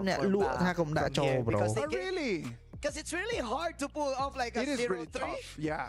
It is really tough. But you know what? Like, we're really looking forward for Twisted Minds just to really show us in this last game that regardless of the result, they need to be proud, man. Like they need to be in there. Like they're top 4 in here right now, isn't it, Dave? Absolutely. I mean, just now we had a snippet of Hailang's expression. I always love to see Hailang's facial expression. Just now we saw it. He was excited to play My Shiranui in that game. And he got some highlights for sure. 5-0. You don't get that kind of KDA against the best team in the world every day, okay? So this is something to be, you can put in a memory, put in your collection, and have a great time for the rest of your professional career. I do believe that these kind of moments just kind of set you up in a new mission. And Twisted Minds' new mission, besides just trying to take the win in this game 4, is going to have to be just to set up a new goal. If this is the standard that they need to have, if this is going to be the goal, the direction, what are they going to do for it, right? Like, they need to start creating plans. If they want to win that trophy that you can see right over there, they need to start trying to emulate what AGAL has brought today. So hopefully for Twisted Minds, in this game 4, they can still make it. But if it doesn't happen, it doesn't happen. No stress, no pressure. It's really hard to answer. It's really hard to answer the question on how can they possibly win. Maybe put all of their blood, sweat, and tears for this probably the final game, right? Like, go for the high kill, chaotic place once again because it's working for them. Maybe the gun and more is not available, is still available for Hailang to use, and more and more team fights. All right, now the BP for the game 4 is already on its go. AGAL taking the blue, and Twisted Minds taking the red. Holler, Kindofu, take it from here. Thank you, Isaac. As we go into Game 4, AGAL up 3-0, half match point. Could potentially eliminate Twisted Minds in this game. But Kindofu, you're the true professor on the stage here. What are your thoughts? What does Twisted Minds need to do? I think they need to block out the sound of AG, doo, doo, doo. That has been, ringing through the entire Amazon arena for today, and for good reason as well. AGAL showing you what peak honor of King's performance is like. And AGAL, you can tell they're going for the finishing blow here. The Fatih is going to be that prio #1 pick. Twisted Minds, what do you have for us? Yeah, I think we're going to have to find out. I mean, the biggest thing is that, especially in these situations where, yeah, you are playing the best team in the world right now, and what are the lessons that you've learned, right? It's one thing to have those 3-game losses, but is there enough learning and enough time to really apply what you've learned in this Game 4? I mean, there really isn't much time. You get like a 2-minute break in between, and then you kind of have to do revision for your previous game and, all the different 3 games in the series. So it is a very tough challenge for Twisted Minds. But it's also because of this challenge that I'm super proud of Twisted Minds. They have leveled up. You can see them trying to mirror the strategies and the rotations that AGAL have been performing since game #1. But of course, it's really tough to ask for someone to be a superstar in one day. Yeah. I mean, I've always kind of not given Twisted Minds the credit that they deserve. I mean, they're KMW champions for a reason. They upset OG in that finals, and then they actually made some serious waves as they got to the KWC. This is a team that is kind of really impressed, and the fact that they're in the Final 4 going up against this squad here, again, one of the best teams in the world, I think it speaks volumes for where this team has gotten to and how they've grown. Yes, and I want you to pay attention to the questions that AGAL posed, right? So now with an Ogren, you don't have the Agudo. What is your answer? The Menki has already been played, I think, from the side of Twisted Minds, if not AGAL. So there's many things to explore. You don't have that Dola combination anymore on the side of Twisted Minds too. Yeah, and kind of a lot of heroes have been taken away. I mean, it's the global ban pick, and this is why this format is brilliant, because if it doesn't work and you lost with it, you might have lost a meta hero, and now you're left, with some of the, deeper hero pools like this potential Nua here. Yes, Nua, a great hero of burst. She's able to deal big amounts of damage from long range, but is it enough? Because AGAL, they have a lot of mobility, and also the second time that we have seen a Xiao Xiao picked in KWC. First team, of course, was Paul's Gaming, and this time AGAL want to close this game in style. We already see how the Fang was played yesterday in the hands of Yinhua. Big burst, she's able to take turrets, or he is able to take turrets really quickly, also able to take heroes' lives really quickly. Yeah, I love the fact that, AG and TT Global are here and they're shaking up the meta and some of the heroes that haven't been picked, because they understand, what is the tried and true in terms of the strengths of that team. Okay, but Twisted Minds, I mean, if there's any time to bring it out now. This is your last chance. Series point. The Fade makes it through to the side of Twisted Minds. Yeah, they're going to go with this one on the clean. Fade has only been 2-3 in the KWC thus far. He's had some, not the greatest success, but when he gets going and he starts to snowball, you're going to have a great time. Yes, because you can't stop his objective takes, right? The moment he gets in range, that probable neutral objective is yours. Now, the only question is, look, 3 games already.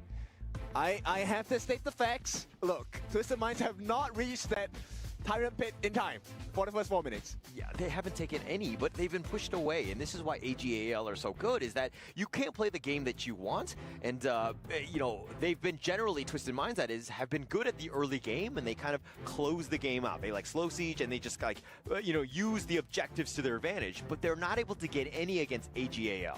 I mean, this game, I think, once again, falls into the hands of Hailang, right? If they can get nice catches on this Nua with the Matrixes, block everyone in, then you can kind of maximize the AoE that Fade has with his ultimate, which is going to be piloted by Clean. So, I mean, it's a huge risk, because if Fade gets a lead, he is literally unstoppable. But if he falls behind, it's a hard climb back to the top. Vậy ra team tranh mà lên nông bạc quân ấy, đã không biết toàn ti ngay copy hoạt đó ngay mà lên từ đại là Do you think that this lineup is good enough to take down AGAL? I'm sorry, I can't get you over. AG, do. Yeah, the drums. Okay, well, just wait a little bit. Now you can go. But CT Boy taking a lot of damage here. Is this lineup good enough? I think it's okay. It has to be. Oh, okay, maybe not. Zoe has other plans. Oh, the Path of Passing even on top of this one. The pushback with those creation blocks, but that was very close for CT Boy. Okay, look, if they can't silence Zoe in the first 4 minutes of the game, you know it's going to be a very painful experience and a painful lesson for Twisted Minds. Yeah, very painful indeed. But they need to have a better early game. They need to give themselves a chance. Give that space into Clean. Let this man kind of carry you. He hasn't really been able to kind of succeed in that sense. And it's not going to be any easier, right? Inwo making the conscious choice with his Roman Strike as well to go up, put a difficult game for 90.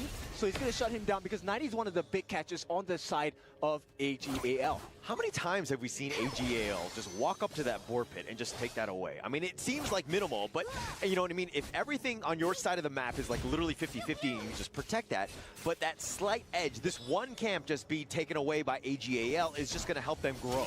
Exactly. And this is where that small edge comes. Yeah, 90 though, dueling with Yinuo, finding him out. Shuai though has to just like connect onto him with that Heartlink. Zoe with that tether onto Clean, who's using his map hacks, but here comes the emergence. Hailong with that damage. The Bladestorm not going to be enough to just more than zone, but now he's in a bad spot. They have to flash away, and Twisted Mind's going to hide under their tower. This is why stealing camps is so important, right? The ball now allows them to hit level 4 a little bit earlier. Even for a side against Hailong. And now there is no annihilation, there is no turnaround. I love the way that they're saw the emergence was coming. They backed off and realized that actually not everyone was coming. Not everyone is there for the team fight. We can take advantage of that, and they put the pressure on the Twisted Minds. And here's what's the beauty of it. So take a look at Ran, right? As a Fatih, one of the meta picks in this particular patch itself, able to sustain against Shanks, because if you get close to Shanks, he's not going to have a good time. With the ultimate on Ran, he's able to out-sustain the damage of those Souls of Wolves. Yeah, that's a feels bad, man, especially when you're Shanks here. You just want to be like, you think you have that ranged advantage, and then you can kind of just bully him out of lane, but with that sustain from Ran, as you just rightly expressed, it just makes it very tough in that lane. Yes, Zoe now at level 6, and like you said, how many times will they get this for free? They're always taking the boars. I mean, it's like they know when the cooldown's happening, they understand when they need to make that rotation. But here's a rotation by CT Boy, not able to get anything. Okay, potential kill coming in against Sheng. Not going to hit the mark, but this is a good recovery, right? I always like the fact that Twisted Minds, no matter how bad of a situation they are in, they always come back with some hope. 90 one-on-one against Ran. AG Zoe though. Yeah, but 90 not in a great spot. Has to dash away. He's going to be chased. Here's the emergence trying to find out Yinuo, who dashes away. So just trying to bait out the skills. Hailong this time looking to go aggressive. They will need to get this one, and they find him solo, and they do get the pick off. That's going to be first blood going the way of Clean. And now Shuai has joined with Shang. Do they get anything in return? Hailong is just trying to just dash away. The Unending Sorrow, though, will stop most of this. They've learned the lessons, right? This is exactly what AGAL did to them. Go behind the tower. Make sure your minions are at the wave. They tank the tower shots, and then you go for the kill. And the fact that you have a Fade, it's an instant guaranteed kill once it's past that 10% health bar. Look at how AGAL just continue to farm. It's not about the kills. It's always about just the different boards, like the boar pits that you're stealing away. You're taking things out. You're just really starting to snowball. I mean, we're 4 minutes in, but it's a 2K lead. Yes, which is pretty impossible to play against unless there is a potential steal.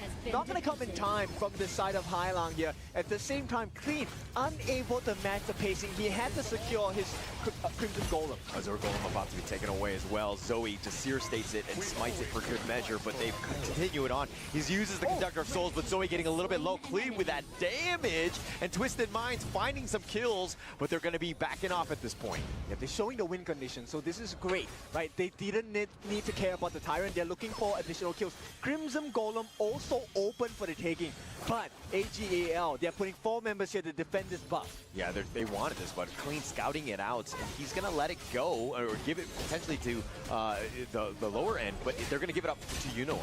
Why is this decision being made? Twisted Minds, they need to get more than this. Yeah, they needed to have. I thought they were going to go for that, but now it looks like Nighty going to be chased away. Yuno with that range, making it very uncomfortable. Yes, he gets pulled in with that whatever, but Yuno dodges that one he styles, but with that pick-off, Nighty finds the solo kill. We were talking on the desk as well. It's a team game, and here we go, Nighty. Oh, here's the team that you're talking about, the flash away. Nighty does survive, though. Yep, so Twisted Mind starting to play a little bit more team-like at this point. 3 kills for his side, but still the goal lead in great advantage to AGAL kill. Oh, Nighty surviving yet again, but they want to go. Shuai looking for that chase, and Nighty will finally leave the lane. He was looking to stick around and protect that bottom T1, but he's going to let it go. How many times have you seen a Diadia chase away a minion? Not a lot, but AGAL shows you how it's done. City Boy caught in the middle. Yeah, caught in the middle here. He's going to get tethered here. The Annihilation is going to be just barely nicking them, if anything, but Zoe over the wall wants to go for this Azure. He's going to fight this one. He wants to go for that Conductor of Souls, get that pick up, finds Hailong, and CT Boy survives, but they lose the blue buff as well. The team is playing so well. Bitter farewell. They find Nighty, caught out one too many times, and this time they had enough damage. 6.5 minutes in, there is more. They come from the side of AGAL. They have taken the T2. There is a wave marching down. They've pre-cleared that initial wave coming down. T3 under siege. Under siege here. They do have the minions as well, but it looks like they're going to just kind of limit this one. They're going to calm down a little bit, understanding that they still have a bit ways to go. But this game is a perfect game that encapsulates the fact that, hey, it's not about kills. If you're taking objectives and you're able to outfarm them, you will win far more games. Right, let's take a look at the replay here. This was a beautiful movement coming in. That instant switch of call was the flash coming in from Rana as well. Tất thảy nó tất thảy cái tất thảy PD kìa. In that moment, allowing for even more CDR for Zoe and the nice catch at the bottom as well. Every time AGAL moves across the map, they try to make some sort of engagement. It's like a full-on commit. Yeah. The conversion rate is quite high. They not only get those kills, but they turn it into like either jungle objectives or towers.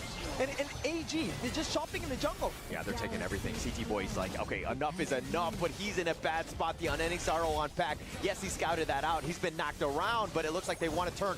The emergence is just going to be pump faked. He's not going to actually commit that.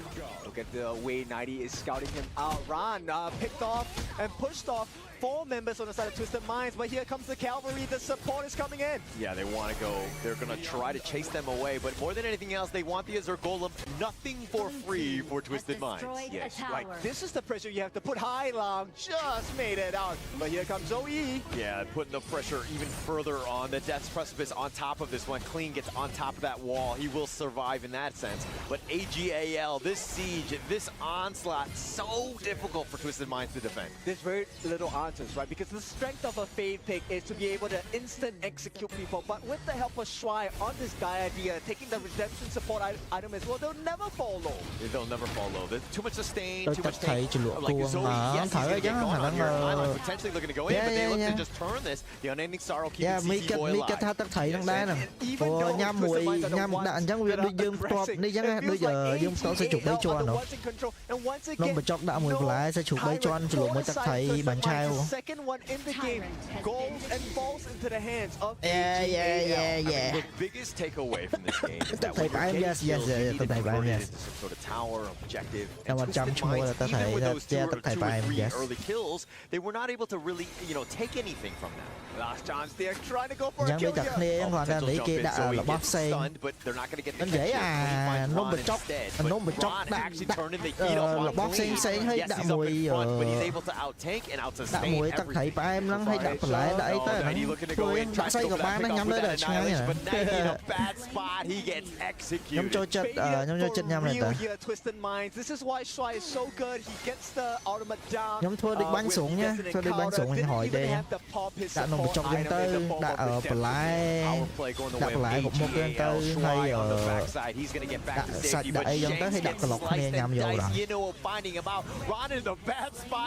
between two towers. He's going to be picked, but they find Halong and they want to go for CT point. They get the knock off, and AGAL in 9 minutes and 50 seconds looking to close out the game. These are the KPL champions. They get the pick off on the 90. They get on top of Clean, and they will take the game and the series. They will meet TT Global in the grand finals. Welcome to the grand finals once again. It is your champions of KPL, AGAL. They will meet the fellow It's always good, bro. Tomorrow, and we'll watch them duke it out. AGAL just too strong in the end, too clean, understanding what you need to do, sticking to the win objectives, not being fazed by any sort of early deaths that they might have had. They were just really next level, and there's a reason why they are the top team at the KWC. Not just having the looks, they have the brains as well, the teamwork, the synergy, everything you want from a #1 KPL team. Hang on, boys. I want that banner too. I'm raising my hands too. Yeah, well, okay. Good luck getting that one. I'm pretty sure they will not throw it to you. If anything, you can hit the drum. They need a new drummer.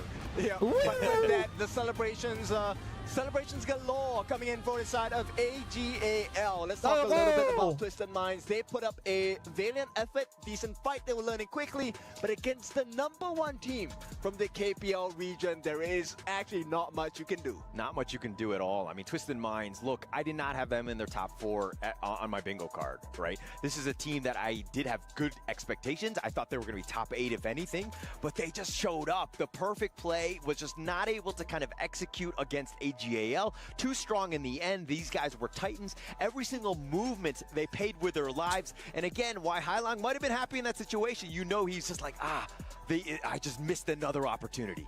Yes, and this is a team that is full of calculated moves, right? The way they split the fight, Ron tanking for the team under the T3. He did give his life, but hey, it's not about the KDA. It's about the crystal. It's about the crystal indeed, and just like running it down. AGAL just putting their stamp on not only this game but also this tournament. Every team needed to have feared them, and going into this one, they will go up against TT Global in the grand finals. Yes, a beautiful performance by both of these teams. But of course, I want to hear what our player, I think it's going to be Zoe. Let's hear from him and Sky as well. Welcome back to the main stage at the Amazon Arena. We're here together with Zoe from AGAL. Please say hi to the audiences. Hello everyone. 我是 AGAL 综艺。 You are Zoe, right? Congratulations on making it to the finals and 2 straight 4-0 games. That was amazing. So how's everything for you here in Riyadh these days, and what do you feel after this match? 那最近呢，来到我们的利雅得，综艺自己感觉怎么样呢？近期的所有在这边经历的一切，包括比赛，包括今天赢下来可以进入决赛的心情是怎样的呢？ 来到利雅得，首先感觉非常的好吧，因为 体验了不一样的地方、美食什么的吧。然后今天一下比赛是非常开心，因为第一次来国外打比赛就进决赛了，心情也是非常的激动。 So firstly, for me, I love this trip and the tour to Riyadh. We love this country, and for me, I love the culture and the food here. And second, we feel extremely excited and happy to be here, making the very first travel out of China. We make it to the final in the World Cup 2025. So that is amazing. So we want to talk about the Game 3, where your opponent used like Hanshin and Liu Bang pair to go against Will Jin, and there's team fights literally everywhere. And I think Aaron, like was super targeted by that Mai. So how do you guys handle that situation and finally take the win? 我们想聊一下今天第3局的比赛，因为对手拿到的是韩信和刘邦的组合，你是拿的进，然后那一局呢，感觉其实的艾琳有被狠狠针对到啊，所以局内呢，你们是做好了哪些事情，可以再次把这个比赛的胜利掌握在你自己手上？ 看到对面拿韩信、刘邦廉颇活物嘛，知道对面肯定是想跟我们打架的，然后 前期也被他们抓了很多机会吧，然后我们还是慢慢调整回来，然后一步步把节奏打回来，然后拿下比赛。All right, after watching the entire composition of opponents, we know Cái the tiết tờ không hiện chân làm bay trai âm si. And actually, I think they did Đối really trai well. đối trai They âm grabbed si a ăn lot lệ of opportunities on cái ăn us. lệ pra hơi cái chân liệt During the tiết mid dương từ trai game, chân we hay dương find chân ăn our lệ tempo được. back, and step by step, we get the win. And finally, the last. Tomorrow is going to be the very big day, the finals. So your opponent still is going to be TT Global. That opponent you are the most familiar with. So recently, you guys went in for a 2-3, defeated by TT Global. So what is that for you to say to your opponent tomorrow? 我们也知道啊，就是我们明天决赛的对手会是 TTG。最近呢，在 KPL 的交手非常可惜，AG 呢是2-3击败给了 TTG。2-3。明天决赛的对手，你有什么话？首先，大家都打到决赛了吧，很不容易啊！明天的比赛肯定是一场强强对决嘛，跟实力可能没关系了吧，就看谁打到这个点韧性更高吧。韧性更高的那支队伍肯定是能赢得最后的比赛胜利。All right, first of all, I think that we've always, and we both have gone through a lot, going so far and make it to the grand finals. As to tomorrow, it will be a match between the strong and the strong. I don't think that really matters about the mechanics, about the skills. I think that whoever gets to be the most perseverance one will get the final trophy and final win. Okay, thank you so much for just sharing from Zoe, and this will be all from the stage. Studio, back to you. Thank you very much, Sky, and thank you very much, Zoe. 4-0 victory. AGAL is going to move into the final, and is going to send Twisted Minds to the third game tomorrow against Nova Esports. Congratulations to AGAL on that amazing victory. I'm really looking forward to tomorrow because tomorrow we're going to have amazing games. But talking a little bit about Twisted Minds, do you guys think that they came in and in these 4 games, they had a performance that they could actually go home and be proud? Yeah, absolutely. I think they leveled up, but they didn't level up enough. That's why their key is being crushed. Yes. Oh, man. Sadly for them, their keys and their dreams are going to have to be crushed. That pop right over there is going to be loud. That's going to be loud, loud. Look at him. He's merciless. He sees the key and then emotionless. Yeah. He knows that this was just expected. The poker face, right? Just being neutral and everything. But I do feel that they gave respect to Twisted Minds. By the way, shoutouts to the AGAL fans. I think you should have also brought brooms because we got sweep, baby. We got a sweep. Come on. Not just the drums. Bring in the brooms also, right? An AGAL broom branded broom, you know? I'm telling you, if they would have those brooms, I'm certain that a lot of people will be asking for them because those pandas that they're sharing around. Love those pandas, man. Everyone's want to keep their hands on those. I want the pandas, okay? Yeah. I thought we're in the wrong room. We're here analyzing the game, and all I think about is how do I get my hands on one of those pandas? Come on, AGAL, come on. We saw you last night. You were traveling around in the Esports Boulevard. Come on, man. I saw the bag with pandas in it. Yeah, come on, man. What do you guys think? Just coming back a little bit into this game 4, what do you guys think was the main reason why Twisted Minds was unable to take the victory in this game? What was the point? I think there are many foes, but 2 things I want to focus on is number 1 is resilience and discipline. AG, they kept their cool. And they picked with synchronization. You have the Diadia and Algorand combo. You have the counter pick with Xiao Chao and into Nuara. It's not really counter, but it just do well in lane. It just have so many different layers for number 1. Number 2 is they play to their win condition. They didn't overextend. Whereas on Twisted Mind's side, I think the mind was a little bit twisted. Yeah, especially in the last game, right? Yep. No pun intended. I do agree with you with that last few picks that Yesterday, they picked. Like, we were talking about, hey, what are the combos of this type of lineup? It seems like they kind of like pick like whatever hero like you want in your potential last game, right? Maybe a kind of like a show matchy rank game type of lineup. Yeah. And what I also like about AG is they're not toying with their opponents. No, not at all. Yeah, they know that they have the upper hand. They know that they're stronger, sure, on paper and everything like that. But they gave respect. They banned out specific targetable heroes and they countered it out. And that's what makes a champion, right? You don't play with your food.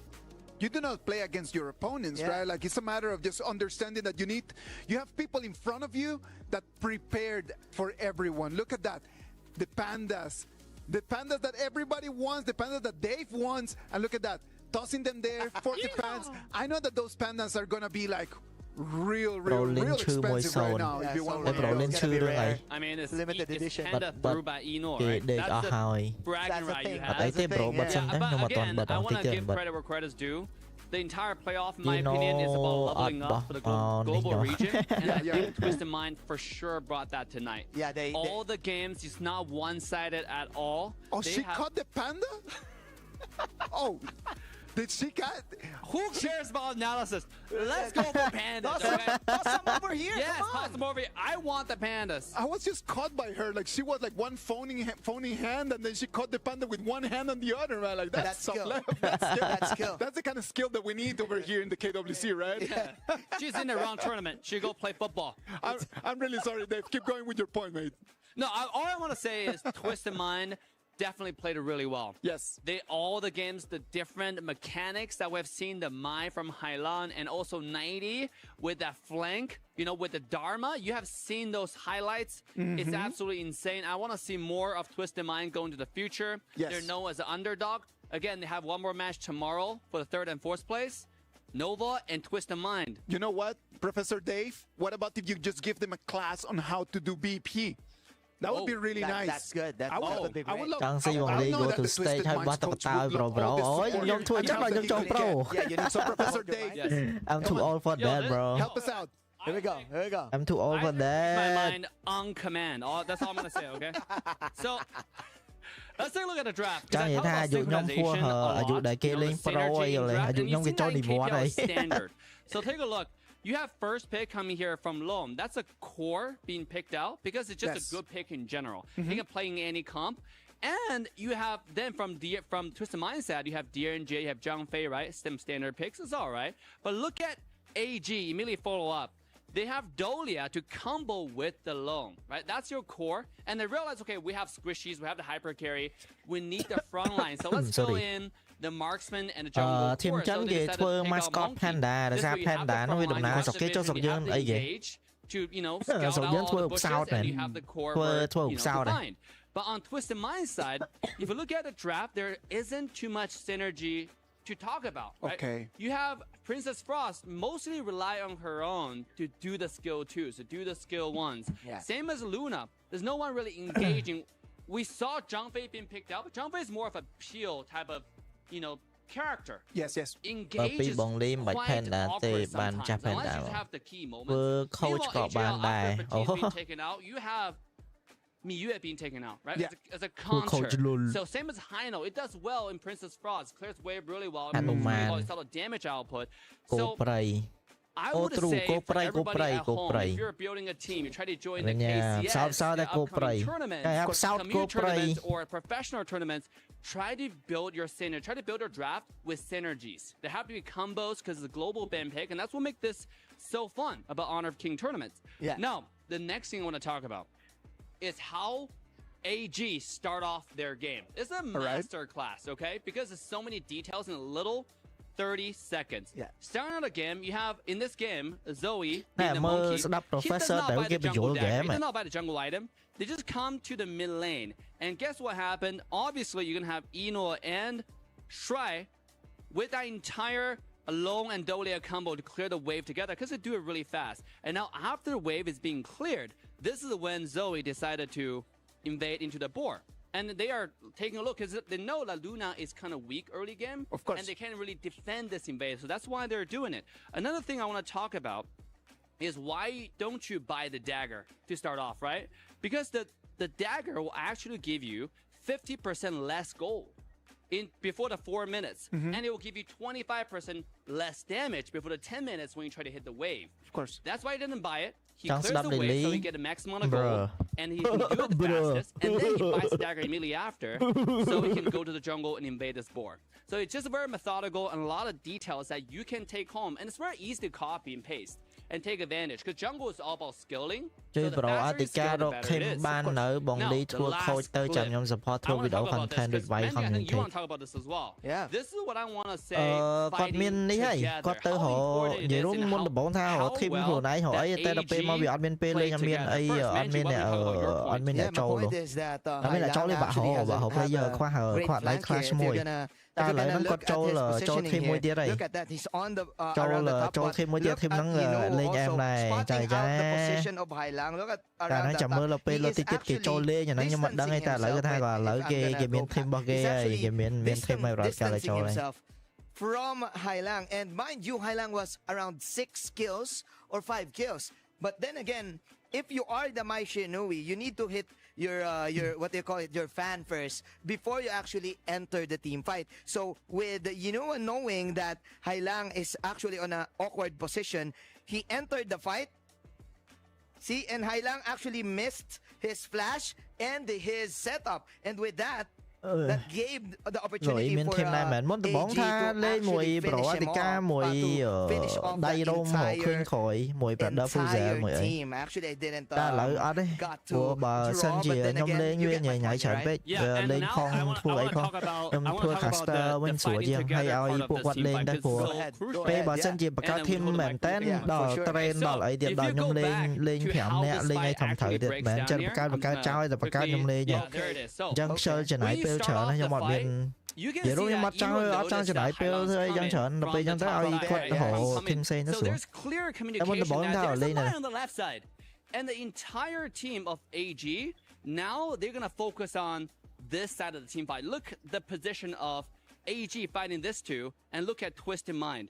Right, you got one over here, you got two over here. Yeah, it's a lot more separated compared to where AG is fighting, and that's what makes this fighting together so important. Because AG first they notice Hailan's come in, they know there's a threat right here.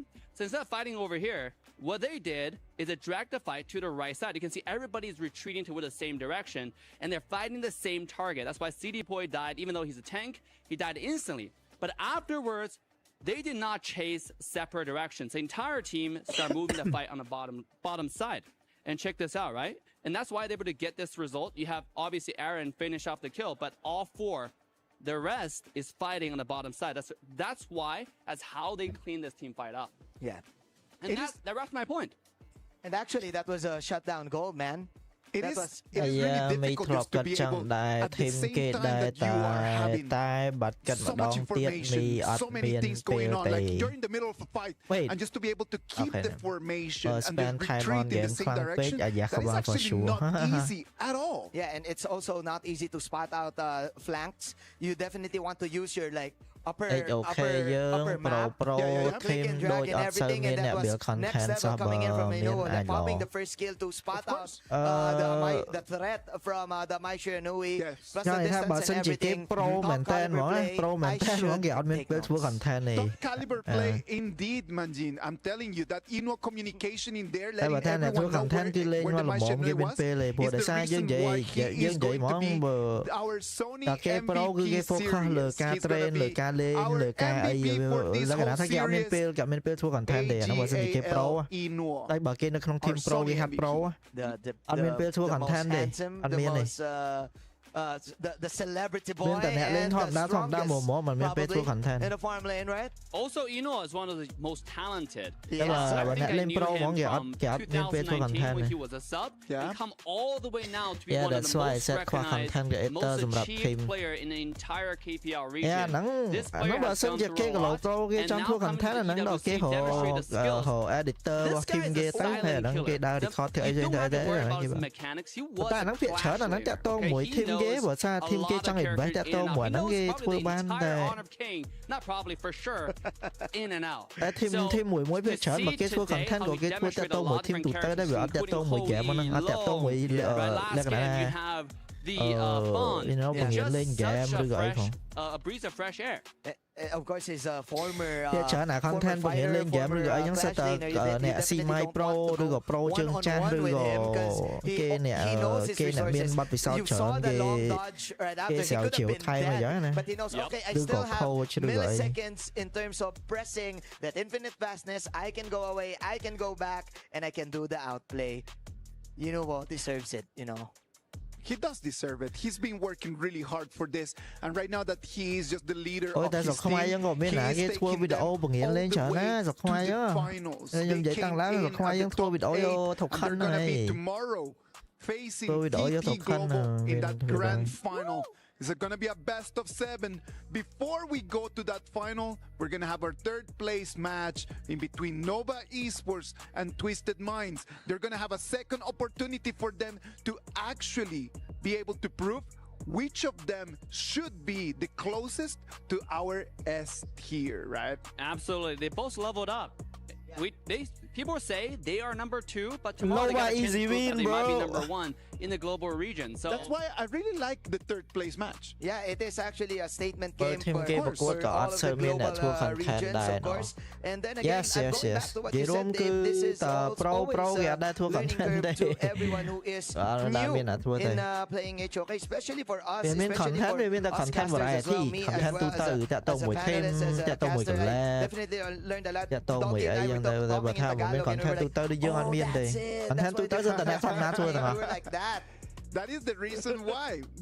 The more that you play, the more that you Hey, yo, know. And the more Palestine that you know, the 80, more let's go. accurate you're going to be. And I'm going to tell you, our Aramco Power rankings of day 1 of these playoffs, they were extremely accurate. We said AGAL and TT Global were going to be in S tier. They are in the finals. We said Nova Esports and Twisted Minds were going to be in A tier, and they're in the third place match. yeah, absolutely. And by the way, Nova took a game from TT Global in dominating fashion today in game 1. Yeah. Man, tomorrow, if Twisted Mind wins, what does that tell you, right? If you're using equations. Yeah, man. Thank you, Professor Dave. Like, all of the stats doesn't matter anymore, you know? Like, if Twisted Minds like get a game up against Nova. But I do hope in the grand finals we go ultimate battles. Wouldn't that be nice? Wouldn't it be incredibly cool if we go to the grand final and then we go all the way to 7 games? It would be the best way to finish these 10 days of amazing performances. It's been really nice just since day 1 up until right now, just to see the evolution of our tournament, to see how this new format really got everyone at the edge of their seats. And tomorrow, we're going to write together the last pages of this amazing KWC 2025 book. But you know what? We'll see you tomorrow at the same time, same energy, same place, and hopefully you're going to be here with us. Before you go, enjoy the Kidia top place of today, and we'll see you tomorrow right over here. Thank you.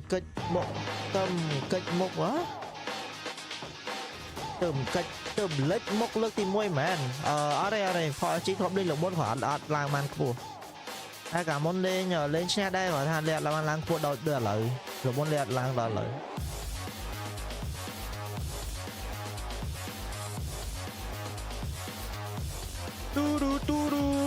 Tao mỏng đắm nè. Tao hồ mơ xem mà thao admin em là mấy mơ tới mà hai giải lên giảm rơi có thua ấy nhằm ở đăng cho mới dân bật stream mà nghe mở trong lên giảm giờ nó trong stream lên giảm xong rồi đậm lên giảm này lên giảm ta nó cho xe ha cho trend sẽ cho bảo lên giảm lên ấy mà đậm lên bùng lên hai lần lại to giảm lên đặng theo dây thế vật tê chết bùng chân chân không phận lại giảm lại cái đi ở giá ba lại từ bờ thua video phần hiện lên đá ma hay anh nhờ priệp thiệp mỗi bạn đang răng comment nhờ ở mình comment như bọc cô làm ở cái deal các bạn này tham mấy tập vụ ấy dấu khe nó việc thua ta content deal ghê chẳng anh hay anh thua video phần hiện kia lên bật ní chào mơ bà sân giờ trăng bà sân giờ nặc khơi trăng đây cho ai bạn trong stream tiệtแต่ละខ្ញុំបើសិនតែចង់អរគុណគ្នាចាស់មិនចូលរួមមិនចូលរួមខមមិនខ្ញុំសូមបិទ stream ពេលនេះសិនហើយចាំជួបគ្នាពេលក្រោយណា